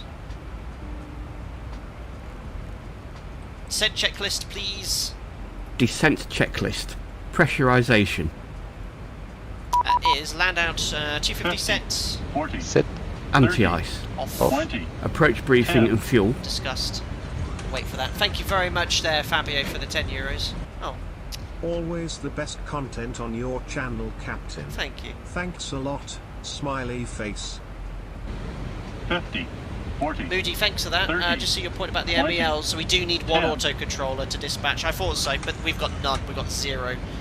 Cheers, Juiced. Enjoying the streams. Thank you. Educative and entertaining. Miss the peanut butter though.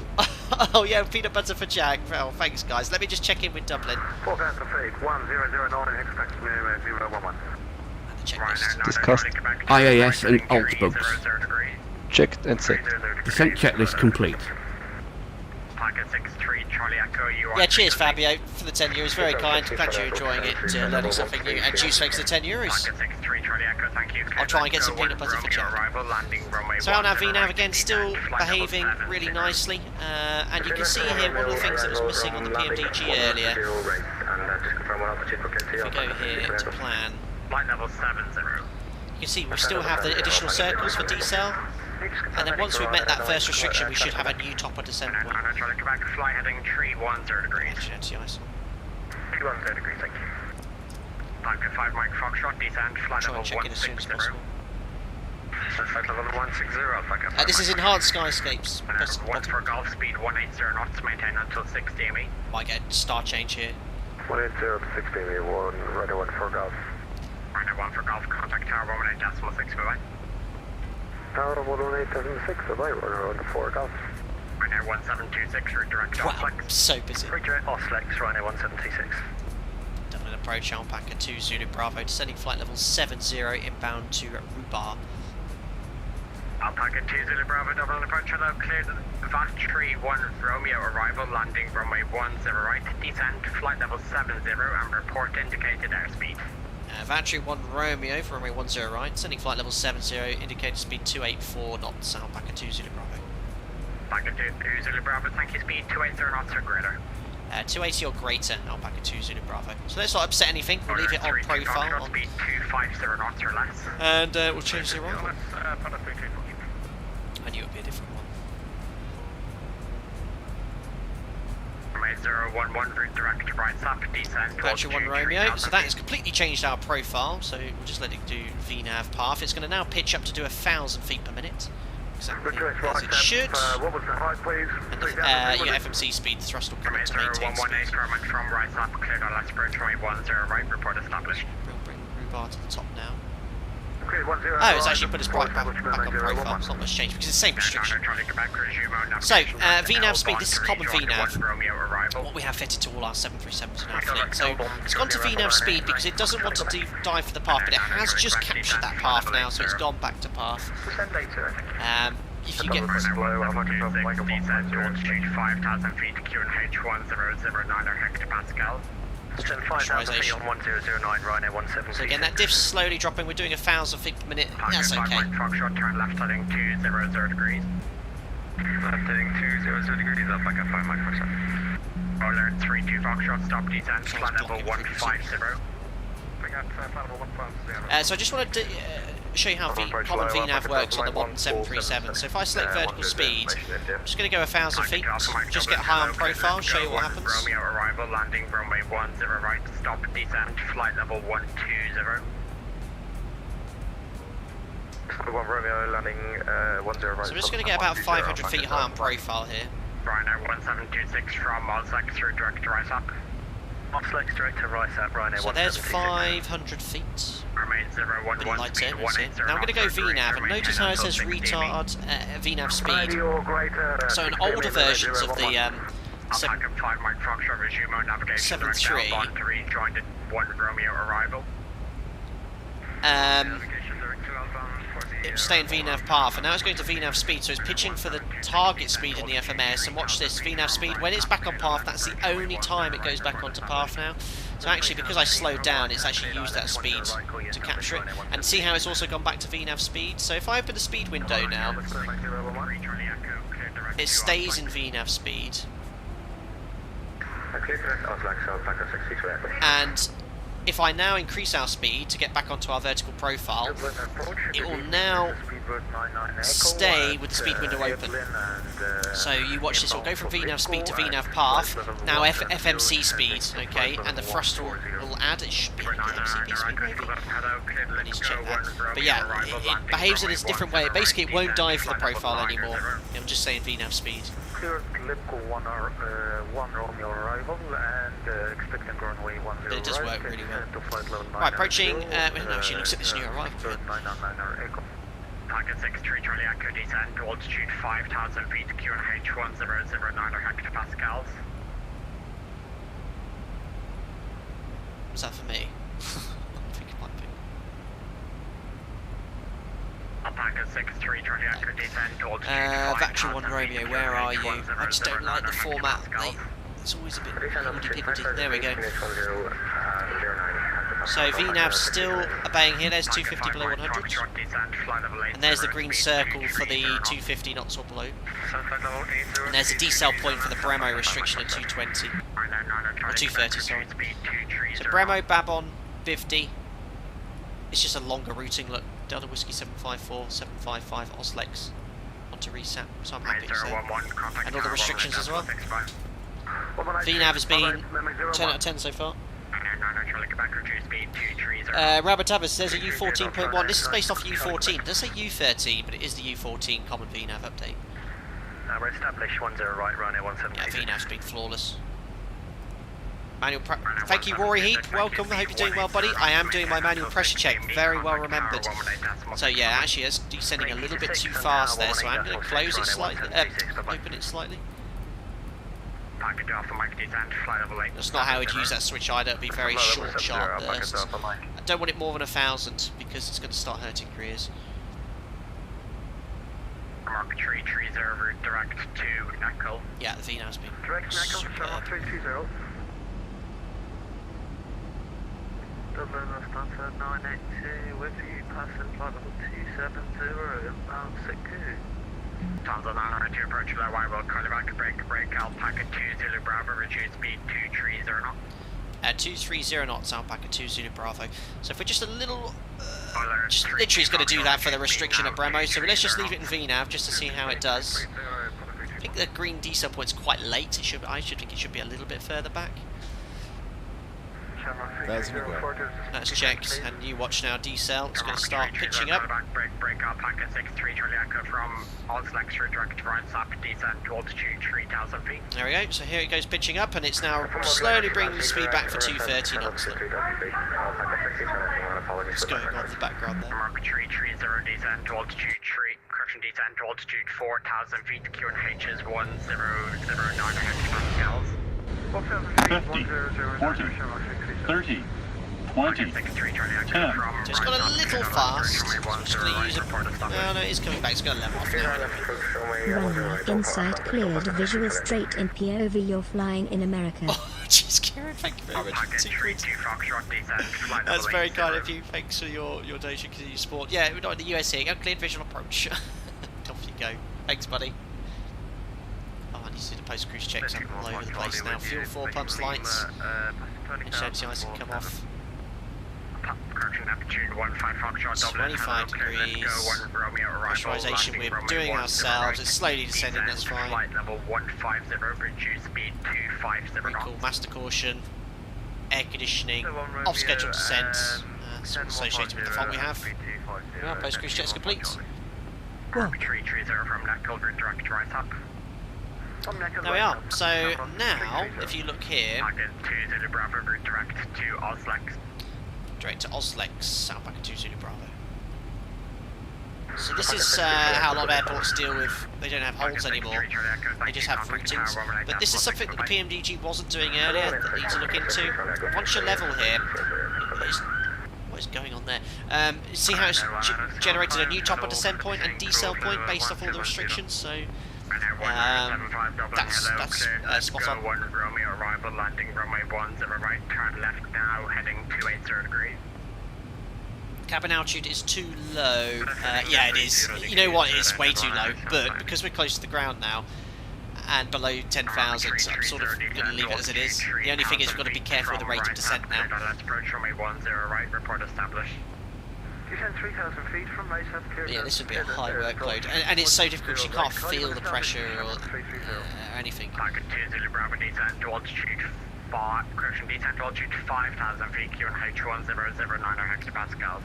Descent 5,000 feet. QNH 1009 hectopascals. Alpaca 2 Zulu Bravo. So 5,000. Check. Just realised the water brake there's a bit too. Set QNH 1009. I'm going to push out into vent to 1,000 feet per minute, passing 6,900 for 5,000 feet. And the standby altimeter is 6. Speed 250 knots, Speedbird 999 Echo. Chris, pretty sure PMDG uses an old VNAV system which is different from the ZIBO. 100%, yeah, it's using quite an older FMC logic, I've been told. Someone told me it's U10.7, which is 2006, 2007 FMS. But for general use, average user, they're not going to notice much different. But this... Bravo from Oslex, redirect to right sap. Oslex, then right sap, Alpaca 2 Zulu Bravo. Charlie Quebec route direct to... The U13-14 update brought fundamental changes to how VNAV works. Tune 15 Charlie, turn right heading 360 degrees. Right and 360, Neptune 15 Charlie. For 909 Echo, descend flight level 7. 12 degrees, don't need any engine anti-ons. Just a cloud just spawned in front of me. Mark 330, speed 180 knots, turn maintain until 60 ME. Gonna do the approach checklist. So frequencies 1089, 1089, checks. Range rings runway 10 right, 10 and 4. Packet 20 Bravo, speed 210 knots from Neckel, correction from Oslex, redirect to Rice Up. 210 knots and Oslex, Rice Up, Alpaca 2 Zulu Bravo. Oh, he overgave it that, but he's busy, he's probably just forgotten there. So again, VNAV speed now, so it's going to pitch for the speed. If I select flaps, it will lock to VNAV path. Ident, India Delta Echo, India Delta Echo, standby insurance, forces 09707, approach checks. Approach checklist, altimeters and instruments. They are set cross checks. Set and cross checked. Approach aids. Checked and set. Approach checklist complete. So VNAV path is caught the path, and we just want to request descent. Alpaca 2 Zulu Bravo, request further descent.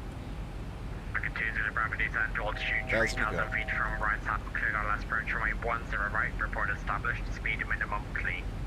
Descend 3,000 feet after right, cleared ILS 10 right, minimum clean, Alpaca 2 Zulu Bravo. Perfect, so we're now onto VNAV path, and now it's just going to do a gentle descent to get us from RISAT there. And again, it's meant to still be an idle thrust CDA, so one of the things that the PMDG suffer from at the moment, it levels off. Look at this, nice steep descent, idle thrust, arm, and I'm just going to bring flap out now just to keep the speed at the up speed. It's perfect, straight onto the glide slope. I have literally no differences between the real VNAV. At 5, it's a little bit late with flaps there, should be about 180 knots on base there. And that's the auto throttle blinking light to tell me. The auto throttle can't give me my commanded speed, timing approach. Pellan, is the autopilot oscillating between left and right? It's turbulence. Like guys, a glide slope capture Venus, put me right at the ball, 097. Mark 1000, hello, that's Squawk 6645. 3,000 feet. Star 1 Romeo arrival. Squawk 6645 and Star 1 Romeo. Moody point merge, they make your life easier during line training, absolutely. They don't have to worry about descent planning. Good for the cadets. Does the yoke move? Yes, it does with the autopilots.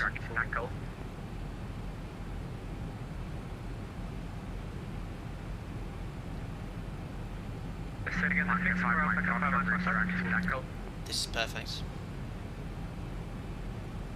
And Boundless Sim have got the new runway in Dublin, but it's closed still and it's represented in the sim, but we're going to go to daylight. Don't forget, going to be doing a giveaway after landing. If you're an X-Plane user, you can have this scenery. Alpaca 2 Zulu Bravo established.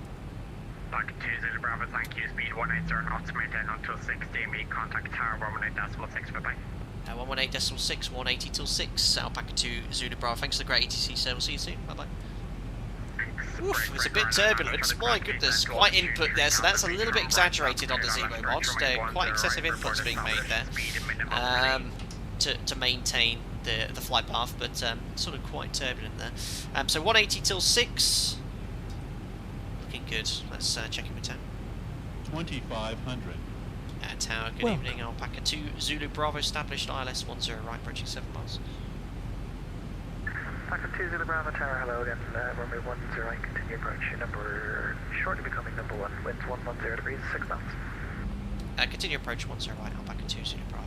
So approaching 6 miles, bring the speed back. I'm going to start doing the flow for the landing checklist. And, oh yeah, I've completely forgot about the pressurization. Right, so it's still very highly pressurized, so I'm going to open the valve now fully. Oh, that's going to hurt your ears. And now we're going to climb it there. Oh, no, very poor management of that. You wouldn't do what I just did there. Oh, right. You'd work to slowly open that so until touchdown it's open, but that's why there's 2 of us. Want to have some fun anyway.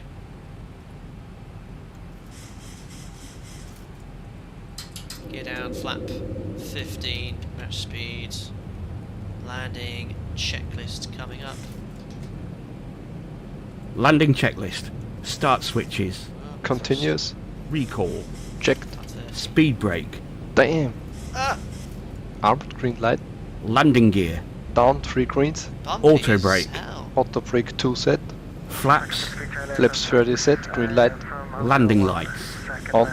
Landing checklist complete. Perfect. So speed's a bit low. Pitch power in the 7.3 at about our weight, 62 tons. You want about 60% N1, 59%, and attitude on the horizon. 1,000. What's that? Checked.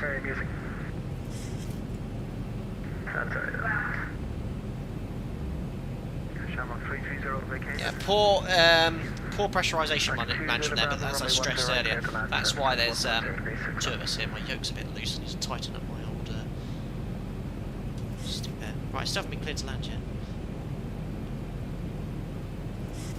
599, trying to connect with you. Alpaca 2 Zulu Bravo, runway 10 right, clear to land, surface winds 110 degrees, 6 knots. Wind 10 right, clear to land, Alpaca 2 Zulu Bravo. Lights are on, checks complete. Fully stable at 500, continue. Pitch power's perfect. Exactly what you'd expect at 800. Quite heavy, so you want to flare a little bit higher than you would. I did a bit of a stonker on the group flight this morning. Checked. Yeah, it's just, and this is where the X-Plane 11 comes live. It's just so much nicer. Continue. Fly slope matching, Pappy's looking good. Keep sending. 100. Checks. 50, 40, 30, check. 20, close. 10. Hold the attitude. A bit left rudder. Hold the attitude. Hold the attitude. Oh, not quite button, but great landing. Right, speed brakes up. Gently lower the nose. Down. Speed brakes up. Manual braking. Let's try and make this exit. 100 are floating a little bit there. 80. And 60. Cancel reverse. Ladies and gentlemen, welcome to Dublin. After 1 hour's flight time, we made it. That was brilliant. Well done, ZIBO MOD. You did us proud. And there's Sierra 2. Got back at 2 Zulu Bravo gated at Sierra 2. Fraction 202 Lima, runway 10 right, you're clear to take off, winds 140 degrees, 7 knots, airborne frequency is Unicon, good day. Clear for takeoff, at least it wasn't a floater, it was a little bit of a floater. Information received about the Unicon, thank you. Packet 2 Zulu Bravo, continue Whiskey 1, ground 121.8, good day. Whiskey 1, ground 121.8, Alpaca 2 Zulu Bravo. Thanks to the ATC, bye. Looks like I haven't burst a tyre, which is good, so we'll continue to taxi. Move over to ground, and we're going to carry on to Whiskey 1. And then next point's going to be the whole short of the runway there, so we'll just do a little bit of the clean up here. Before we contact ground, over to steady, probes. And yeah, this should be fully open now. You can see, look, see how the aircraft's still pressurised. Look at the diff. I think it's after touchdown or soon after on the approach, it automatically drives the flow valve to the fully open position. Do you want me at mic 1? If you just hold position there. There we are, so the aircraft's now going to depressurise, and that would be your ears bursting right now. Look at the rate of climb, 4,000 feet per minute, that would be hurting a lot. So sorry for the lack of realism there. No burst tyre, burst eardrum. I was just about to make a reference to burst eardrum, but Michael Bush beat me. Perfect. Holding whiskey. Right, ground, that's it. Ground, hello, Alpaca 2 Zulu Bravo. Vacated 10 right on Whiskey 1, holding short of 1634. Alpaca 2 Zulu Bravo, double ground, vacated to cross running 1634, Hotel 1, and just hold the link 4 for me there, please. Cross 1634, Hotel 1, hold short link 4, Alpaca 2 Zulu Bravo. Cleared across the runway. Top of the ground, Walker 1243, now where I'm meant to be out, Mike 1. Walker 1043, next on the ground. Flight ranges are 3,100. Mike 1 across runway 1634, straight ahead, then Whiskey 2, right on Sierra, hold it down, hold short Sierra. Perfect, yeah, so wow, a little debriefing there. My management of that was poor, but it's because it's only me, and I'm trying to fly the aeroplane, VATSIM, interact with you guys, so yeah, and in reality, you would actually react to your physical changes to your ear, you'd feel in your pressure, so you'd know if you need to look at the outflow valve. So yeah, John, hearing aid sales have doubled.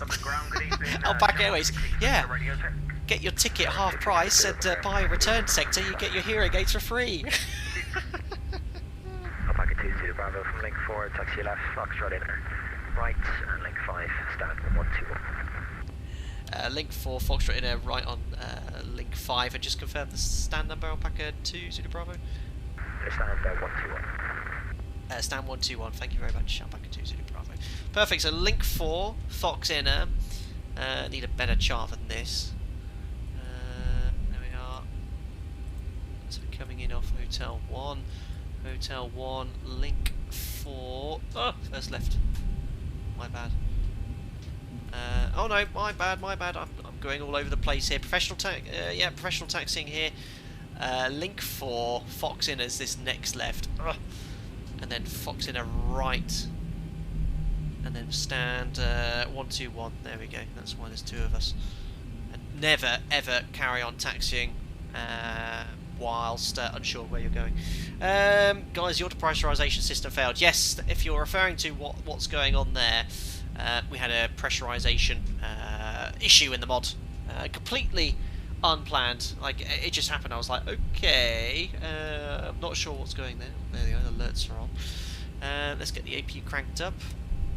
Landing weight was quite heavy, so we won't shut an engine down, and yeah, aircraft's now fully depressurized. And right here,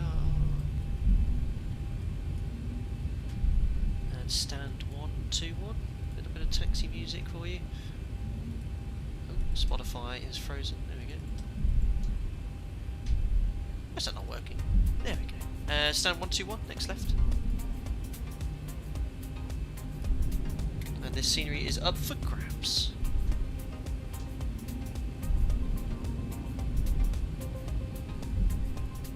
Yeah, nice and smooth on the taxi. Beautiful. Should have had the landing lights off already. It says Boeing 738.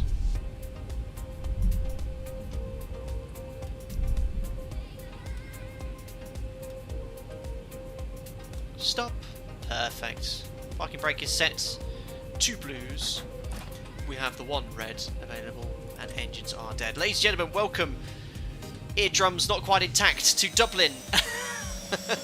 Great stream though. Great fun. Oh, I'm exhausted. I did a 2-hour stream this morning. 4 hours 20 here. I've no stream tomorrow, I'm afraid, guys. I'll be recovering. That was great fun. Great VATSIM. As well, great ETC. Thanks to everyone that joined in on the Sector 2. Awesome stuff there. I'll have a little look at the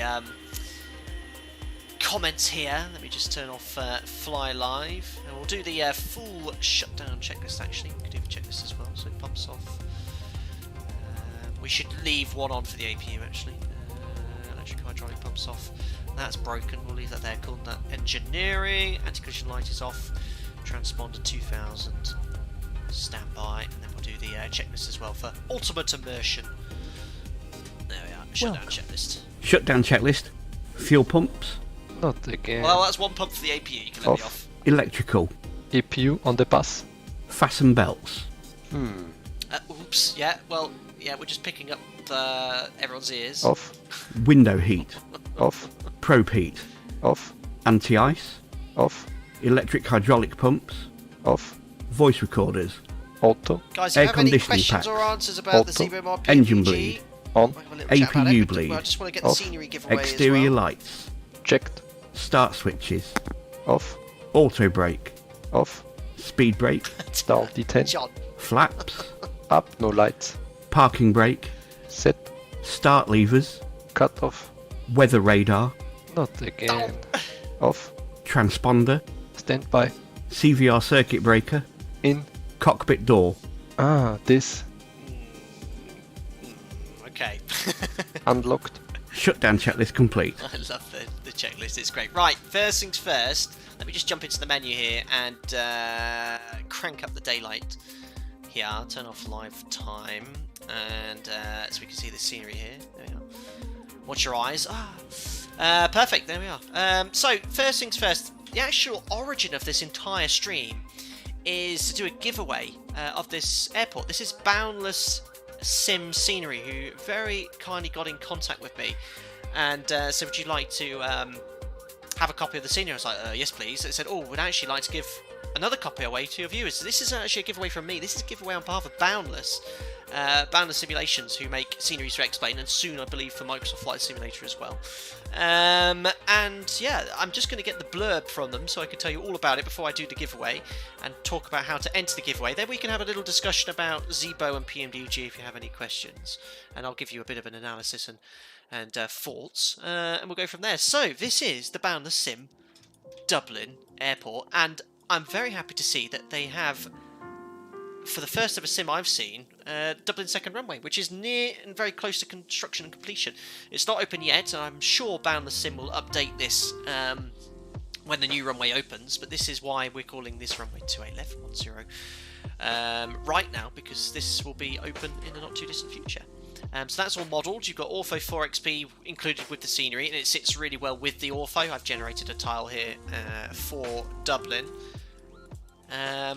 For me personally, the textures are a little flat and basic. I think that's just my personal choice, but the actual layout is perfect, and for some people that's all that's important. If you're using it on VATSIM, it's important to have the correct layout. But yeah, actually, you know what? I think it's better than some of the earlier editions there. But you've got all the stand numbers over here on the maintenance side.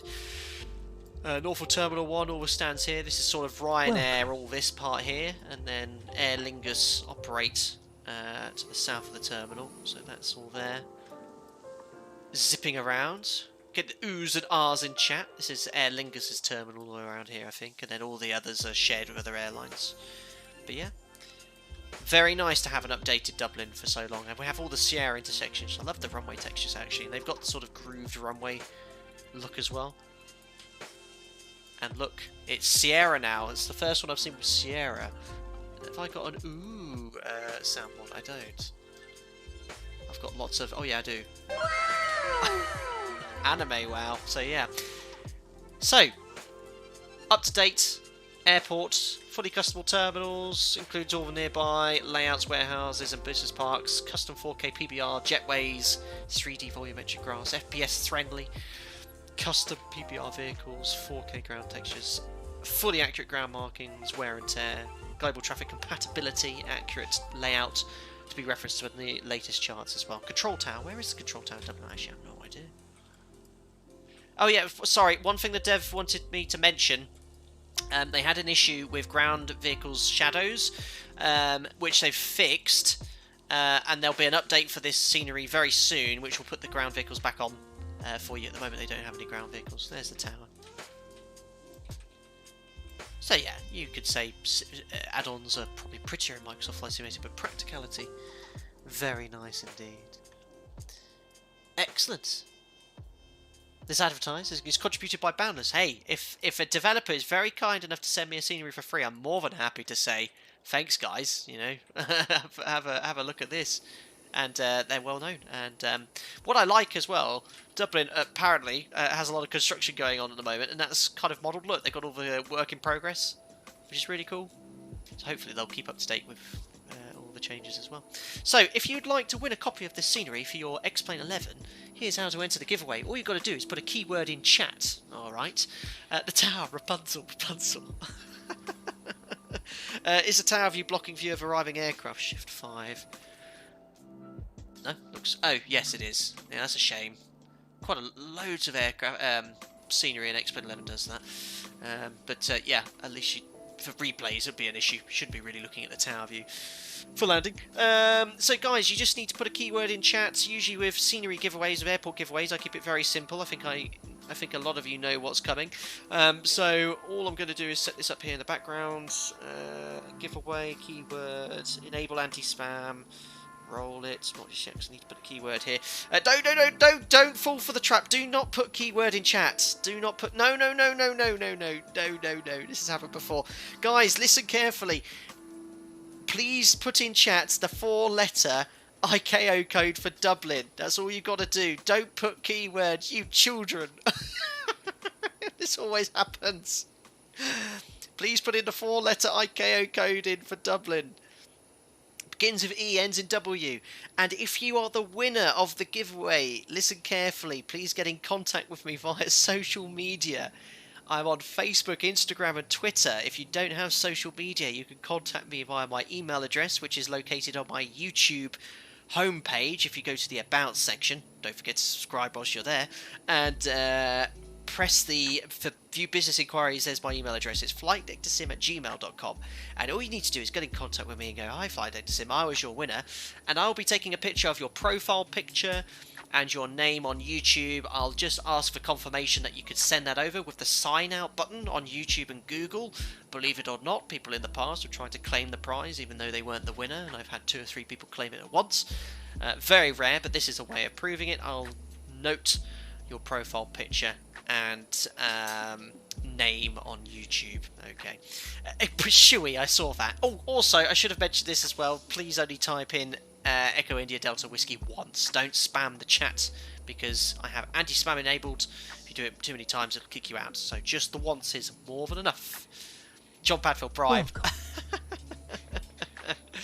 Guys, again, if you have any questions about PMDG ZIBO, start asking them now as the prize is filtered, and we'll have a little chat about it. My thoughts and opinions. Not much has changed since my initial stream in the PMDG 7.3, but I've had a lot of new people join the channel, and a lot of people who probably weren't aware of the ZIBO mod in X-Plane 11, so I wanted to show you how great an aircraft it is.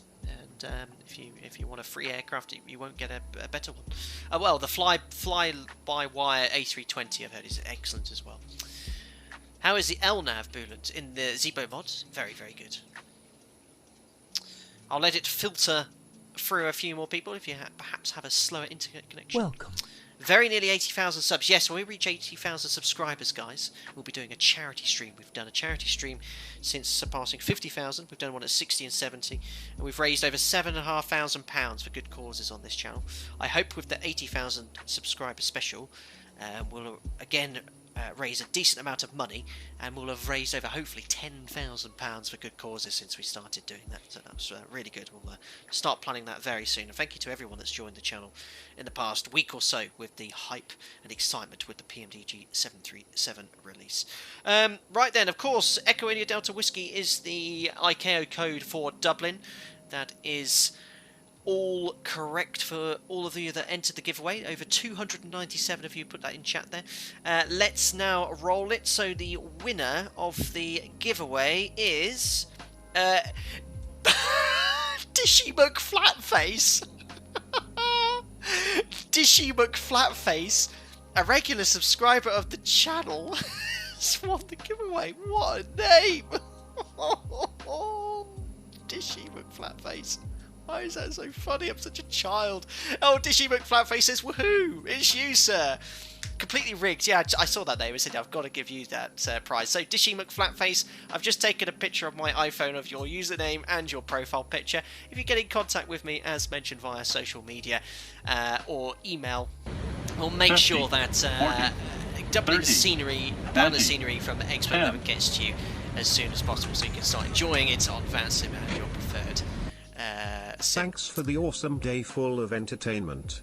You're most welcome, Robert S. Thank you very much for the €2. Really appreciate it. I'm glad you enjoyed it. Remember, these streams, they like to be educational, but I always have a very light-hearted nature, and they're always going to be for fun. I want to show you how the aircraft operates as much as possible as well in the simulator too. Oh, Jack's arrived with Schmackos.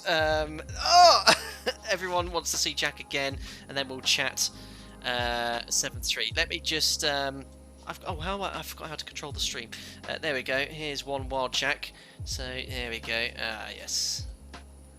Yeah, he's one greedy bugger. These are Schmackos. Other dog treats are available. Yeah. There you go. Oh, there, he's gonna go. When he gets food, he goes and runs and hides somewhere. Perfect. Thank you very much, whoever that was as well. I think that was GS1 for the 13 months membership. Almost 737 likes. Over 737 likes. That's really, really cool. Thanks, guys. Lots of Jack emojis as well. So, just before we do the replays, what do you guys think about the ZIBO mod 737 and the PMDG 7.3? I love both of them, and we flew for the first time the PMDG 737 at the beginning of the week, and I was blown away. I was actually really impressed at how well it handled. It was sort of my big surprise overall of the whole aircraft. But having flown the PMDG all week, and this morning I did a stream for the members group flight, and just jumping back into the ZIBO mod 737, I was like, oh yeah, that's why I love X-Plane 11 and this sim. So yeah, it was great. And we talk about systems point of view. PMDG, I think, has more in-depth systems modelling, but the LNAV and VNAV is still a little bit quirky. It's an older VNAV. I think it's a bit of a hash mix of other VNAVs. So I've seen some elements of like modern VNAV in the PMDG, like VNAV speed and engaging when I wasn't expecting it. But this aircraft, the ZIBO mod is absolutely excellent with regards to LNAV and VNAV, and the handling, takeoff and landing, it's so much nicer and ground taxiing as well. Now, the PMDG had issues with the tyre failure, but I think that's just a glitch. I think a lot of people, from the sounds of it, suffered from that. So that issue, I think, could be a mixture of perhaps sensitivity with regards to the tyre failure, because it wasn't that bad a landing, and I did accidentally push the pause button during the flare instead of F2. Unfortunately, with the quadrant, the reversers, I can't just... Lots of people seem to be having issues with assigning reverser controls and the gear. So yeah, let's have a look at some of the comments coming in here. Both a great period. Yaroslav, I agree with you. If you really only want to use Microsoft Flight Simulator for the visuals, which I can see why, your PMDG 737 is by far or is easily giving you all the 737 immersion you need. Absolutely. If you still want the flight dynamics and X-Plane 11, people say X-Plane 11's ugly.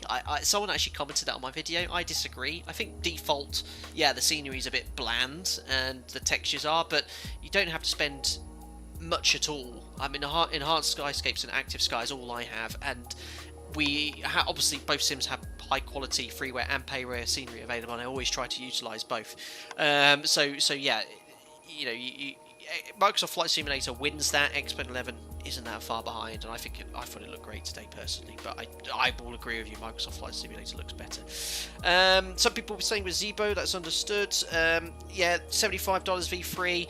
Some content creators I see didn't want to compare it. I don't know if that's because they were working with PMDG or whatever. I don't see the issue comparing it, because I'm comparing it to a real 737, which I'm very fortunate to be able to fly as a living, and both of them are very good at replicating that. Absolutely, Andy, I agree with you. Nothing against PMDG. I think there's some Microsoft Flight Sim limitations at the moment. Absolutely, and don't forget, this aircraft, it's only been out a week. And they're going to be actively developing it, so I envisage and predict that the PMDG will continue to improve, continue to get better. I think PMDG will be great at getting all the new Microsoft Flight Sim simmers into flying proper airlines. Absolutely, it gives them an opportunity. That and the Bad Doc as well, some great planes, and the Microsoft Flight Sim. Just Flight BAE 146 has just been released. I need to fly that too. Can you please pay attention to VNAV and ZIBO? I've had some strange behaviour with it. I was unable to keep constant speed during climb. It kept going over and under the set speed with constant trimming. Yeah, it could be an issue there, Jovan. I don't know what issue or version you've had. There's been some updates recently that have caused some little issues with VNAV, and there's going to be updates in the future which will cause issues, but generally with both aircraft you'll see a gradual improvement over time. Sometimes it's one step forward, two step back, but that's just what the problem devs have to face every day. There we are. I think we've sort of covered it, given them some nice general feedback. Would I recommend the PMDG 737? 110%. I love the plane. I think it's amazing for Microsoft Flight Simulator. Would I recommend the ZIBO mod? This is, for me, still my favourite 7.3. It's great, the PMDG. And if I said in my first stream, and I do agree with this, if I was actually to choose sim experience over, I would choose PMDG with the Microsoft Flight Simulator, because Microsoft Flight Simulator is stunning. You fly over your planet with the clouds. But if you want an aircraft that handles very, very accurately, it's the ZIBO. And for that, it's sort of like, honestly, if they're on some scales, it would be just moving side to side very slowly, up, down by the second. You know, they're just both great. I can't actually put money on which one I prefer. It really is that difficult. Right, I could talk all day about this. Really, I could. Two brilliant aeroplanes. Everyone's going to be all 737'd out by the end of the week, but I know the Phoenix A320 is out very soon. Everyone will be flying Airbuses again. But it's been awesome. I've had a blast the last week, been doing loads of streams and content, and it's been so much fun.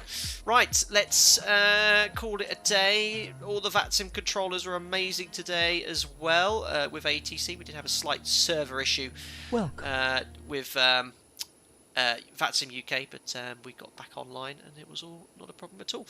Let's now start the funky replay music. Hopefully more replays will be coming in Microsoft Flight Simulator in a Flight Data Sim live stream soon. There we go. Excellent.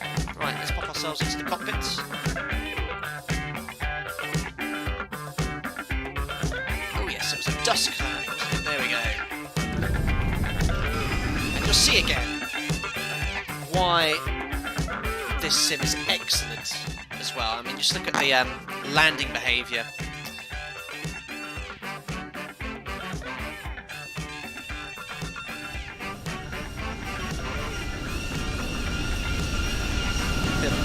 That's enhanced skyscapes.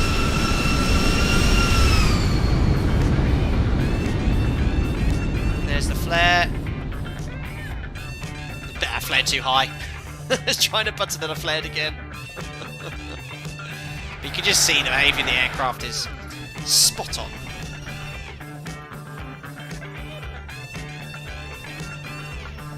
The highwayman going in for Dublin.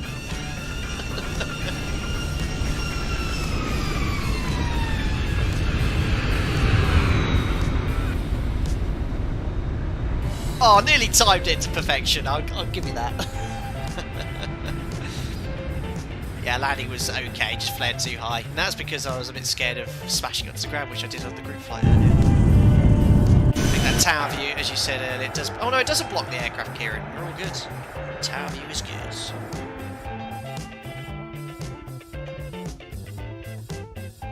Keyword, behave.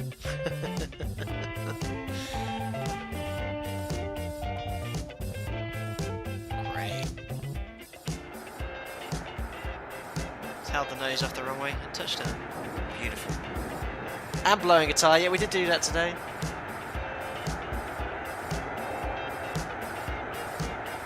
Perfect. Oh, 777 likes. Wrong aircraft type, but that's a huge amount of likes. Thanks, guys. Excellent. Well, I'll pop you in this wing view so you can enjoy the approach into Dublin, the Boundless scenery. Firstly, thanks to Boundless for sending me over their Dublin scenery that is now available for $19.99. The Stansted scenery you saw earlier is available at the moment on discount for £12.79. I think their promotion ends in a few days' time, so if you want to pick it up on discount now, it's time to do it. And as ever, the usual sign out from you guys. Thank you to everyone that donated for your generosity. Very much appreciated, never required, but thank you very much. I'll get myself a pint. I'm going to Scotland next weekend for my friends, so I'm looking forward to having a bit of a treat to myself with that, so I appreciate it. To all the members, thank you very much for the continued support as well. Really appreciate it. And to all the regular viewers and subscribers, thank you very much for popping in. Thanks a lot for the likes as well, really appreciate that. And yeah, we'll be jumping into the Phoenix, I hope, very soon. Can't tell you much more about it than that, but I'll let you know before I go to Scotland. So I'm going to Scotland next weekend, so I've got a couple more streams planned Tuesday and maybe Thursday. We'll let you know on the social media pages. Right, take care, guys. See you soon. All the best, and enjoy what's left of the weekend. Bye-bye for now.